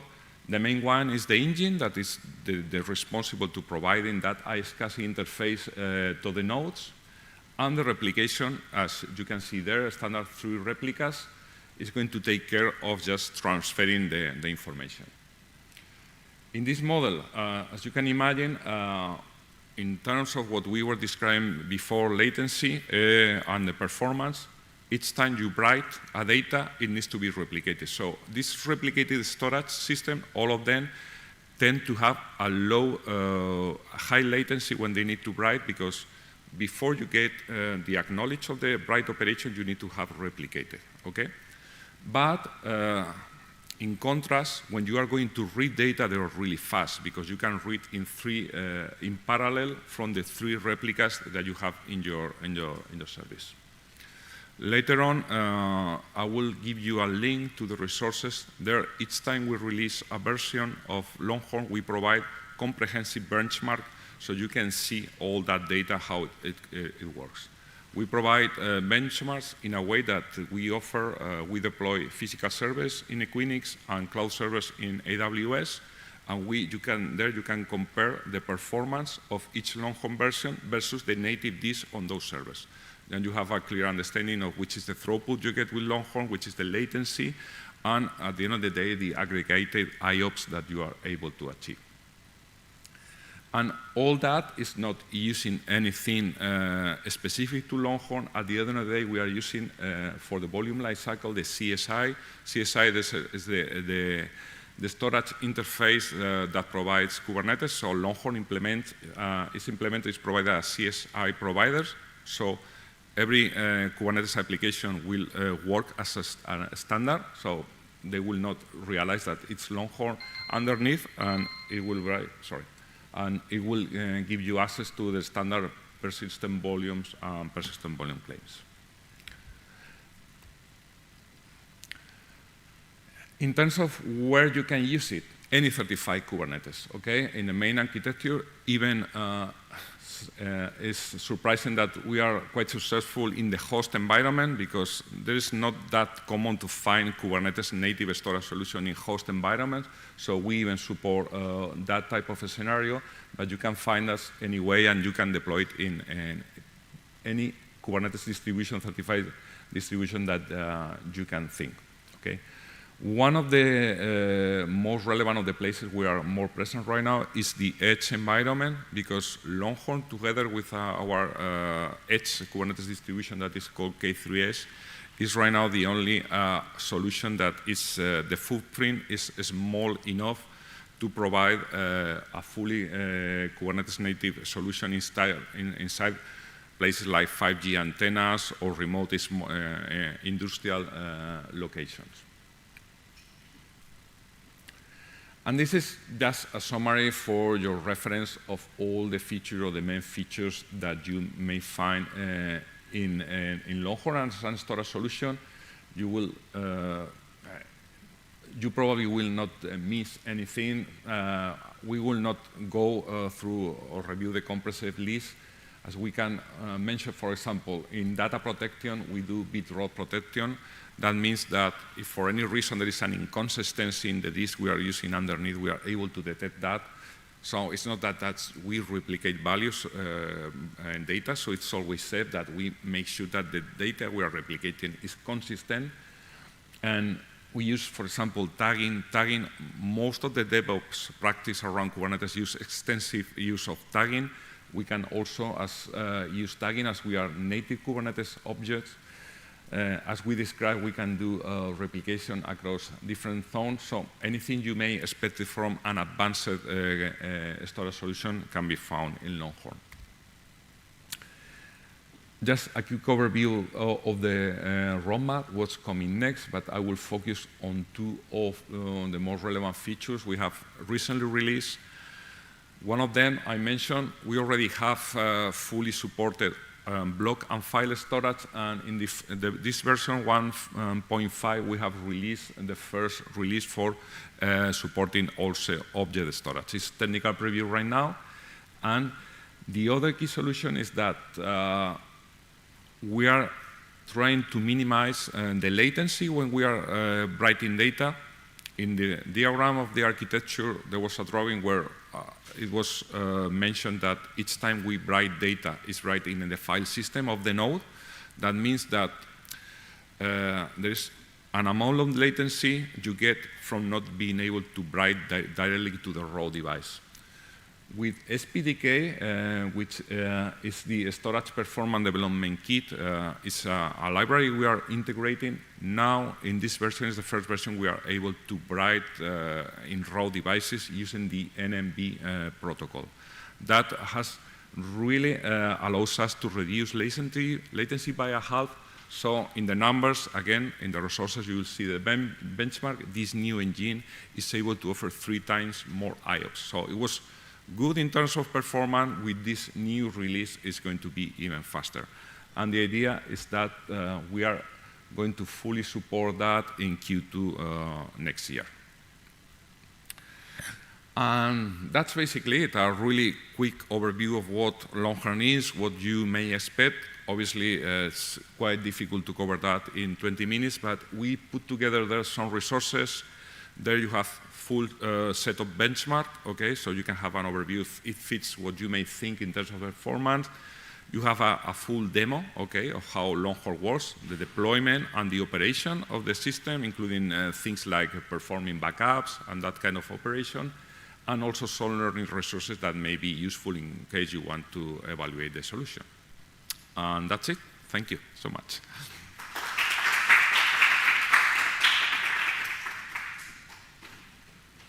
Very good. Thank you very much, Juan. We're going to move directly into our next talk, which is first going to be a video, but we'll also invite our panelists up to the stage. Juan also very generously brought some SUSE chameleons that we have at the back of the room if you'd like to take one home with you. But in the meantime, I'd like to invite Jesus, Ben, Andy. I'll probably have to go outside to get him because he tends to get distracted, who will be participating in the data protection, data security, privacy panel. But we're going to start it out with the CTO of Gaia X, Pierre Grelier, who recorded a talk to set a little bit of context. Yes, Enrique, he's got this cool T-shirt on as well. Good job. Always on brand. So we're going to start it out. Una's going to get a video started of Pierre explaining what's going on exactly when we're talking about data protection, when we're talking about regulations.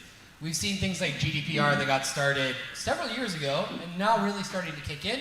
We also have the EU Cyber Resilience Act, and there's also going to be the AI Act that's going to be coming out, I believe, in not too distant future.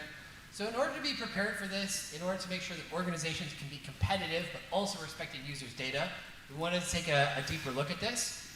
Unfortunately, one of our panelists, Amanda Brock, who's the CEO of Open UK, is not able to join us today, so the panel will be smaller, but I highly recommend checking out a lot of the work that Amanda's been doing, writing books, speaking a lot about the legal side of open source. She has a background in law, but also leads Open UK, an organization in which I forgot to mention earlier, I'm also an ambassador. But yeah, they know Open UK does a lot of cool stuff, so if you're ever going to do anything whether in any part of the UK, keep that in mind. But that being said, Una, if we can kick this off with the video, we'll get some context, and then we'll turn it over to Jesus, who will be running the panel.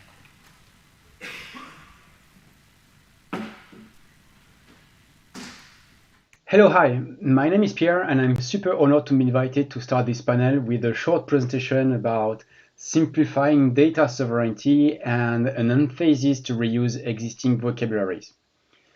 There are many definitions out there for data sovereignty. However, they all converge towards control of data access, usage, where it's coming, and what it will be used for data privacy, terms and conditions. And also, if we are mentioning personal data, then what about the consent, the traceability of the consent, and the authorization? Because data are always generated within a context, a domain, additional regulation and specific compliance scheme might also apply. For example, health, finance, transport, energy, manufacturing are the ones that we can quickly think of. On top of that, depending on where this is happening on the globe, you have different legal jurisdiction that applies. In Europe, we have GDPR, the Data Act, the Data Governance Act, and a few others. But you have alternative to the GDPR outside of Europe. For example, in Brazil, in Singapore, in many different states in the US, such as California and Virginia states. And when you are combining all of that together, then you figure out that there are common requirements to achieve this data sovereignty. It's the capacity to perform contracting activities and to have semantic interoperabilities. So what does it mean? Well, let's start by common policies. Out of the policy can be derived procedures and rules. For example, know your customers, know your business, the anti-money laundering rules, AML rules. Next, what are the contracting procedures to perform a data exchange? Do the contracting party needs extra conformity assessment? How to perform them? What is the difference between an accreditation, a declaration, a certification, an attestation? Are we talking about verification or validation? Those words are key for semantic interoperability and our capacity to really be in charge, be in control, to have transparency and understanding of what's happening. Then information model to describe state machines and flows. Data require infrastructure, network, storage, compute. And as the infrastructure architecture becomes more and more complex and advanced, we need to have common reference model to enable services to be combined together. Right delegation, for example, from a human to a human, from a human to a machine, from machine to machine. And again, that goes through right delegation, so the ability to express your policy in a language. All of that can be achieved with common vocabularies. Someone might say that, well, we need to agree on standards. And there is a trap with standards. That's the trend to keep creating one, the not invented here syndrome, which in fact has the opposite results of the desired effect by creating even more silos and increasing fragmentation. At GaiaX, we emphasize on the reuse of existing either standard de facto, meaning that's used by the industry, or standard de jure from, for example, Senselec, Etsy, ISO, to avoid the situation where we believe we create something awesome, but they are not used. So back to the contract and semantic. The contracting part is a very interesting mix of both legal and tech. Contract can go from buy a house in front of the notary showing your passport, your digital your state-issued identity, to something simple like inserting coins into a vending machine. And by definition, those both extremes of that are defined by the same principles in the European civil law. A contract, that's a legally binding agreement that is governed by the freedom of contracting. You need to be able to enter the contract in a free will. The binding force, you intend to be legally bound to that agreement. The absence of formalities, which doesn't necessarily apply in the digital world, because you will have formalities even for like electronic signature. And the contractual fairness. Contractual fairness is out of scope for today's panel, but that's one of the GAIA's fundamental pillars that we address through our GAIA policy rules, which basically it's how do we translate European values when performing data exchange. All those principles can benefit from more supervised computer-assisted tools. For example, we can work on common procedure for contracting. Do you enable digital signature? Which type of signature? What type of keychain? Where do you store the trust anchors of those keychain? How do you handle storage and the confidentiality? You want your contract once signed to be immutable. And there is a trade-off between immutability and confidentiality. What about the exchange format that we have to agree on without having to reinvent and adapt to our existing workflow? Then the second step, which is slightly different, that's common clauses, common template. That's about the contract itself and how reasoning can be performed on the contract. So this is not just automating the process, but it's assisting on the reasoning on the clauses. And for that, you need to have, again, common vocabularies. On the right side, I'm showing a state machine that GAIA is using for contracting negotiation part for data exchange. And this is coming from the IDSA data space protocol, where you see the flow, which can be summarized by you have a request from the consumer to the provider make an offer, both parties negotiate and come to an agreement. The agreement is signed by both parties with the intent to be legally bound to that agreement. At last, our recommendation is to lean more on the open digital right information model and vocabularies. This model can be used already to describe access and usage policy, request, offer, agreement. This model is also capable to express basic regulatory policies such as GDPR. It can be extended using simple knowledge organization, data catalog product, DCAT, data privacy vocabularies. It can also be used as an intermediate language between a high-level domain-specific language used in finance, in tax offices, in legal, and low-level code execution such as Rigo, which is used within the CNCF ecosystem. Finally, this is already in use by several organizations in the industry. I will name a few of them. For example, BDVA, Fireware, obviously GAIA-X, IDSA, the storage project from the W3C, and many more. Thank you very much for your time. And as a one-line takeaway, if you want to know which data space you need, then tell me how you are performing contracting. I'm very eager to start the panel. BDVA, Fireware, obviously GAIA-X, IDSA, the storage project from the W3C, and many more. Thank you very much for your time. And as a one-line takeaway, if you want to know which data space you need, then tell me how you are performing contracting. I'm very eager to start the panel.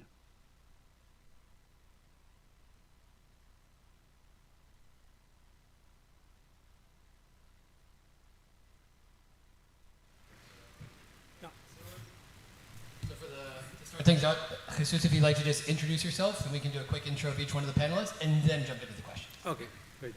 Well, my name is Jesus Alonso. I am leading the association by Data, which is an association that aims to help to Spanish and Portuguese companies and organizations, also public administrations, to move into data economy.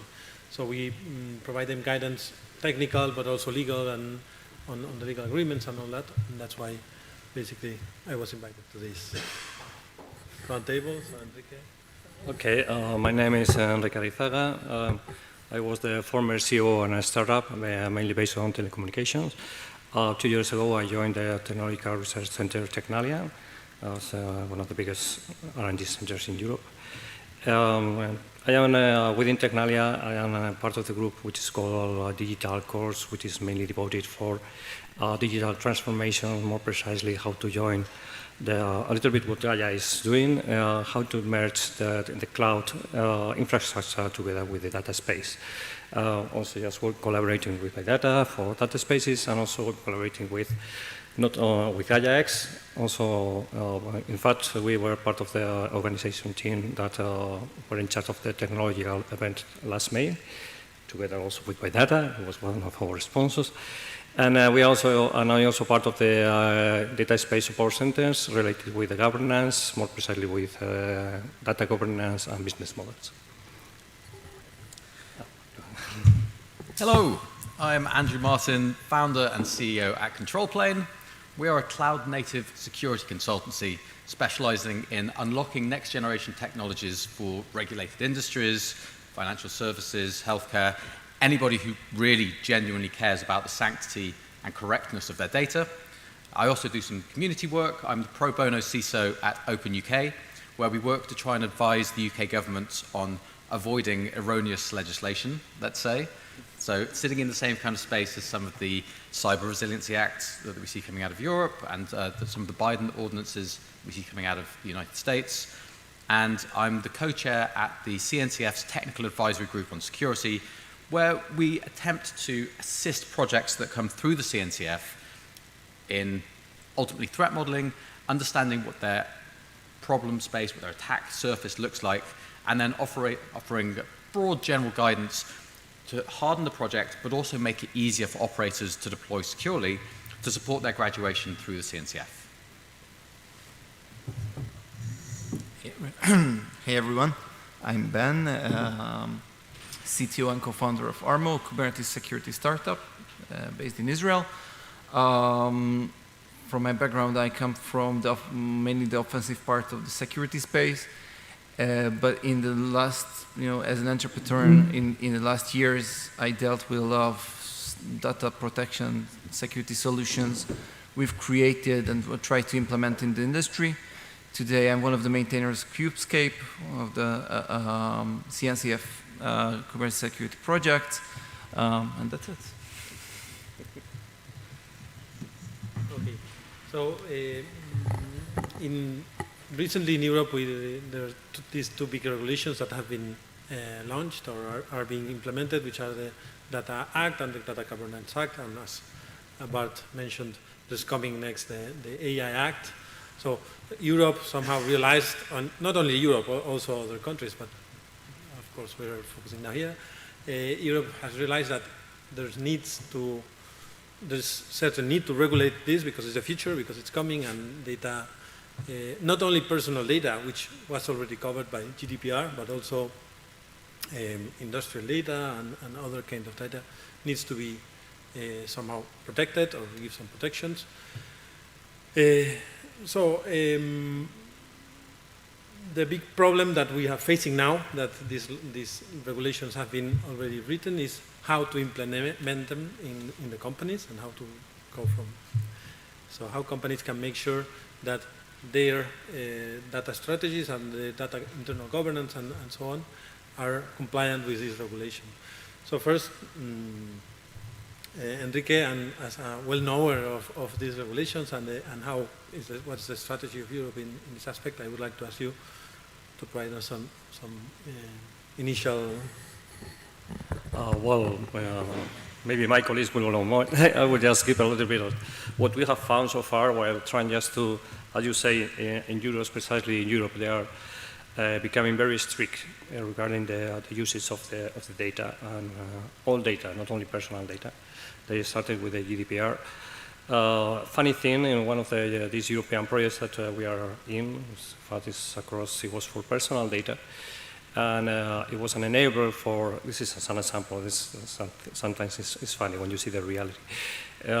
When you just, you need just to enable the people just to move from one country to another for job, for study, because the people didn't rely much on giving their personal data away when they are moving from one country to another, because if they would like to find a job or whatever.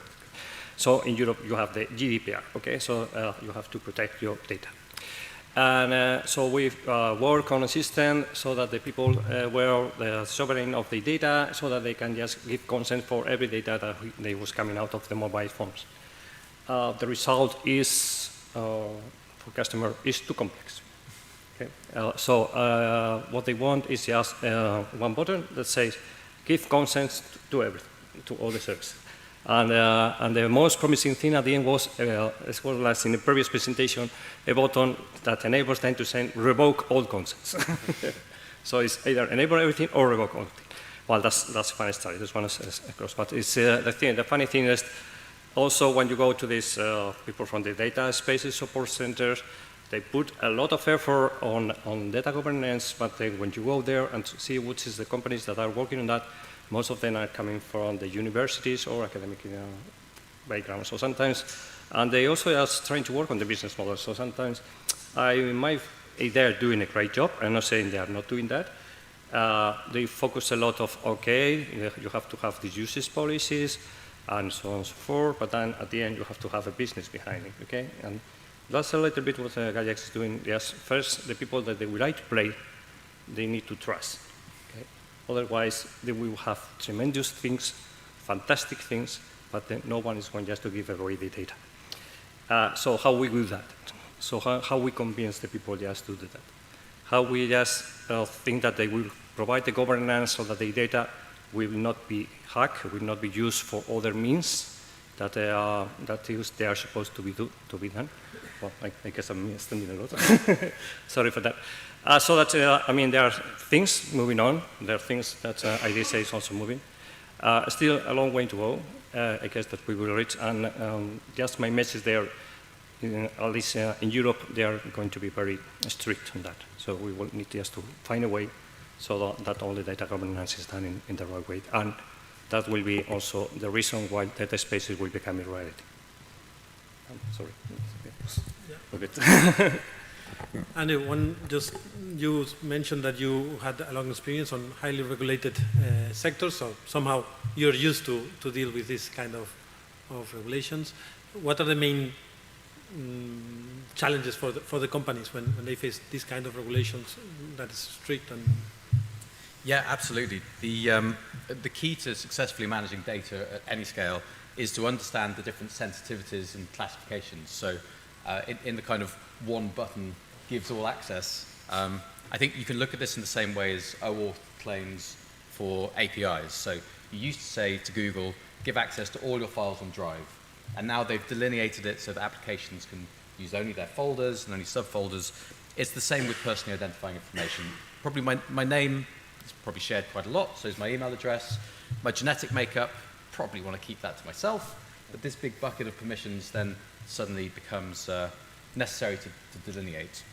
So the way that we've approached this when dealing with large digital transformations and cloud-native security renaissances and this kind of thing is a classification of each piece of data, its flow through the system, and this can be done most easily with something like a threat model, where the precursor to that is an architectural understanding of what's being built, and then data flow diagrams. That's the opportunity to say, does this make sense to transit this information over this maybe less trusted node, etc. And when we get to the kind of call and dependency graph that this legislation is going to end up with, where that data can possibly go, be stored, what about its security during transmission, who holds the keys to ultimately decrypt it in various different places. These things have to be quantifiable because of the unbounded complexity that otherwise will follow. So I hope there's a threat model for everything. That would be my strong advice. Okay, so and then you also are related with cybersecurity, and yeah, maybe the legislation is not so much about cybersecurity, but of course it's another great challenge when you have data. How can companies protect themselves from? Of course, it's a huge question, but. Yeah, this is what I wanted to say to you, that like you are going with this question to something like really huge. But no, but when we're talking about sharing data that is sensitive, either it's personal or maybe business related, what are the key elements that have to be? Yeah, so I think that what Andy said about threat modeling, and this just threat modeling, I mean, it's the whole concept of understanding what do you have. Like it's sometimes today, in today's world, it's very easy to like be pulled into different things with the velocity of the development and cloud and deployment. Is like there is the product comes up with a new requirement, storing something, and it's very easy for to the development team to see, well, okay, I will just take this requirement and turn into a new S3 bucket with a new Lambda function or something, and sometimes simply this part of threat modeling, this part of like designing the system ahead of time to be data conscious is lagging behind. So it's much more reactive than proactive. And I think that the major part is to be conscious about it, like having start with the process, which like I myself as a startup, and I guess you as well, we hate the word processes. Okay, when we want to, like, but I have to tell you that there are things where it must be implemented, and being proactive here, and designing the system ahead of the time, understanding the consequences of yet another field in the database, which a database up until now was simply just contained no PI information, simply as a new requirements just adds one tiny bit, a zip code or something, and then it turns into a big problem. So being conscious and understanding and adding it as a process is the major key part for everyone. Also, another, for me, big challenge for companies when they face this is that, of course, regulation in Europe is the one that is being prepared. In UK, we have another legislation, and Singapore, in South Korea, and so. Alberto, Enrique, how do you see the European legislation in front of others, or? Well, I am European, so, no, of course. so that's good. No, let me clarify. Yeah. Europe has probably a background of being more protective and more regulatory than others. How do companies, how can they, I mean, Europe, the legislation, of course, it affects to Europe, but it also affects external companies or international companies that want to operate in Europe. Yeah. In some cases, in a really high level. Yeah. So, yeah, that line I was. Well, I try to elaborate a little bit my perception, personal perception. It's true, Europe is famous for having laws almost for everything, which means that we have a lot of bureaucracy, and which is sometimes good for the protection of your data, but sometimes from the business point of view, from the company point of view, it implies a lot of additional effort just to comply with everything which is done in the Data Act or Data Governance Act that has been released, the data presently. And they will come in force very soon. Well, in fact, the first one has already become in force. So you go there to the companies and just try to explain them what are the consequences of Data Act. For example, Pierre from GaiaX, if you know a little bit about the ecosystem of GaiaX, they are even defining something what they call labels. Okay? And these labels will identify if, for example, if the storage of your data is in Europe. Okay, so you need just to have the information coming from this company, and they can have to be in Europe. Okay, you cannot store anywhere else. So that has a lot of implications for the companies. Okay, so but this is part of the ecosystem that are working on. But then you go to the real world, and then you just also one of them is trying to define what is a data product. Okay, like the business model, most simplified business model, and you go to the companies and they don't know exactly what they have. They don't know exactly how to define the data product. So unless there are other companies that help them to try and to figure out how to make this a reality, and I am not saying that the Data Act is wrong. I think it's perfect. Okay, But what I am saying is that they will, we will need to support, or someone will need to support companies just in this path toward the compliance of these laws that are recently been released by the European Commission, or the European Parliament, sorry. And regarding the United Kingdom, since Brexit, of course, this legislation is not directly affecting you, but how is, I don't know if you have some insights on how is it seen from the United Kingdom, all this kind of legislation?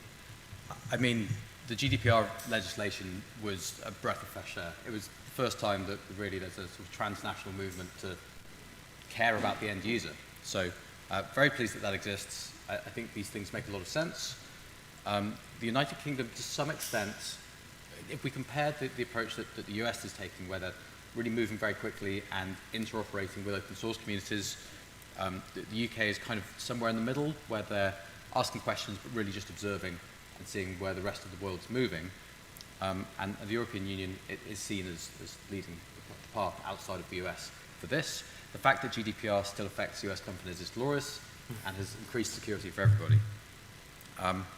In terms of what that means from a concrete implementation level, sort of from a Kubernetes-centric perspective, the dream of service mesh and zero trust was actually to be able to do context-aware routing. So you might have, and this is completely untenable with modern technology because of latency and sort of the speed of things at the moment, but this dream that actually if you have a service mesh proxy in front of all your applications, then you tag the data, and if that data is tagged as European-centric or cannot move outside of country of origin, then it's routed appropriately over the mesh. Now, I still think that's potentially an impossibility for at least a few years. The overhead of all these things means that other systems will be faster, and then sort of commercially, from a capitalist market perspective, probably won't end up beating incumbent solutions. But this concept of really understanding truly from a zero trust perspective, what is the data in addition to sort of always trust but verify, what is the actual content of the request that's coming, leads to, I think that's where the next generation of these things will go, even if it's not multinational deployments, but certainly within the European Union at least, legislation will push some solutions in this direction. Okay, thank you. And now Ben, from Israel, I think there's a long history between Israel and Europe. I mean, it's not Europe, but there are many bonds. I don't know if you have a perception of if there is some affection or some impact. So Israel is taking here, you know, Israel is very interesting because from a cultural perspective, it has its really, you know, very serious bonds with Europe, but from an economical perspective, it's more bounded to the United States. And the interesting thing is that Israel is, I think right now it's walking its own way, both independent from what's happening in the States and what's in Europe. There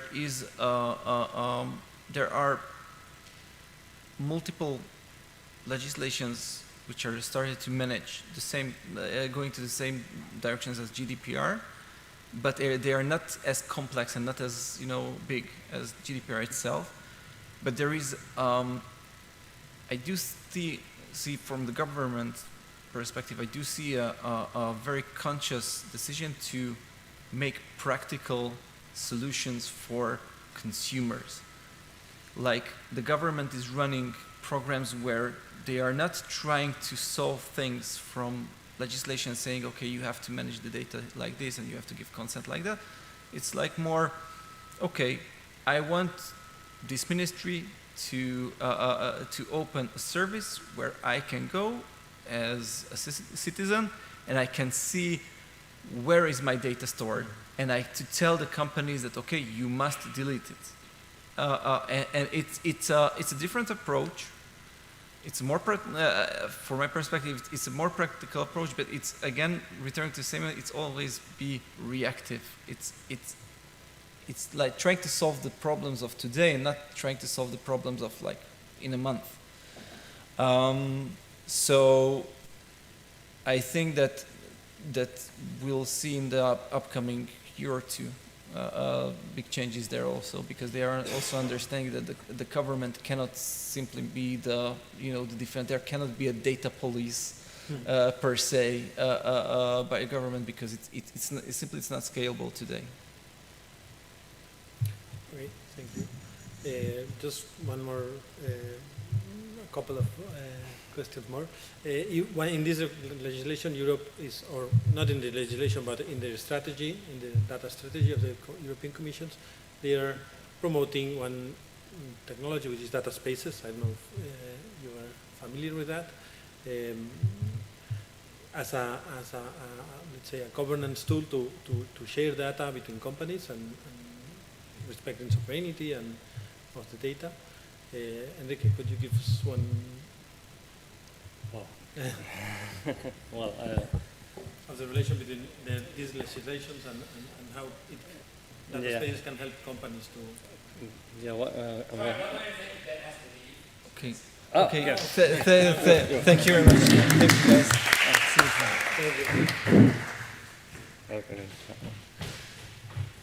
So just Okay. 1 minute. 1 minute. Okay. So sorry for that. So I will not be. Well, probably. I guess that most of you know what is the data space. During this morning, most of the people were talking about data lakes, data warehouses, and all these kind of things.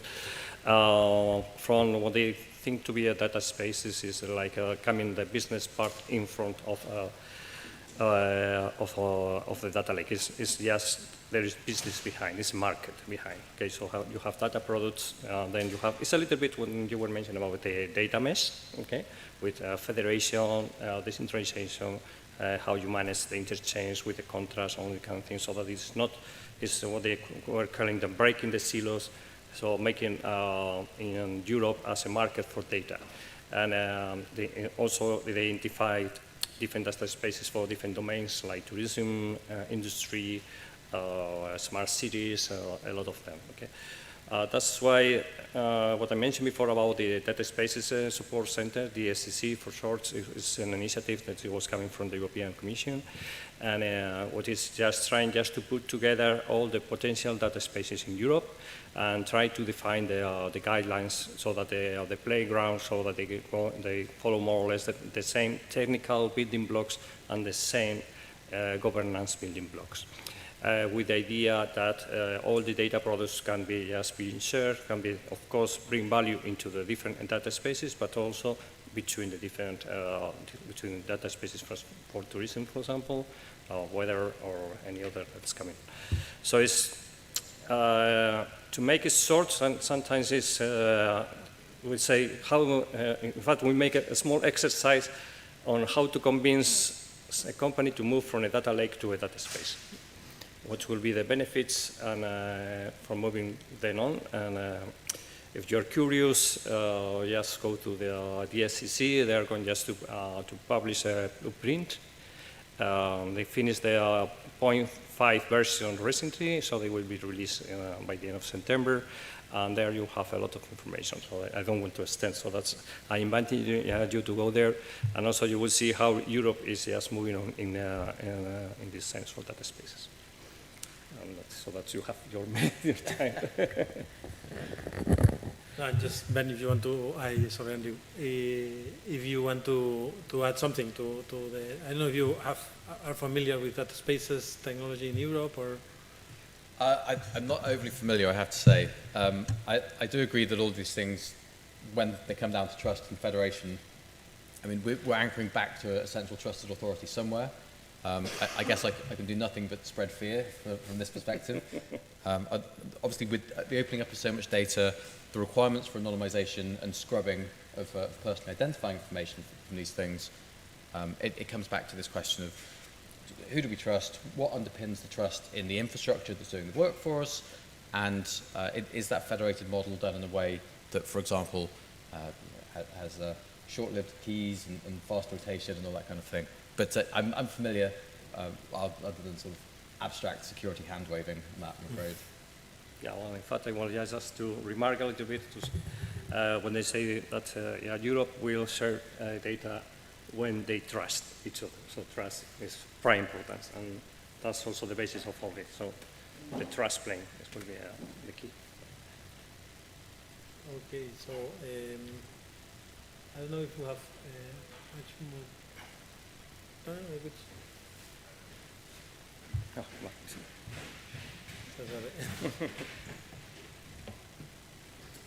Okay, good. So we see occasionally in the news about data breaches, but I imagine there are quite a few that we're not hearing about. When is it an organization's job to notify? Just to walk us through that. In particular, we're talking about large-scale organizations, ones that are managing healthcare data, that are going to be recipients of a lot of attacks. You often hear from people in the security world about there are two types of companies, the ones that know they've been hacked and the ones that they don't. And then we could add a third category, the ones that talk about it. What are the main cases that have caught your attention over time? And what does it say about how this information is publicly shared, how it should be publicly shared, how postmortems are done? What are your thoughts on that? Andy? Yeah, I think an organization which is fully discursive and transparent about a breach, about the mechanism of intrusion, about the potential implications, they engender confidence that the organization understands technically exactly what they're doing.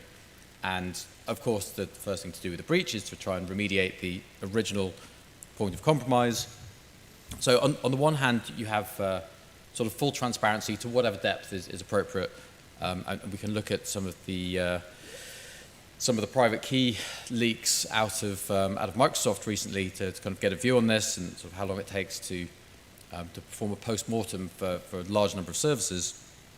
At the other end of the scale, if you don't know that you've been breached, well, then there's no public display of competence that you can actually fly a flag for. In the middle, then you have something like the Uber CEO from a couple of years ago who discovered that they were breached, chose to negotiate with the attackers, and then didn't inform the board. That suggests that probably there is a lack of confidence from that individual in maybe his team or the infrastructure behind him, and it leads you to, I mean, sadly, not to change to a different ride share because there's a bit of a market capture going on depending on which country you're in. But yeah, the confidence levels there are directly related to the technical decomposition and transparency with the problem. Okay. Well, I don't know if that this will make sense.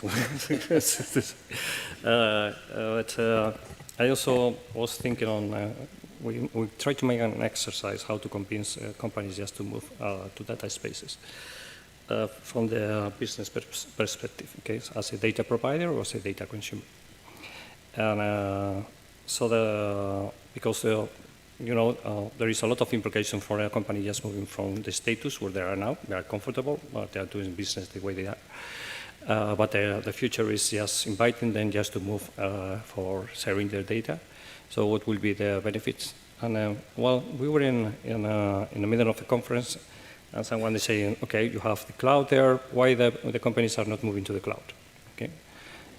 Some of the reasons were they didn't have the skilled people. That was also mentioned in the slide before. Some of them they say, okay, we don't get the benefits. The ROI is not pretty much. The reason was, okay, of course there will be benefits, but all the costs of just migrating my current status into the new one. From my perspective, it will the savings that I will make from the operational cost will be more or less the same thing that I will get in return, unless I have new ways of revenue. And that's a little bit, I know, I mean, there's a lot of, we usually talk about technical implications. As a data consumer, the story is completely different, but as a data provider, they need to be shown that there will be money coming out of that. There will be new sources of revenue, and that will be the only way so that they move forward. So that's, it's not governance, it's not security, it's all of them at the same time. The technical part has to be there, but somehow we also need just to bring the message that, okay, come on guys, there is, you need to trust this is going to work, and returns the revenue that you will get by sharing just going to this data economy will be great. Okay. So that's an invitation. Thank you very much.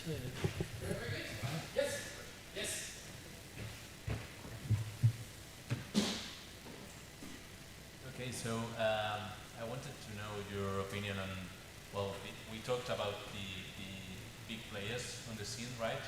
How do these regulations affect all the small players, all the small businesses that have to implement things that might take a great overhead over what they currently have? What is your opinion on that? It's the same with all of these regulations. I think GDPR with cookie consent notices and unsubscribing and data access for third parties to come and sort of see what your mailing list looks like. There is a huge overhead. Potentially, it's also then a sort of an opportunity for a startup to come and provide these things as a service. I think the complexity here is a lot more than just with a cookie pop-up, for example. So yeah, there's definitely, in terms of percentage revenue expenditure on complying here, it's going to come down so much harder on small organizations.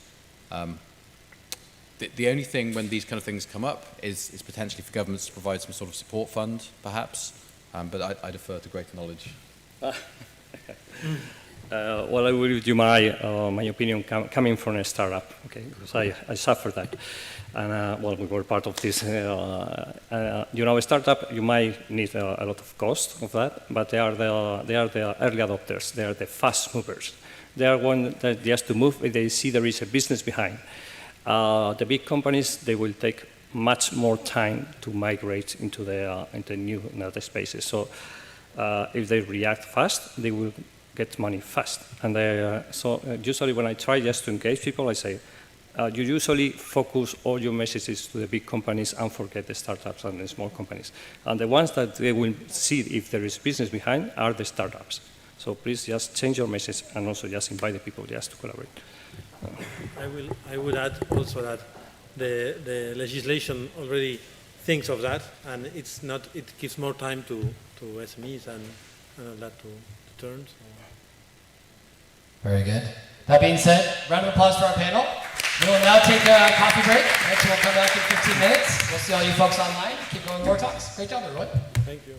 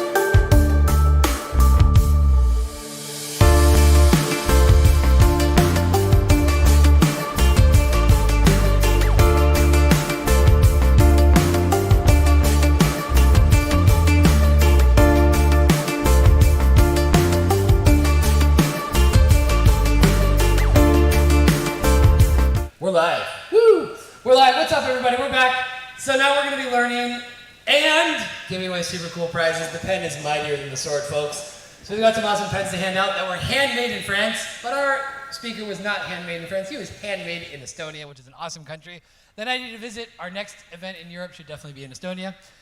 So building an AI-powered data pipeline without vector databases, which will be contrasted by a later talk that we'll be talking about vector databases. So it'll be interesting back and forth. We'll hear on that. Take it away, sir. Go for it. Thank you a lot for the intro. And everybody's coming in.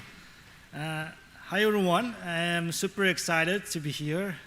And today's talk will be about how to build AI-powered apps without vector database. Because when we talk about building AI-powered apps, which means you are building a data pipeline, right? And first of all, let me introduce myself. My name is Babur. You can call me Tiger, which is in English.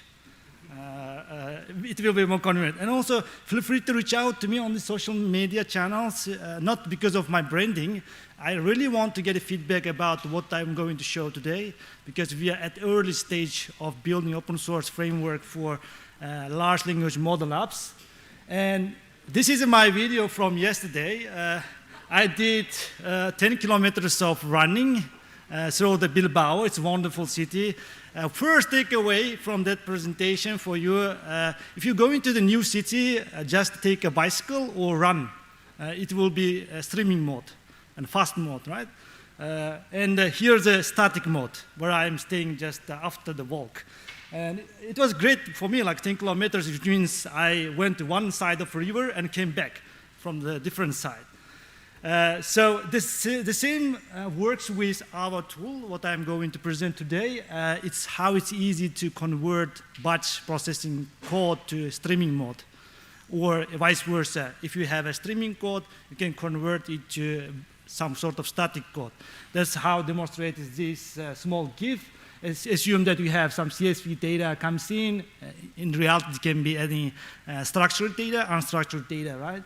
And then you can test it in static mode and just change one line of code to make it streaming so that you can have a real-time data. That's how we call the pathway. There's a project called Pathway.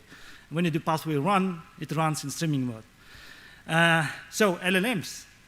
I hope everybody knows, right? LLM, this large language model, because of this popularity of OpenAI GPT nowadays. Because it sets records in January, having a largest user base, right? Billions of people are, they are really started to chat and ask questions, because nowadays even going through the large amount of documents can be simplified using LLMs.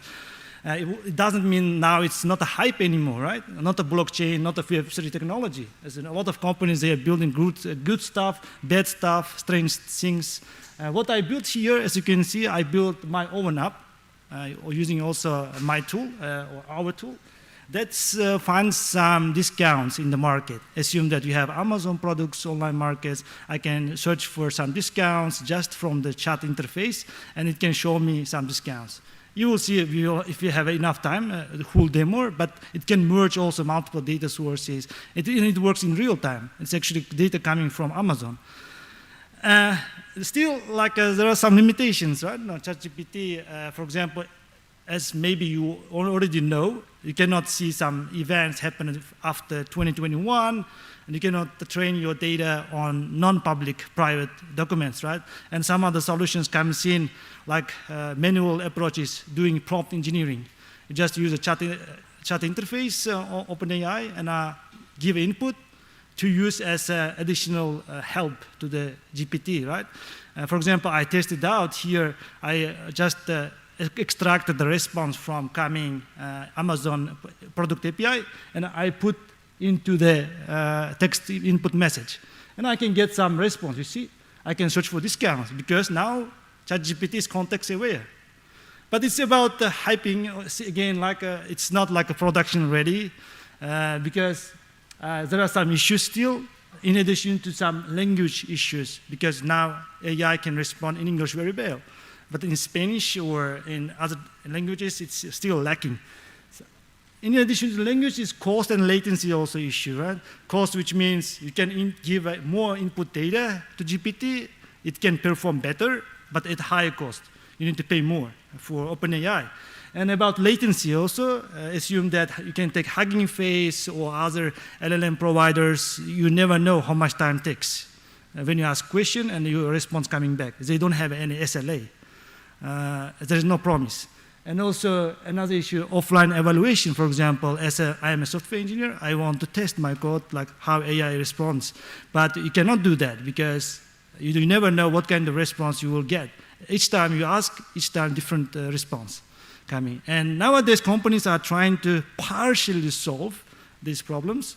How they are solving? Using, again, like two popular endpoints, API endpoints, and Hugging Face also has Azure, OpenAI. Now, if you assume OpenAI, just APIs, we have two endpoints, right? Embeddings and chat completion. What does it mean? If you have a large input data, you just chunk them into small pieces and calculate vector embeddings from each piece, and then use this information as an input to chat completion when you are building prompt. It will be easier and faster, right? Have you ever tried? Has anyone tried to build AI app? No? If you haven't tried, look at this. It's common architecture nowadays. If you look at now Google out, it's a very promising approach nowadays building AI app. Assume that you have some data as an input, right? API, file, database, OLTP as your data source. And what you just build the pipeline to extract the data. And from the extracted data, you just divide again this input data, calculate vector embeddings, and index them and store them to vector databases. That's a special storage that can store vector for future easy retrieval, right? Because vector database is dedicated for good vector search operation. If you think about vector is data type, and vector search is query processing approach, right? And from the other point, if I'm building product, how it looks like.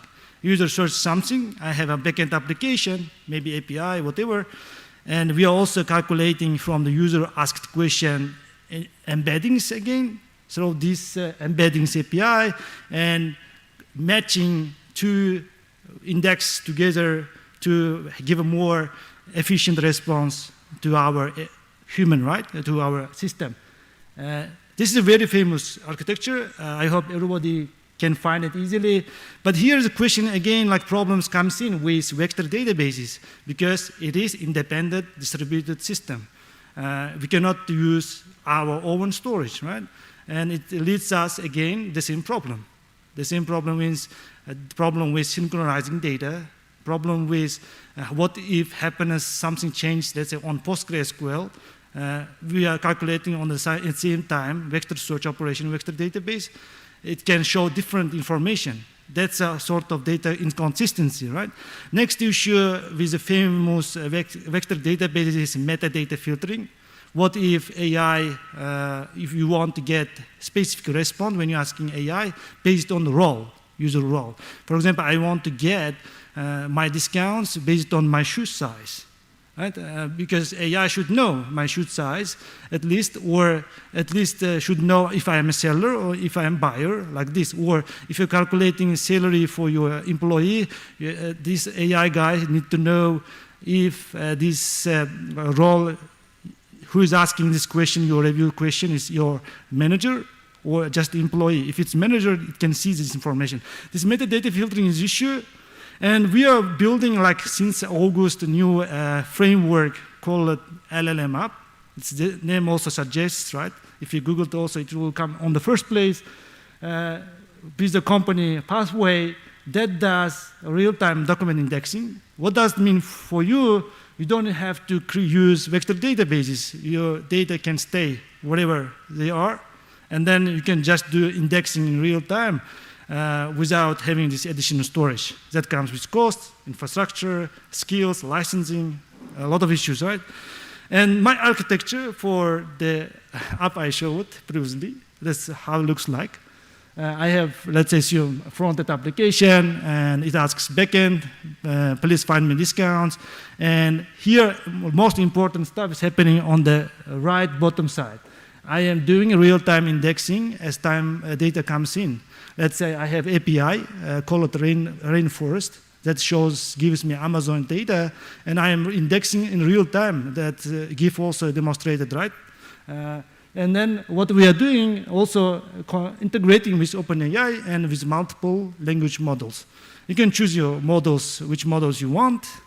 So, and what does give us this vector indexing? Of course, data privacy. You are minimizing exposing of your data using your own data source, right? Like if you have a data on MySQL, you can still use them.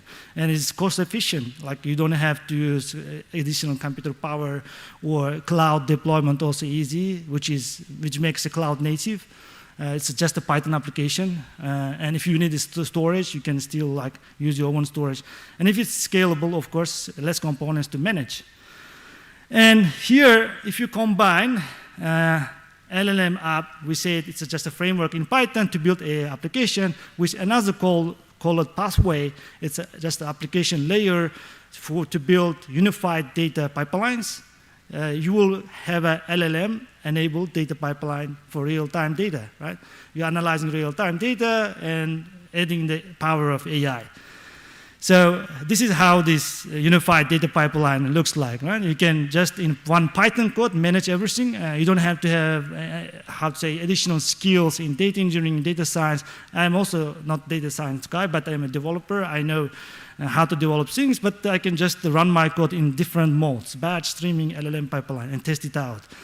And what gives us this benefit, if you look at this popular, very emerging LLM app stack nowadays, a lot of tools, technologies. I think a lot of my colleagues also showed this very complex architectures. This is the LLM apps architecture if you want to build something.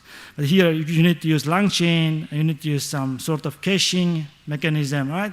You need to have also some APIs, specific APIs if you want to expose the data.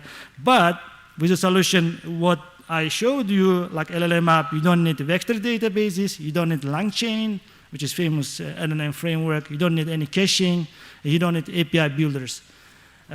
So this is a sort of technology we are working on, still in progress. We have one actually already using startup companies, already applying this tool, because they want to have this real-time indexing happening without even additional storage, right? And if you look at the code-wise, I hope everybody understands Python code, right? It's good enough to see. As you can see, how many lines of code here? Like 1, 2, 3, 4, 5, around 8, maybe 9. Huh? These 9 lines of code is actually my application that I showed previously. If you have CSV data, you're just reading CSV data. If you have more data coming from JSON lines, S3 technology, S3 storage, right? You can just combine this data as well to make more complex applications. From the code side, also simple because library gives us flexibility on that. And if you want to have some sort of customization, it's also open source. But if you have like an enterprise level of application offers you also, instead of using OpenAI, for example, you can also train your data with your own fine-tuning. And also you can customize this memory indexing, how you want to customize. If you want to opt out some data privacy things, you can also write in Python code. And key features, as I said, a lot of built-in connectors. You can connect to Kafka, you can connect to Redpanda, you can connect to any other streaming data tools, right? And as I said, local machine learning models, we are building and supporting more our also private local machine, which is good for enterprise. And also, if you want to give a try yourself, it's easy to start with. You can just add the LLM app to your Python project dependency, and you are good to go. If you're working on the Python, I'm not a Python developer, honestly. Like I built this application also easily because it's easy to understand. I know Java guy, but it's easy. And this is a second QR code. You can, if you want, like you can scan it. But the second QR code brings you, because we are limited in time, 20 minutes, right? I am also giving additional speech at the end of this month, September 29, about how to build a unified data pipeline with Pathway. It gives more like insights, practically how you can leverage these two technologies together. And takeaways, for me, I'm not like against vector databases, but we need to start with simple infrastructure, right? that increases the performance without even worrying about like what's happening with your data or managing like a lot of distributed systems. And you can also use, for example, like pathway technology. It's not like in infrastructure level, like it's not like a streaming database or special dedicated database or like Apache Flink, right? Just use your Python sort of data science tools together with other Python libraries. A little bit integration also good. And you can use also our LLM app open source project to build some AI applications. That's all from my side. Now, if you have any questions, feel free to ask to me. We are a bit, okay. You're on really time. good. Yeah. You're very good. Round of applause on that. Round of applause on that. Do you have any questions from the audience? I will pick on somebody from the audience because you used a very special word that will be mentioned in a later presentation. Who asks so question? So we're gonna get one of these. Alvaro, he mentioned the word Postgres. I gotta know your opinion. So we have a person in the room that if you say the word Postgres 3 times anywhere in the world, he will appear. His name is Alvaro. Take it away. I imagine that. Postgres. Thank you very much. Yeah, so no, I don't disagree with you. I'm a Postgres fan, obviously. So PG Vector. Yeah, obviously, I'm PG and and whatnot, right? But there's, believe it or not, and I'll talk later about Postgres anyway. But believe it or not, there's use cases for using both Postgres and not Postgres. What I find it hard is to find use cases for all the database like MySQL. But no, kidding. There's use cases for everything too. But I find it refreshing, an approach without having to rely on a database itself.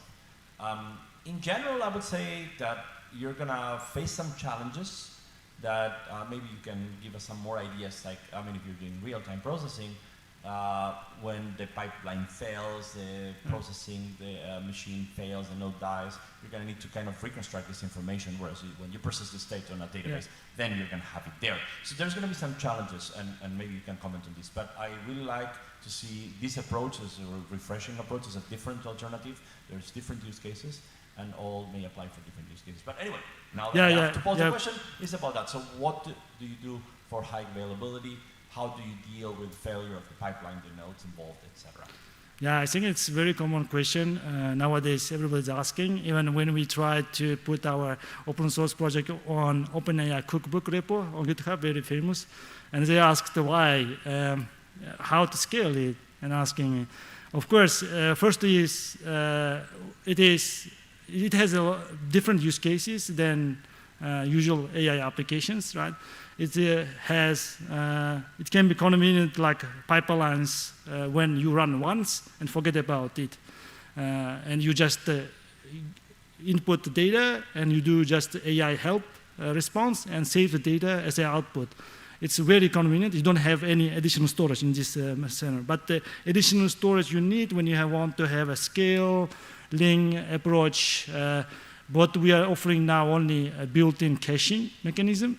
Now caching still exists, but for even enterprise level, we have a special support for dedicated database. Even, I mean, you can combine with vector database in the future if you need one. But I'm also experimenting with PostgreSQL, by the way, page vector stuff. Yeah, because now as companies, even you can read now in the articles, vector databases are cool, but nobody are going to invest anymore in the future because you can invest more in creating special data type in OLTP database. It gives more flexibility, like page vectors. Maybe one day becomes a bit more community friendly, right? I hope that answers the question, or we can maybe take it off and maybe I can explain more scalability issues. It does, yeah. For me, but happy to take it also later and talk more Postgres. Sure, thank you. Yeah. Awesome. No, it's all good. Thank you very much. Cool. We're good. Thank you. All right, our next speaker, who will be speaking about vector databases, but recorded his talk previously, we're going to get him on here. He's from VMware. So, no, it's good to get differences of opinion. I came to fight with him. But you brought pens, and he did not, so make sure that you definitely want to grab a pen. We'll keep these handy. But that being said, we're just going to plug this in real quick and get his talk moving. And so yeah, like I said, it's good to get different opinions. Actually, and why on the topic of Postgres, it was just a few weeks ago that we did Postgres Ibiza, which was an awesome event, by the way, that all of you should attend in 2024.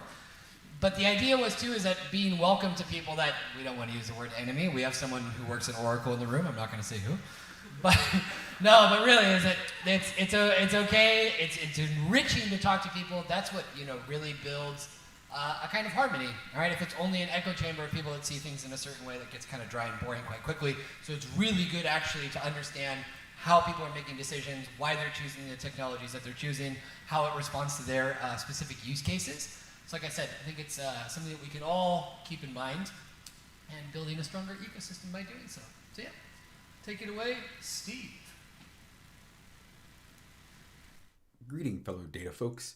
My name's Steve, and today I'm going to be giving you a speedy 10-minute introduction to vector databases. The agenda for today, we're going to talk about what are vector databases, differentiate them from relational databases, and then we're going to talk about some places where they make sense. So let's get started right away with what is a vector database? They're relatively new, so most people probably don't know what they are. The easy answer is a data store that works with vectors, but that's not very helpful. To answer this, let's first talk about what we mean by vector, sometimes also called embeddings. So if you have done some AI ML work, you have probably heard about embeddings. If you haven't, don't worry, you'll learn about vectors, which are embeddings. Vectors is all about turning things into numbers. And what I mean by things usually is unstructured data, like a long body of text, an audio recording. You can also make vectors with numbers as well, but typically right now we're seeing it mostly around unstructured data. And that's because numbers are really easy for computers to understand. So they can turn them into bits and then do stuff with them. Like they can say 2 is less than 3, or you can assign a character to have a certain number, and then you can say A is less than B. You can do all those things once you get to numbers. But what do you do with something like pictures, right? How do you actually do comparisons? You can say, is this picture equal to this picture? But it's hard for the computer to know what else to do with that picture besides equals, because you have to turn it into some sort of meaningful numbers. And that's where vectors come in. Vectors are basically taking a picture, feeding it through a neural network, and then coming out with a vector that actually has semantic meaning or meaning for the photograph.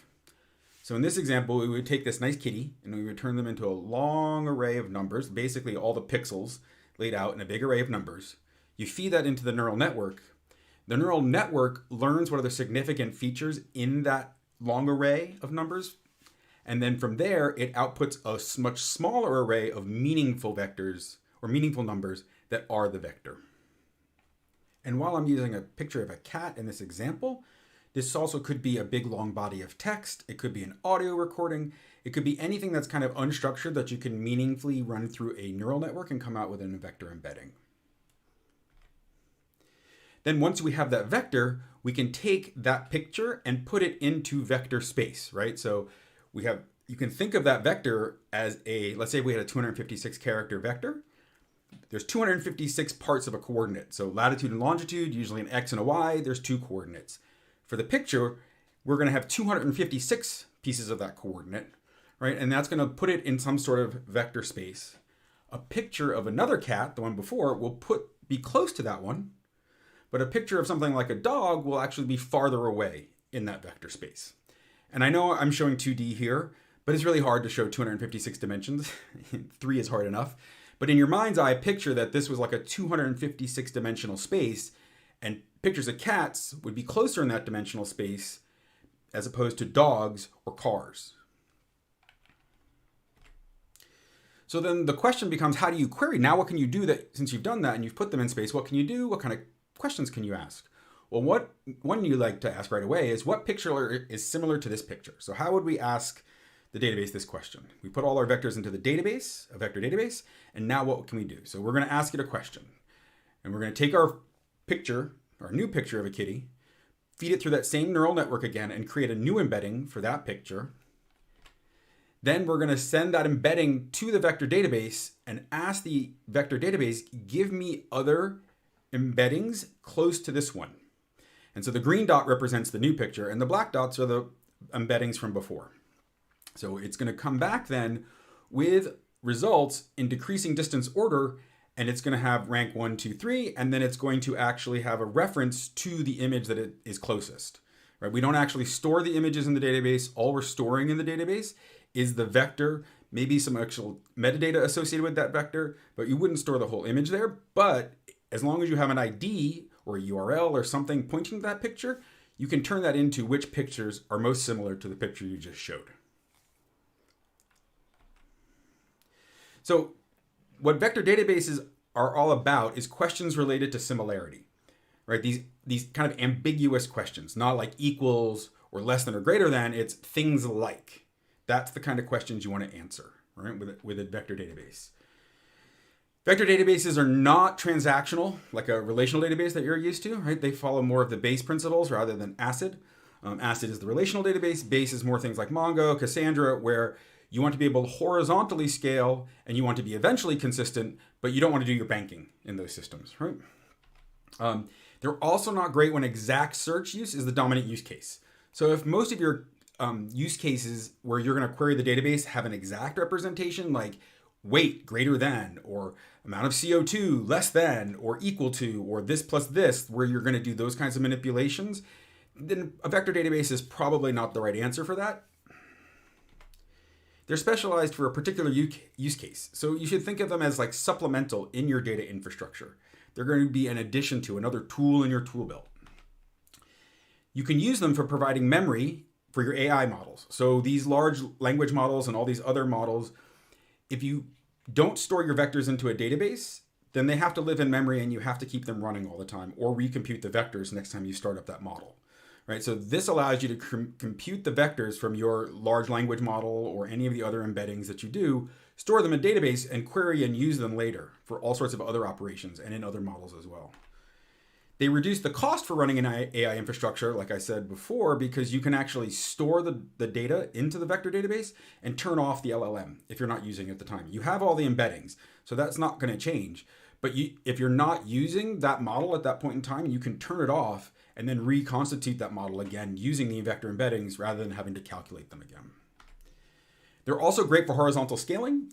Because of the base properties that they follow, they are generally horizontally scalable, which makes them really pretty good in Kubernetes infrastructures, where there's horizontal scaling is the mode that Kubernetes expects. So any of those horizontal scaling architectures, they excel in that situation, which also makes them perfect for microservices architecture, where you might have your relational database going, and that's great for your transaction stuff, but then there's a picture, let's say, that's also uploaded with your image, according to some transaction that you stored. You would send that image through the neural network supply chain, store a reference back to the relational database, and then put the vector that came out into your vector database. And that way you can query your vector database really quickly, but you can also then tie it back to the relational information you have. They're complementary. And you can also think of this as an interface between your data scientists and your application developers. Because the data science people are the ones who are going to be actually calculating the vectors, but the query language that's available inside the database is much more friendly for an application developer. So they don't have to become experts in data science or vectors. They can actually just use the vector embeddings to query it and get the answers they want. So some example use cases for vector databases are search, where your search results are ranked by relevance to a query vector, right? Not like an exact find me all if it has these 3 words in it, but you say, oh, I'm putting in this phrase, find me phrases that are similar to this phrase. Clustering. So it's actually really good for, like we showed with the cats, like putting all the cat pictures together and saying that all the dog pictures go together, like that kind of clustering. They're good for recommendations, right? Because you can create a vector out of what the user has currently done before, or a list of the vectors that the person has done before, find them kind of in the coordinate space, and then say, find me other things in that space that the user hasn't seen. They're good for anomaly detections, right? This is almost the opposite of similarity. Basically, you say, be on the lookout. Here's our normal vectors, and anything that's greatly dissimilar or has a really great distance away, that could be an anomaly, right? Diversity measurements, where you look actually at the measures of similarity, like how much diversity is in your data set, how similar. You can look at the distributions and see the distributions of your data sets in space. And classification, right? And this is kind of like clustering, but a little bit more specific, where you actually like, this is a pretty common example. You feed in a picture of that cat and the system spits back the word cat, animal, like a list of labels that will probably apply to that cat. Right? Those are the use cases. What this means for you is they tend to be horizontally sharded, distributed, so plan accordingly. They do a lot of random reads, so IOPS really matter. The way that you walk a vector database index requires a lot of random reads. Some part of your streaming ingestion pipeline is going to probably handle embeddings. As you start to put structure around this unstructured data when it comes in, you're going to probably send it to a neural network, probably over some eventing framework, and then pick it up, make it into a vector, and then back through that eventing framework, send it into some vector database. On the plus side, they tend to reduce overall data stored in the database. Embeddings are actually a compression. So remember, there was all those bits in the picture of the cat. We turned it into, even the biggest vectors that we see right now are like 2,000, even maybe 5,000 elements in a vector. That's still a lot smaller. It's a single number also. It's not like red, green, blue. So that big picture is going to get reduced to a 5,000 element array. And that's what gets stored in the database. So it's a big compression technique. Given the newer, bigger AI ML push, they're definitely going to be coming for part of your data infrastructure. I think you're probably already seeing this, but just be ready for it if it hasn't happened yet. To sum it up, in ML and AI, vectors refers to the generated numerical representation of unstructured data. Again, it can be structured, but typically now it's unstructured, and these are called embeddings. The vector encodes meaning into a multidimensional space. So it kind of encodes the meaning of that picture into some high dimensional space that you can then ask questions with. Vector databases allow you to store and query vectors. That was pretty obvious. They handle questions related to similarity. They're usually distributed horizontally. And hang on, it should be an interesting ride. Hope this was informational, and hopefully next year I'll be there in person. Thanks.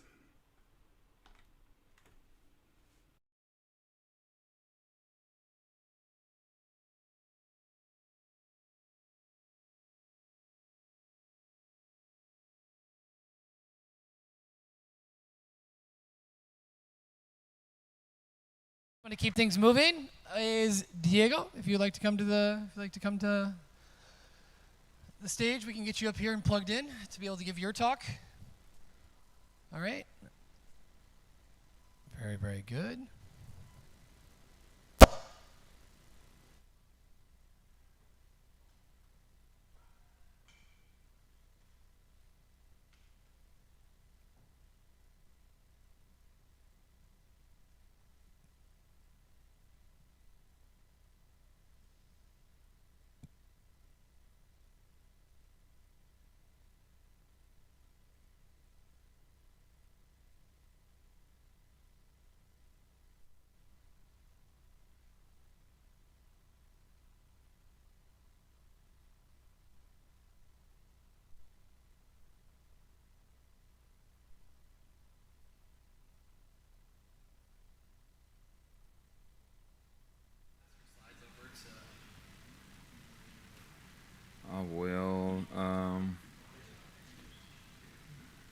It's mirroring, right? So we'll do apply.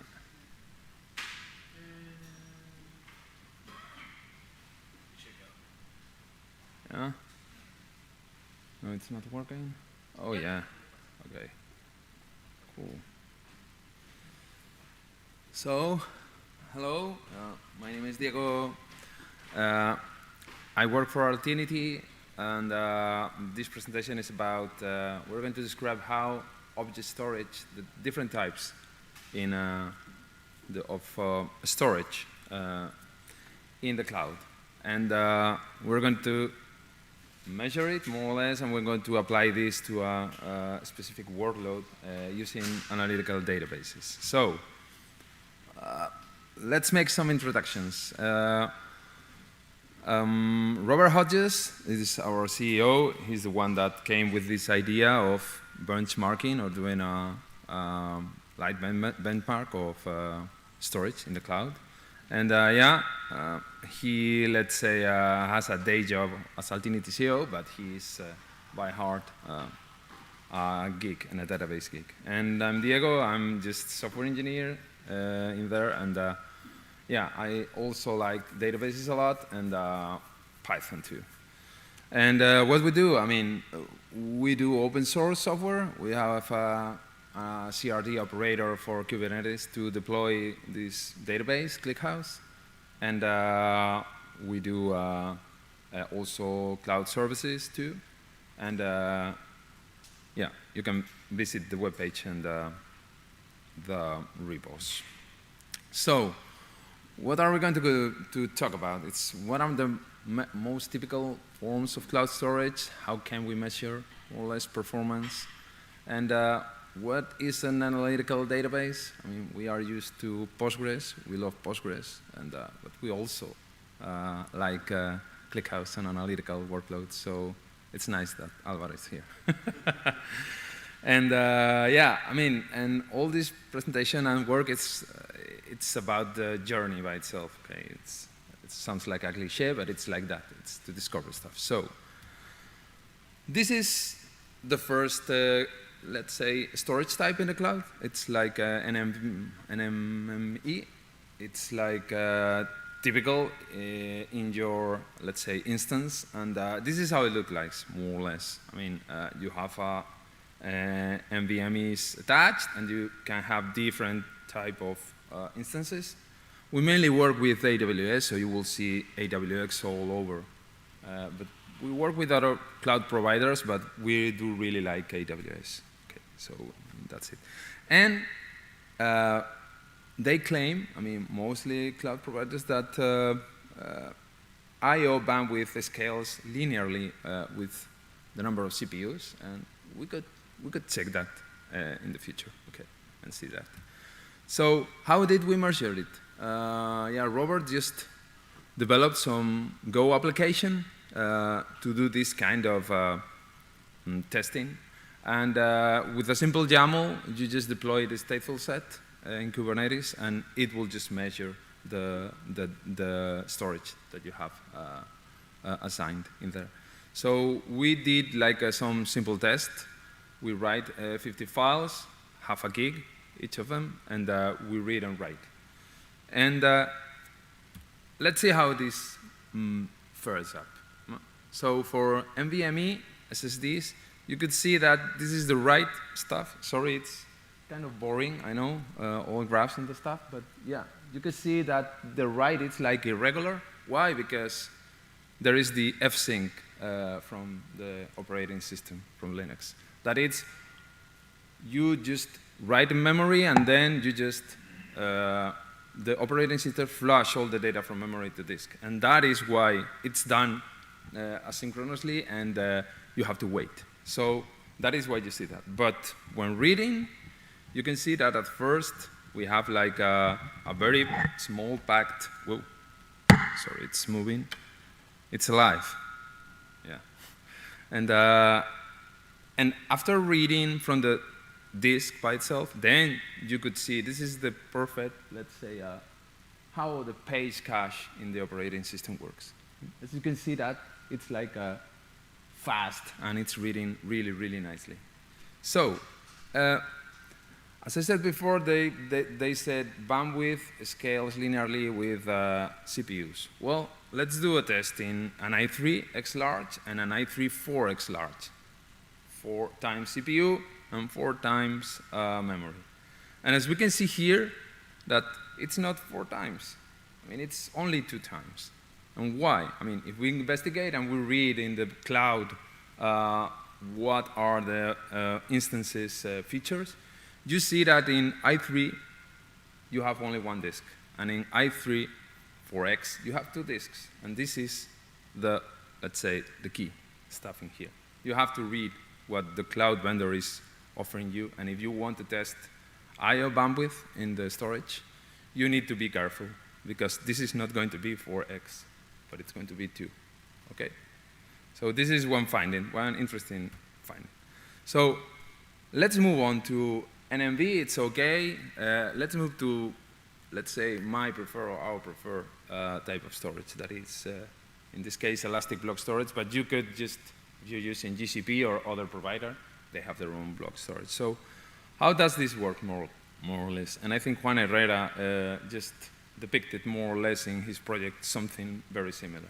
Okay, so it's like you have, let's say, your instances in the host, and then you have a storage area network. And what is this? It's like a big array of disks connected to the computing part, and usually connection is via fiber, and you have like different interfaces. It could be fiber channel or InfiniBand, and you will see that it provides a pretty nice or similar performance to an MMB, because it can transport MMB protocol, SCSI, you name it. So this is the performance of EBS. It's very similar in rate, as you could see, as an MMB, and it's cheaper.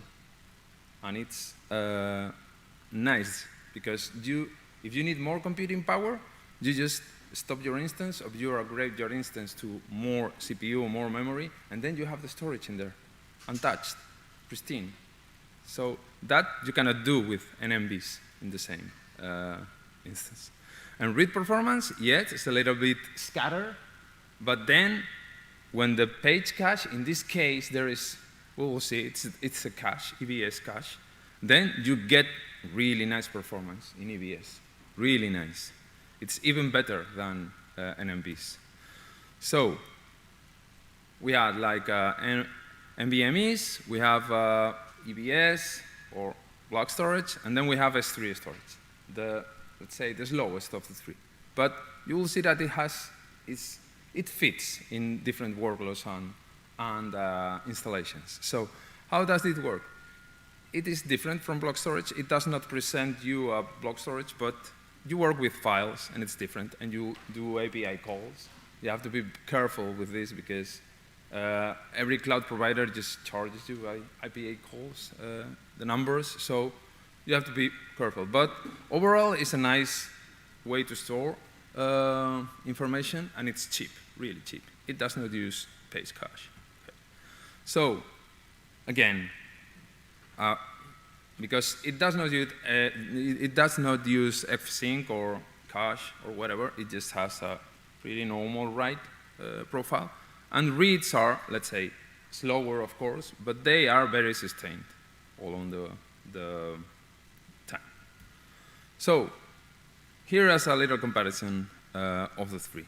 And you could see that in yellow, I mean, yeah, we have S3, but it's very plain, very boring, but it's also nice. And then you have like EBS and NMB. Okay, although instances are different, I mean, this is just for showing purposes. EBS, it's behaving pretty better, I would say, than local MMBs. So yeah, it's a really nice add-on to the cloud. And you can use it Kubernetes or instances or whatever. So cloud block storage is king, I would say. Okay. So we measured this for, let's say, read and write I/O. And now let's move forward and try the same, but using a database. It's not Postgres, it's ClickHouse, it's different, but yeah, I mean, it's a database, and that's it. Okay, so ClickHouse, what is the, I mean, you have to know that Postgres is OLTP, it's transactional. If you have that type of workload, please use Postgres. I mean, it's battle tested, it's like that. But there are new kids on the block, I would say, in analytical that are not BigQuery or Snowflake. And ClickHouse is open source. It just understands SQL or ANSI. It runs on whatever you want. It really runs nicely in Kubernetes. We have the operator. So if you're going to scale and install and deploy in the cloud, please use a custom resource definition, an operator. I mean, it will just give you high availability. It will give you scalability.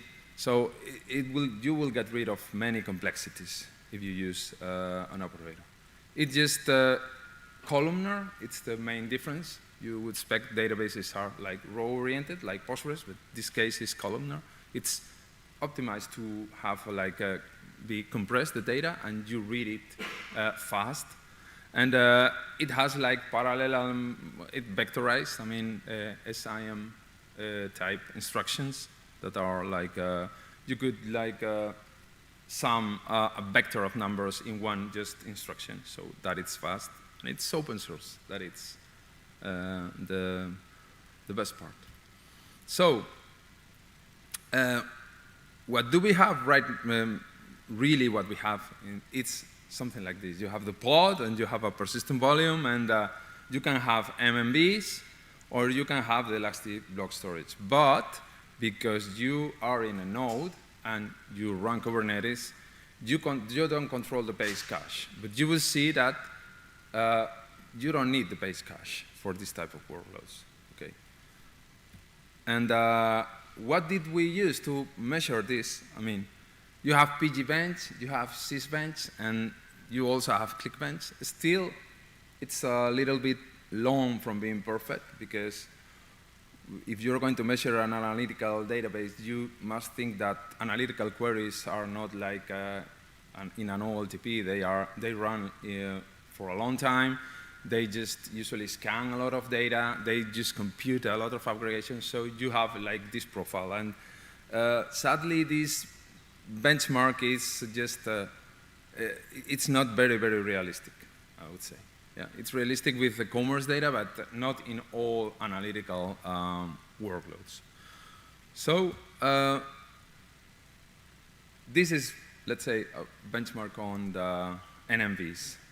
So yeah, I mean, you see the cache and the direct, and yeah, there's almost no difference. But we saw difference reading and writing files, but we don't see any difference here. So there must be something behind the scenes, and that is ClickHouse, as you will see. And here, on EBS, yeah, you have the cache, and as you can see, compared to this one, yeah, the cache is better. And you could say, yeah, it's very fast. And why the cache if you can control the base cache? Why do you have this cache here and it's behaving like that? Yeah, because EBS volumes, they have cache. They have a proprietary cache, and it's really fast to use them.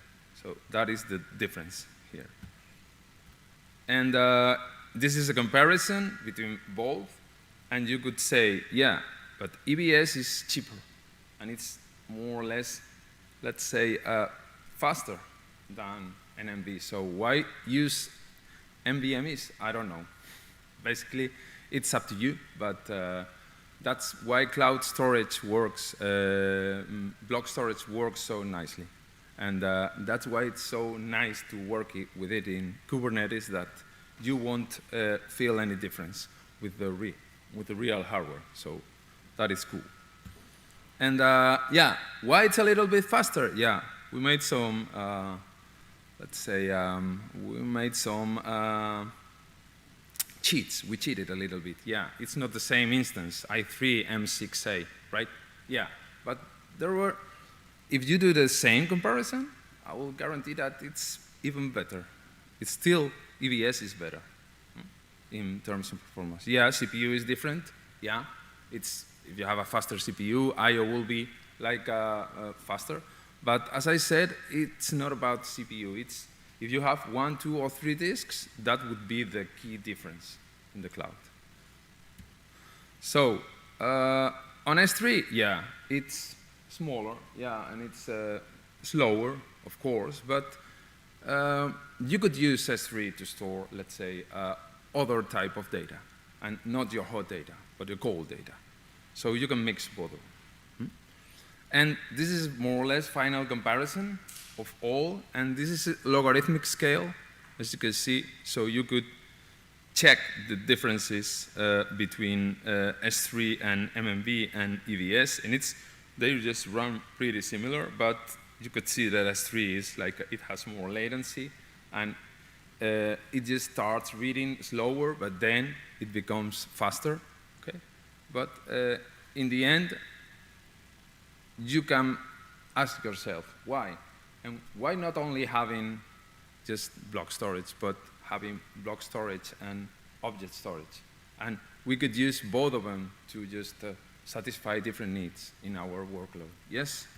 I mean, this is one of our conclusions. I mean, you could have a block storage or where all the whole data is, and you do the queries in there, but also little by little, because your data grows a lot and you're growing and growing. I mean, storage is not cheap. So you can't have all your data in EBS volumes or in block storage volumes.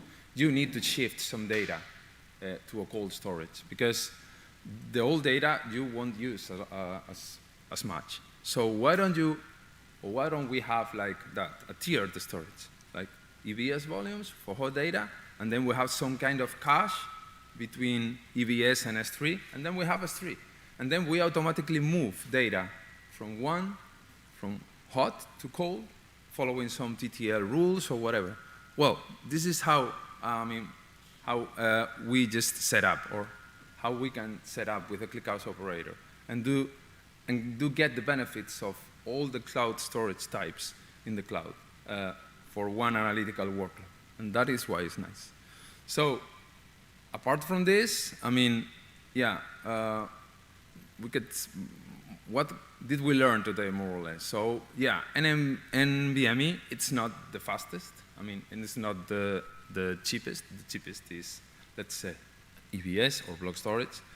Yeah, the VM affects the size in the bandwidth, and you have to read that, not only AWS, but other cloud providers. If you have 1, 2, 3 disks, that is important. You need to think about that. ClickHouse, because it's compressed, it reads data compressed, it uncompresses in memory, and all this stuff is doing, it's really fast. So you won't feel the I/O lag. It will need to read few data, and then it will uncompress in memory and do the computation in there. So that's why in the benchmarks you did not see like a big difference reading from the disk, okay? And it's important to know, yeah, the cache. I mean, if you have a cache between the S3 and the EBS volume, it's really nice. And if it's write through, even better, because you can write and you can read, not only just get the data from S3, read it. And yeah, audio storage, I mean, it began like being something dismissive, but right now, I mean, every major organization or startup or whatever, they use object storage to just store data in there, cold data, that you can then use another, like a data lake or any other, let's say, solution to manage your data, and you manage the life cycle of the data. So it's really nice to combine both into one workload. And yeah, just to finalize some information, if you want to try the utility, it's KyoPerf. You just go to GitHub/Altinity, and you can go to the ClickHouse operator or KyoPerf, or you can check our blog, and that's it. So thank you very much. I hope I did not bore you a lot. Not at all, not at all. Very, very good presentation. Any questions? Yes. Thank you, very interesting. And just a quick question. The comparisons you've done are about reading, mostly, if I'm not wrong. So when making that same comparison, when writing, did you have the same results? Sorry, come again? when writing, when making a comparison when you are writing to the disk, yeah. Only writing. Yeah, in EBS versus NVMe. Yeah, I mean, yeah, I could show you. Yes,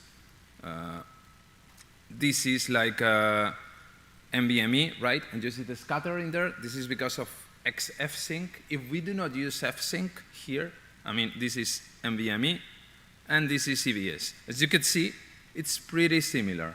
The scattering effect, very similar. Why? Because of fsync. And the problem with fsync is we saw a lot of discussions between, for example, Red Panda and Kafka. They were saying like, we have like, it's a more performant, this new version of Kafka, because Red Panda, you don't need fsync. And basically, if you, you can ask Alvaro, if you need durability, you need fsync. I mean, you cannot tolerate to lose data. Lose data in this world is like crucifixion. I mean, so you need to use fsync in the tests. I mean, that's what we are going to use always. And even every major database uses that at the background. Yeah. So yeah, I mean, you could improve numbers, yes, but you will be losing. I mean, you will be risking losing data. But it's like the very same. And GP3 is cheaper, faster, and yeah, you won't feel the difference. And if you want to scale out or in, I mean, I want an MI65X or 4X. Yeah, you just change the instance type, and that's it. You will have the storage in there. Not a problem. Thank you. Perfect. All right, let's keep it moving with our next speaker. Alvaro, if you want to bring your stuff up to the stage. Yeah. A round of applause to Diego. Very, very good talk.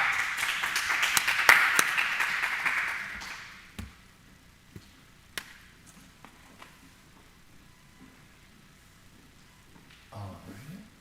What? I can, yeah, no problem. Alvaro can use his laptop, somebody else's laptop. When we did a CNCF meetup in June, Alvaro actually did his presentation without slides, which was Angel's recommendation, and it went really well. So it was never a problem. And always looks. You want slides? Yeah, I think we're gonna get slides. We're gonna get slides at a lot. It's up to you, honestly.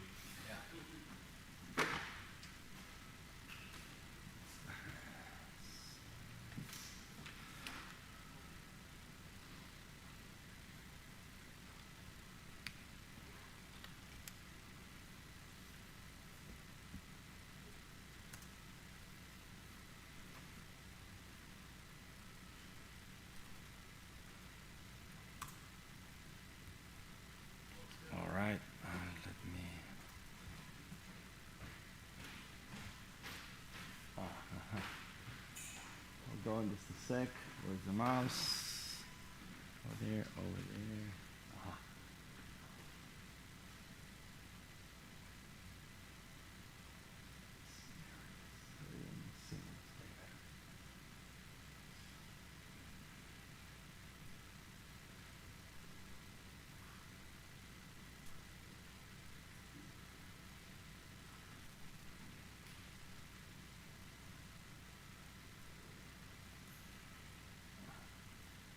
Bart, may I have the microphone?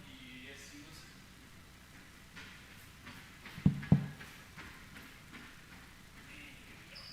Actually, oh, thank you very much. Here. Okay, man, not that one.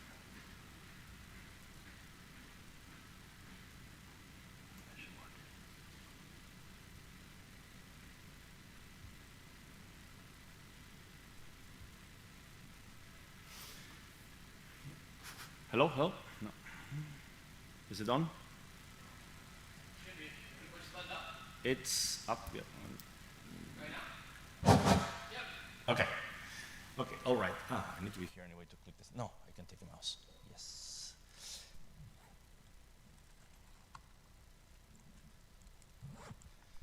It's a bit of a poor clicker, but yeah, I think it should work. All right.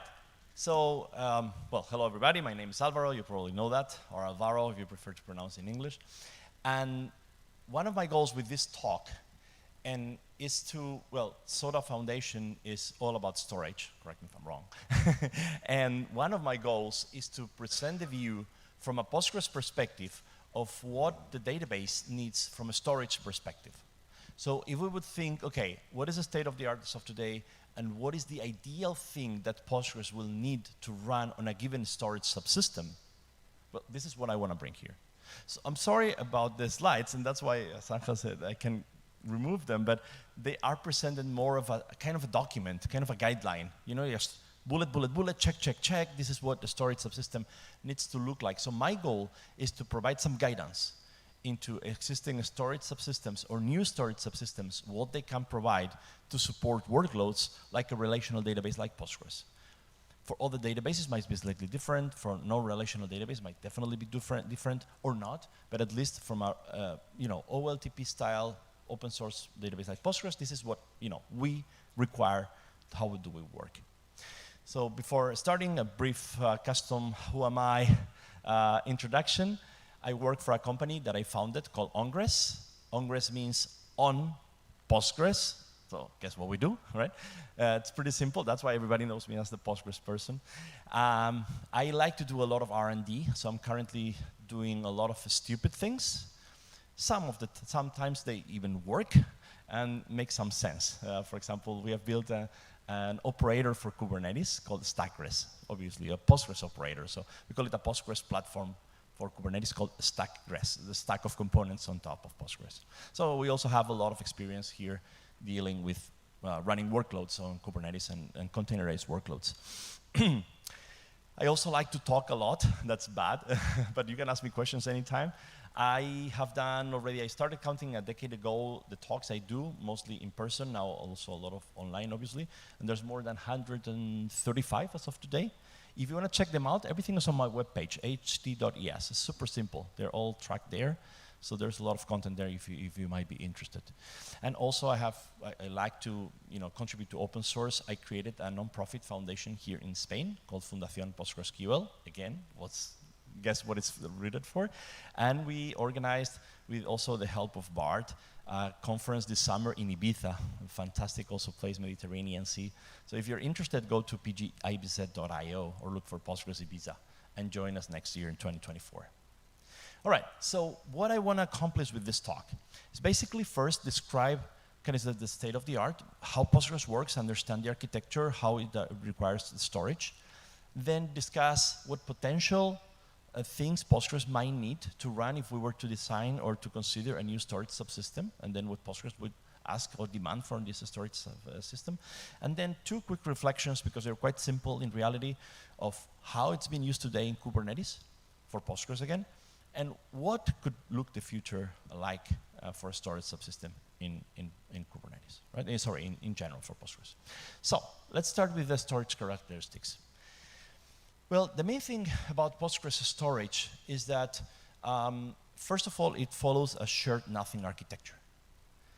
Most databases of today work like this, meaning each database node has an independent copy of the storage. This has advantages and disadvantages, but as of today, it's the most used pattern to databases. So what we do, or what Postgres does for high availability, is that it supports a replication protocol, which copies the data over from a primary instance to one or more replicas. This replication happens over the network, over a custom TCP protocol called the Postgres protocol, under a sub-replication protocol mode. And what is important from a storage perspective is that it sounds like this could be an opportunity for using some storage replication mechanisms. Because if the data is the same, why don't you use a storage replication? Well, reality is that it logically contains, actually even physically contains the same information, but you cannot directly use a copy of the replicated storage. Why? Well, it's small details in reality, but first of all, replication can be, and by default is asynchronous, which means that the effective data that you have in all nodes will become the same eventually, but from a temporary perspective may not be the same exactly, and this may cause differences. Also because there's temporary storage. For example, when you're running a query and this query uses a lot of memory that doesn't fit on the parameters that you have configured for limiting per query memory, you may end up having to spill to disk. So it's essentially a file system that needs to be read-write, so it cannot run read-only mode. And it's not exactly the same as the primary instance, even though it contains the same data. It's also because the process of replication works by taking the differentials from the database, called the WAL files in Postgres. It's basically every time you do an insert or an update or a delete, that generates a transaction record that contains that change. And it's those changes that are streamed to the replicas. Then the replicas need to read those changes and apply to the files on disk for themselves. So that's why, again, this copy is different. So in summary, about this slide, what I want to mention is that you need n copies of the data for n instances of the database, which are typically used for both high availability and read-only scaling of queries. But you can not use directly storage techniques for storage replication. There is actually ways to avoid Postgres streaming replication and use a storage replication, but it's going to imply to have the one or more nodes in a passive mode. It's actually turned off. So you're wasting resources. It's more convenient to use Postgres native replication because the nodes that are not the primary can serve read-only queries. Not read-write queries, it's a single write instance, but at least you can serve read-only queries. All right. Block size is always important in storage subsystems, right? And there's a lot of discussion here. Postgres has an 8 kilobytes or page size, which maps between the storage and the memory. Inside of each 8 kilobyte block or page in Postgres terminology, there is a structure, so there is an index, there is tuples, that's the rows, and this index points to locations of these tuples. Tuples that are larger than 8 kilobytes are offloaded to external storage. There's a story behind all this.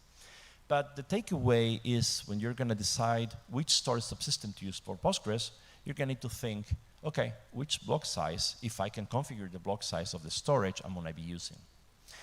One option is obviously aligning to 8 kilobytes so that it matches exactly what you have in Postgres land. And this could probably work well, but then you may also change the block size of the storage. If you make it bigger, which is typical for network storages, then you are introducing a problem called write amplification, where you write only 8 kilobytes in Postgres land, for example, when you write an index page, which might be kind of randomly placed on the disk. And then if the block size is, let's say, 64, you're going to write 64 kilobytes to the storage subsystem, which you're multiplying the I/O by 8. But this is also more efficient, probably, from the storage system. So it might even or out. So an alternative that some people explore is to use larger page size for Postgres. Unfortunately, this is not a configuration parameter. It is rather a compilation parameter. I mean, it's not easy, it's not hard to change. You can just go and change it and recompile Postgres, but not everybody recompiles Postgres for themselves, even though it's not a difficult thing to do. Well, that's something that it can be explored. Again, what I'm trying to provide here are just guidelines, ideas, things to explore. But in reality, most people run Postgres with 8 kilobytes. So there's little experience about running Postgres with different page sizes, even though it's technically, and works very well. I mean, I've done it with varying results. But most people, if you use something that's already compiled, if you're going to use a container image that is already compiled, it's going to be compiled with 8 kilobytes. So the only option for you is going to be changing the storage block size and potentially incurring in write amplification.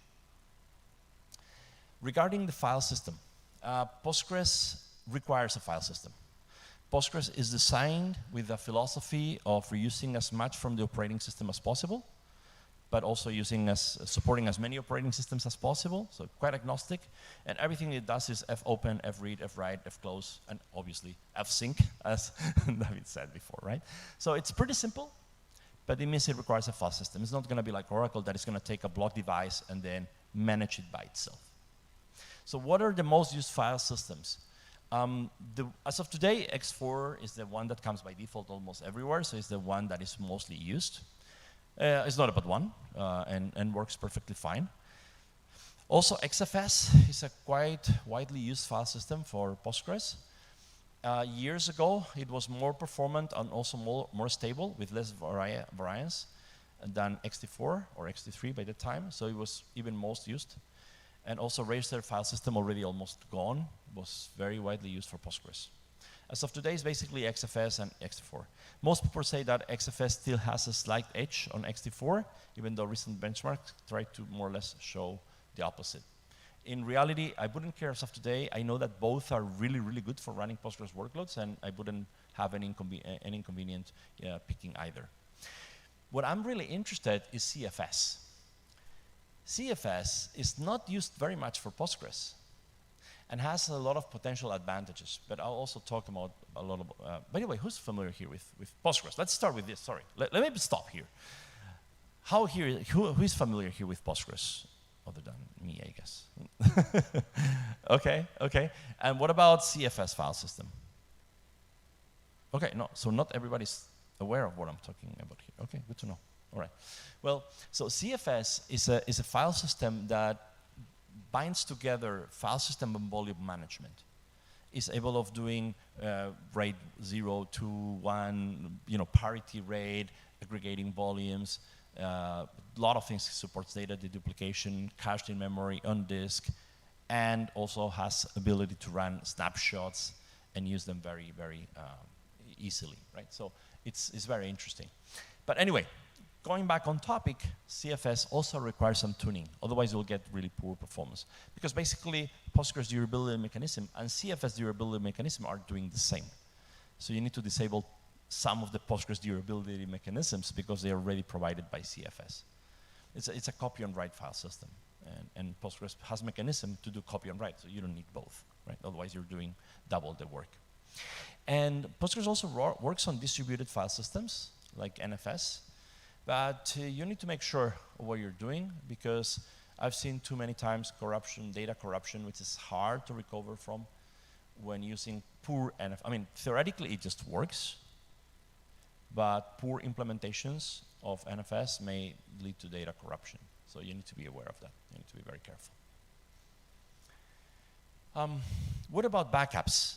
If you see, I'm trying to approach all the angles from what you need to have from storage perspective for running Postgres. Postgres backups are physical. Some people will say, oh, take a PG dump if you know about something like Postgres, and that's a backup. Well, that's not a backup. That's a snapshot of the database. So Postgres backups are physical. And a backup is essentially two things. One is a copy of the file system. Postgres stores everything, with some caveat, but essentially everything in one directory. So if you copy this directory, that is part of the backup of Postgres. Apart from this copy of the directory, you need what is called the WAL files. The WAL files I mentioned already is these differential files that contain a description of every insert, every update, or every delete that happened to the database. If you take a copy of the file system together with these WAL files, then you have a perfectly valid Postgres backup. This backup allows you to restore Postgres to the latest instant of time, as well as going back in history to any time before you copy this directory and go back in time, what is called point-in-time recovery. So in principle, you can just copy this directory by calling one Postgres function before and after, called pgstart backup, with a label that you pass, and pgstop backup. And that will ensure backup consistency. In reality, the backup, the way it works is, and these functions are very light. It doesn't impose any additional workload on the database or puts the database into a special backup mode where it's like barely usable. Not at all. You can continue using your database, doing anything with it. They just add some markers. And when you restore from a backup, it will enter recovery mode and perform a series of operations to ensure consistency. So that is essentially what is necessary for taking a backup. Now, if the storage subsystem supports snapshots, this could replace this copy of the directory file. You still need the WAL files, these differentials. Otherwise, you have only an instant of time of the database. But a real backup that will go until the latest moment and you will not lose information also requires the WALs. But snapshots are a cool technique and a good way of replacing this copy of the directory. In this case, you can even remove these calls. They're recommended. Using them will make your recovery shorter, but not necessarily needed. And there's also the concept of differential backups. A differential backup, so it's hard to understand sometimes, but we have what we call the base backups, which is a copy of this directory, and the differentials that happen in between the WAL files. Now, if the copy from directory till the next time you copy the directory again, they don't change much, you may take also the differences only. And this is what is called a differential backup. And that's another option for taking backups in Postgres. Okay, so this is more or less a description of the architecture, the most common subsystems, so the file system requirements, block requirements, backup requirements. Now, let's talk about what I would ask today for a storage subsystem to run Postgres, reliably. Obviously, one of the first questions is, okay, performance. Give me a characterization of performance. And I specifically avoided here to bring numbers because those may vary too much from environment to environment. So let me just give guidance instead. First of all, yeah, the faster the better, blah, blah, blah. This is so obvious, right? But what is important is that many use cases for Postgres are I/O bound, like many databases. No surprises here. Sometimes they're CPU bound, and you don't care about the storage. But more often than not, they are I/O bound. Typically, the way to distinguish I/O bounds from CPU bound is the type of queries, but definitely the size of the database. When the size of the database is large, much larger than the size of your memory, it's going to very likely end up on an I/O bound workload. Now, what is more important? Latency, throughput, random access. Postgres has two main mechanisms: accessing the data itself and reading and producing these WAL files that are the mechanism that Postgres uses for durability. These WAL files are very sensitive to latency. So if you wanna, because they do an fsync, as David said before, right? And every time there's a record written, there's gonna be an fsync. Could be done, and by default is per transaction. Every transaction that writes something to disk is gonna cause an fsync. And fsync is heavily dependent on latency. So the lowest latency, the faster the fsyncs are gonna be, the faster the WAL record writing are gonna be, the faster the transaction will commit. So transaction commit when you're writing data is going to be highly dependent on storage latency. When you're accessing the data contained within the tables, then there's two ways of accessing it. One is sequential scans, which is typically when the operation is called sequential scan on the database. When you're reading a large table, for example, you just need to read it from top to bottom, and this is going to be sequentially spread out I/O. So throughput for sequential I/O is gonna dominate here. But when you're accessing an index and when your query is going through an index, it's going to be mostly random I/O because the index spaces are likely more scattered throughout the disk, and so random access patterns are going to dominate. So we cannot draw a big conclusion about the throughput and whether it's going to be scanned sequentially or randomly. It's going to happen both. Yeah, so pretty much you need everything. Now, there is the option to optimize this in several ways. And Postgres, I said already, because of replication characteristics, you're going to have a copy of the data per node. Now, within a single node, are you going to have one disk or multiple disks? A good storage subsystem should be able to accommodate the need for multiple disks too. So why would you use multiple disks for Postgres? Well, typically you will use one for the main directory called PG data, which is where essentially most of the data resides. But then you can separate parts of this to different disks. And these different disks may have different performance profiles. So you can optimize for different performance profiles. For example, the WAL files that I already talked a lot today already, that they are very latency sensitive, they're typically not large in size, and they're recycled over. So with a small disk, and small could be in the order of 100 gigabytes, I'm talking about large databases, so not really big, you can use very, very optimized high IOPS subsystem, and you will do very well because you will optimize for this. Application logs, Postgres logs, can also become in large volume, especially if database administrators screw up, which they do sometimes. They want to log everything, and that's too much in Postgres. Then you can generate a lot of pressure on the logging side. Now, loggings are asynchronous, so you really need just high throughput to this and big storage for logs. And you separate them, you don't detract the storage I/O capabilities from the main database disks. Obviously, backups can also go in separate disks. And last but not least, you also have table spaces. And table spaces means that Postgres has to separate different subset of tables or indexes to different disks. Maybe you want to set a table space with a slower disk for cold data, and you can send them to a slower disk. And that is also, totally an option.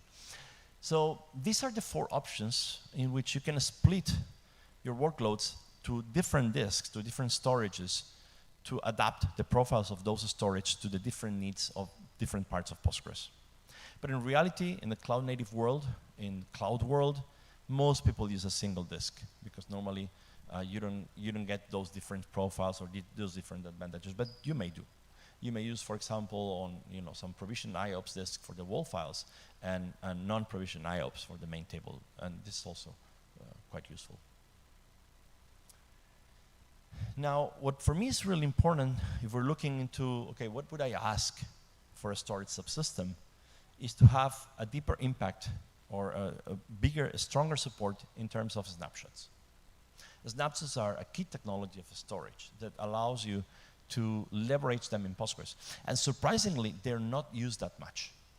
They could be used for many more things than they are used today, but they are not. First of all, I already mentioned, you can use the snapshots for your backups. They're kind of a substitute of copying this PG data file with calling these functions before and then.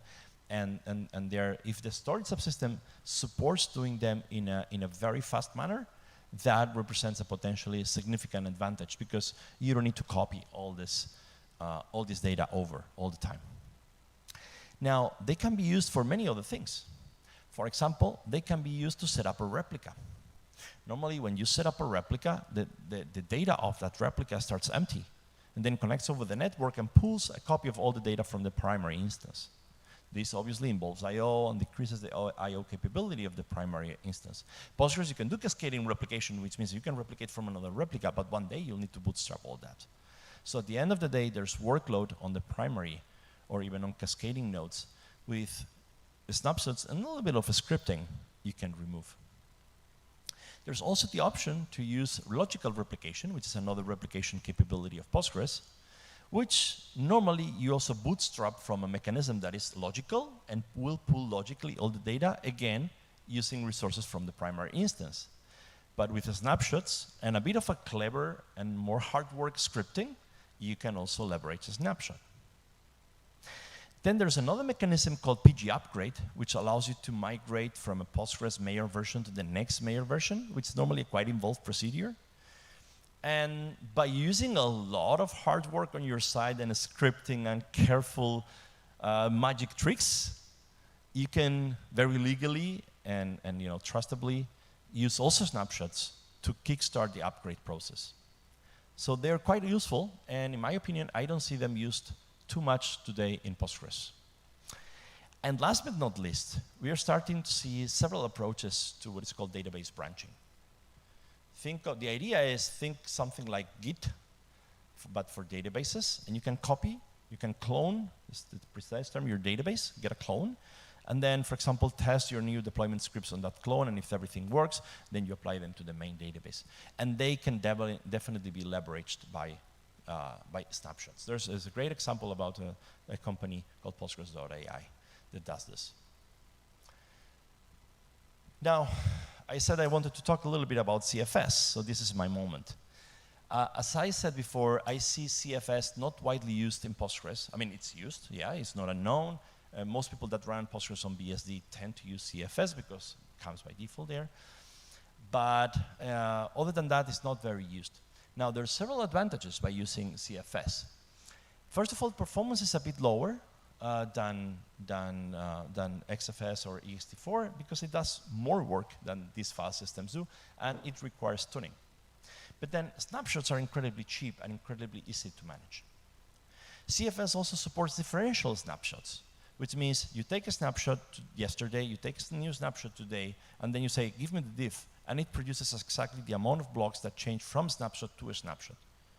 This you can combine with backup techniques to achieve very easily differential backups, to stream them outside of your host and have them elsewhere. So you can do a lot of things with differential backups. But you also have compression, built-in transparent compression. And while the storage of Postgres being row-oriented do not compress too much versus something like columnar that ClickHouse uses, that's why ClickHouse also has internal compression, this pretty much achieves 1.8 to 3x storage compression for free. You don't need to do anything. Just use the file system. And the performance difference may be impact, maybe negligible or even positive, because then you're doing now less I/O. And this just comes with the file system by default. So even though if you compress 2x or 3x, you're saving tons of storage on databases, which can be terabytes, right? There's also encryption. CFS also comes with encryption. And encryption is also transparent at the file system level in this case. The performance impact is also very, very small, and checks a lot of check marks that some enterprise requirements have on data storage, that they want it to be encrypted. Now, the only difficult part here is that encryption also, CFS in general, requires loading a module into the kernel, and this is not easy everywhere, especially definitely not in Kubernetes. So, 2 last thoughts about how it's being used today in Kubernetes. In reality, it is pretty simple. Almost everybody uses a storage class. So Kubernetes already provides a storage class, which is an abstraction over a given storage implementation, which potentially uses behind the scene a CSI, a container storage interface, which is a custom driver to interface with your storage. It's a simple, it's not, I don't have too much more here to say, because it's this simple. Now, against this storage class, you may dynamically provision volumes. Some operators provision just one volume for everything. Some others offer you the possibility to provision different volumes for the main PG data, for the world files volume, and even for table spaces. But this is pretty much the case. Some other operators allows you the opportunity to bring your own PV, your own provision volume, so that you don't need the storage class directly. You create a provision volume and you import it into the operator. But most of the cases is using it directly. And some also use the Ceph file system, which is a distributed file system. It works well in principle, but there's not much experience in the books on running Postgres on top of Ceph. And my last thoughts, what it would be to run Postgres, or what is the future ahead for storage subsystems for Postgres? What can we ask from them? Well, the first thing I would say is that in my experience running Postgres with very large databases, NVMe really plays a significant difference in our case. And today cloud storage is more used than NVMe, and I think we kind of need to go a little back on this and make sure that storage that is based on NVMe is more reliable. As of today, it's typically ephemeral. It goes away with your instance. And even though Postgres does streaming replications, you have multiple copies of it. It's typically configured asynchronous, which may involve data loss. So that's why there is a strong preference for network storage. Now, if there's a new storage subsystem driver being developed and could leverage local disk, but with higher warranties of reliability, this could be very compelling for Postgres. The other one is obviously, after what I already mentioned, to make snapshots even a more first-class citizen than they are of today, and leverage them for all this process throughout the life cycle of Postgres that I mentioned, that you can use them for. There's also now a new trend, which is to move back to shared storage. I said this is all about shared nothing, and now there's shared storage. There's mostly Aurora, Amazon Aurora, that created this, and now Google also has with AlloyDB, and there's now an open source project in Postgres land called Neon that are doing exactly the same. They're based on copy and write and a totally different architecture, all networked. So there is some push to go this direction. It has advantages and disadvantages, as with all technology.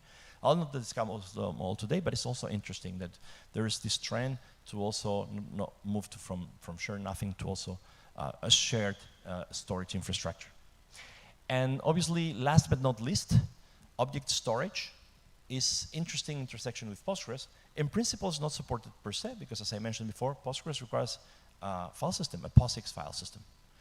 And object storage is not a POSIX file system. So there's 2 options to use object storage. One is to use an emulation on top of the object storage that presents as a POSIX file system, but they typically don't perform very well, and almost nobody uses it. The other option is to use a Postgres facility called Foreign Data Wrappers, FDW, which is kind of an API to expose data external to Postgres as if they were Postgres tables. And there is some storage drivers that use S3, expose S3 as tables, and then you can use this for storing data outside of the database with the characteristics that object storage has. And this is it. I mean, it's a short presentation, but I just wanted to bring some ideas, some concepts about how this works.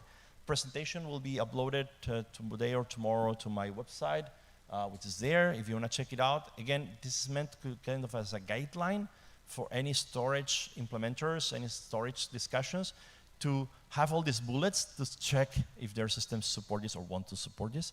And I hope it was useful, and feel free to reach me out now, later, and obviously on the internet anytime. Thank you.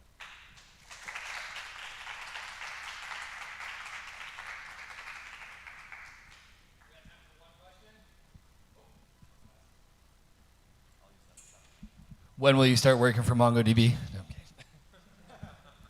Just a quick question.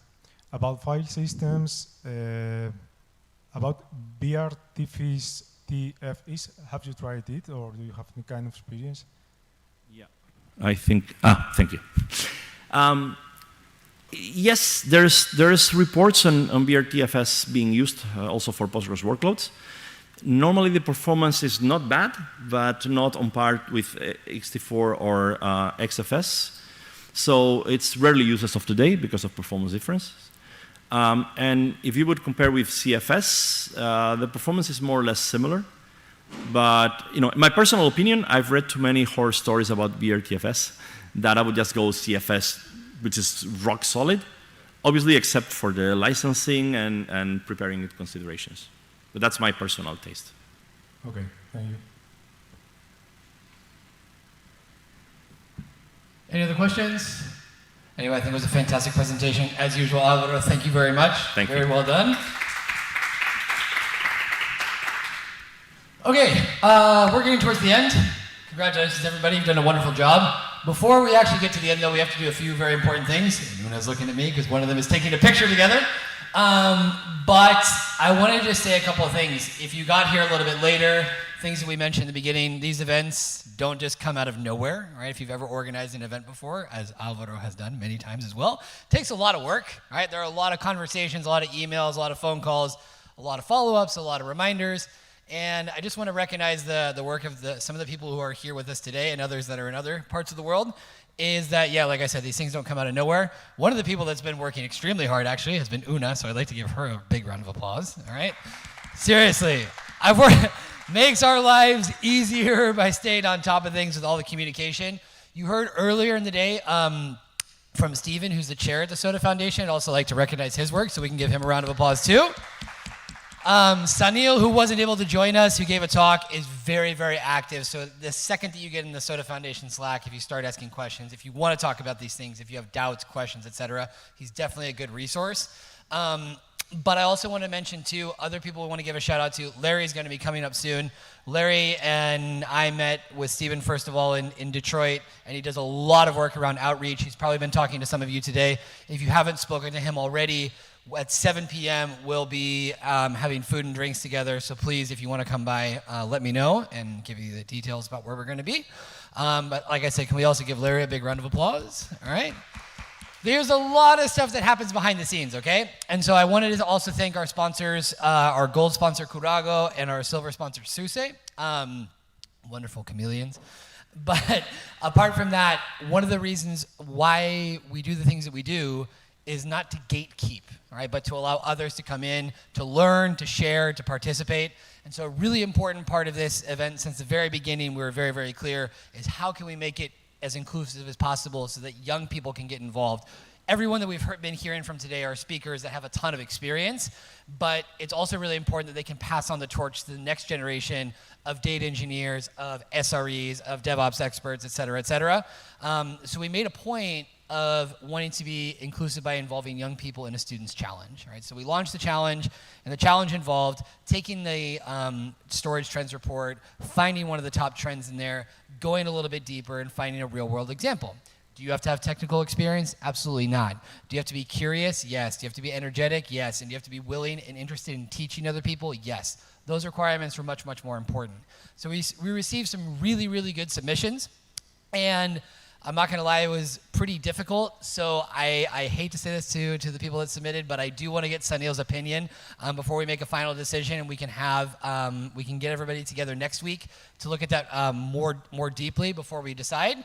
Everyone that participates will have access to a mentoring session with myself and Michael Cade, who's very passionate about knowledge sharing as well. There will also be certificates of completion for everyone who participate in the challenge. But I do want to get a second opinion before we give that out.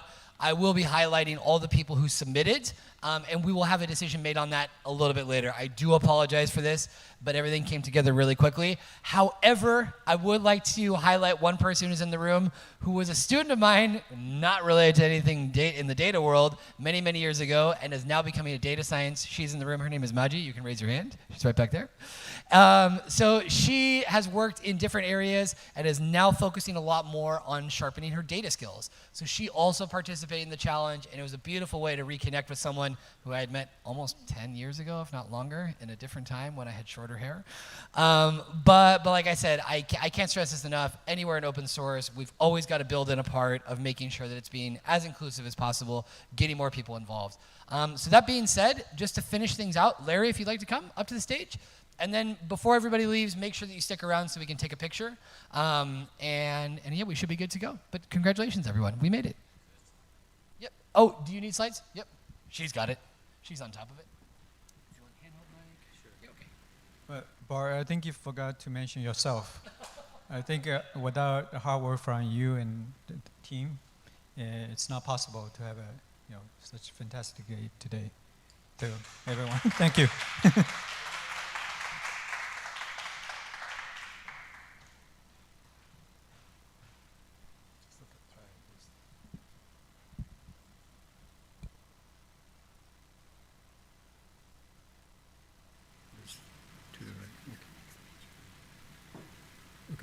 Hi everyone, I'm Lawrence Lai, co-chair of our outreach committee of Soda Foundation. My other co-chair is from Intel, Shane Wang. He's not here in China. I hope everyone had a fantastic day today. I really enjoy a lot of talks and everything, learn a lot of things.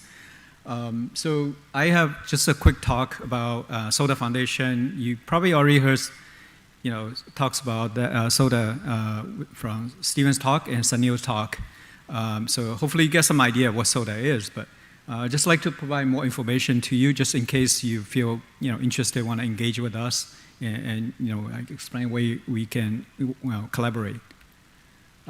Steven probably already mentioned Soda Foundation is an open source project under Linux Foundation, right? And we're focusing on data storage management. So it's typically as a Linux Foundation project, we have a kind of organization similar to many other Linux Foundation projects. So I have a governing board on top, overlooks everything, and then underneath you have very important have a technical oversight committee focused on driving the roadmap of technical aspect of the projects. And then you have EUAC, which is the End User Advisory Committee, which is kind of unique from Soda. This is consists of the end users that give directions and requirement. And sometimes they also do POC testing, provide feedbacks to Soda.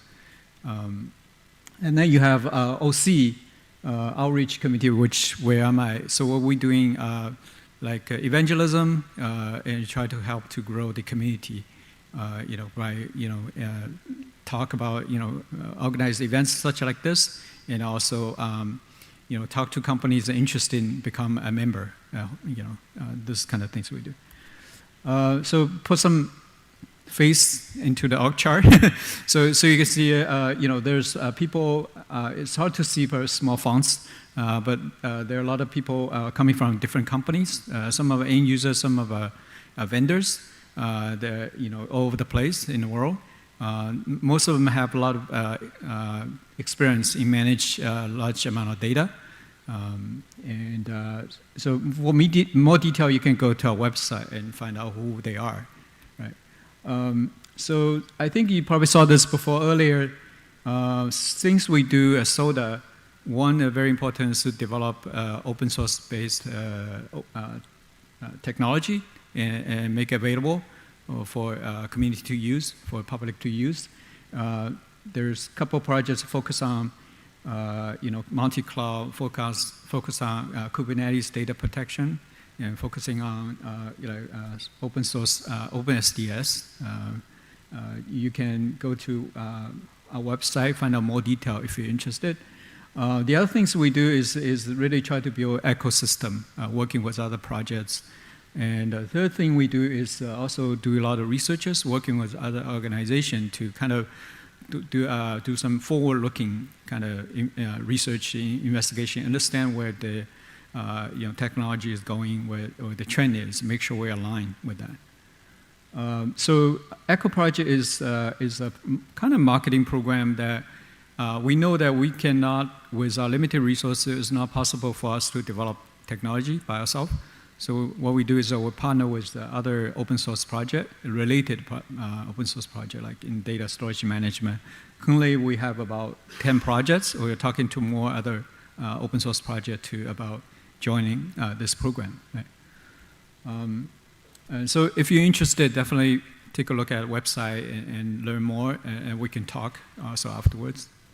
The other thing I mentioned, we do researchers. We're doing we did a data storage survey, partner with Linux Foundation Research and also SNIR, the largest storage association in the world.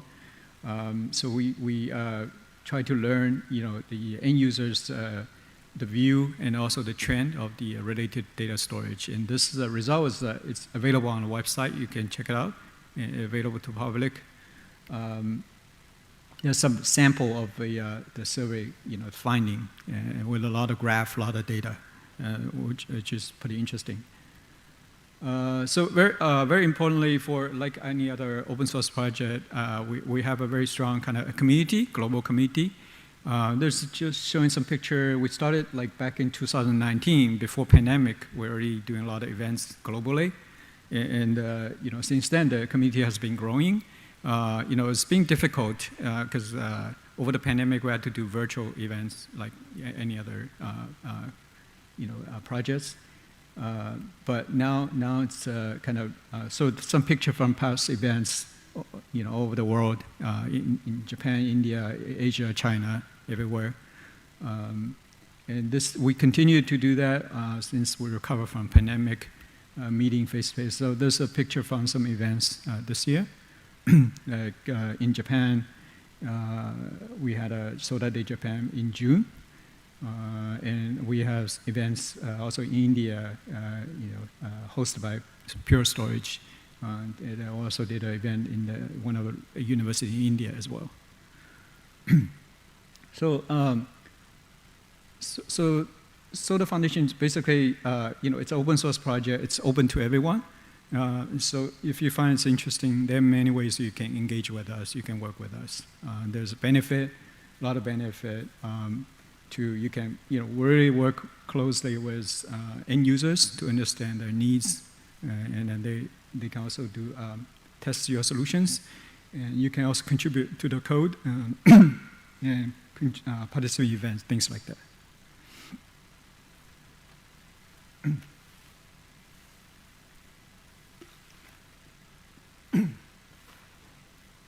And we're also looking for more SODA event ambassadors. And Bart is one of our ambassadors. And ambassador, we need SODA ambassador to help us to, you can either contribute to the project or you can help organize events or talk about SODA, things like that. So if you're interested, also let us know. Anyway, so it's a short introduction. Hopefully you find it interesting. And whether you're a developer or company interested to get involved, please get in touch with us or just talk to me after that. We can discuss in detail how you can be part of SODA community. Thank you very much.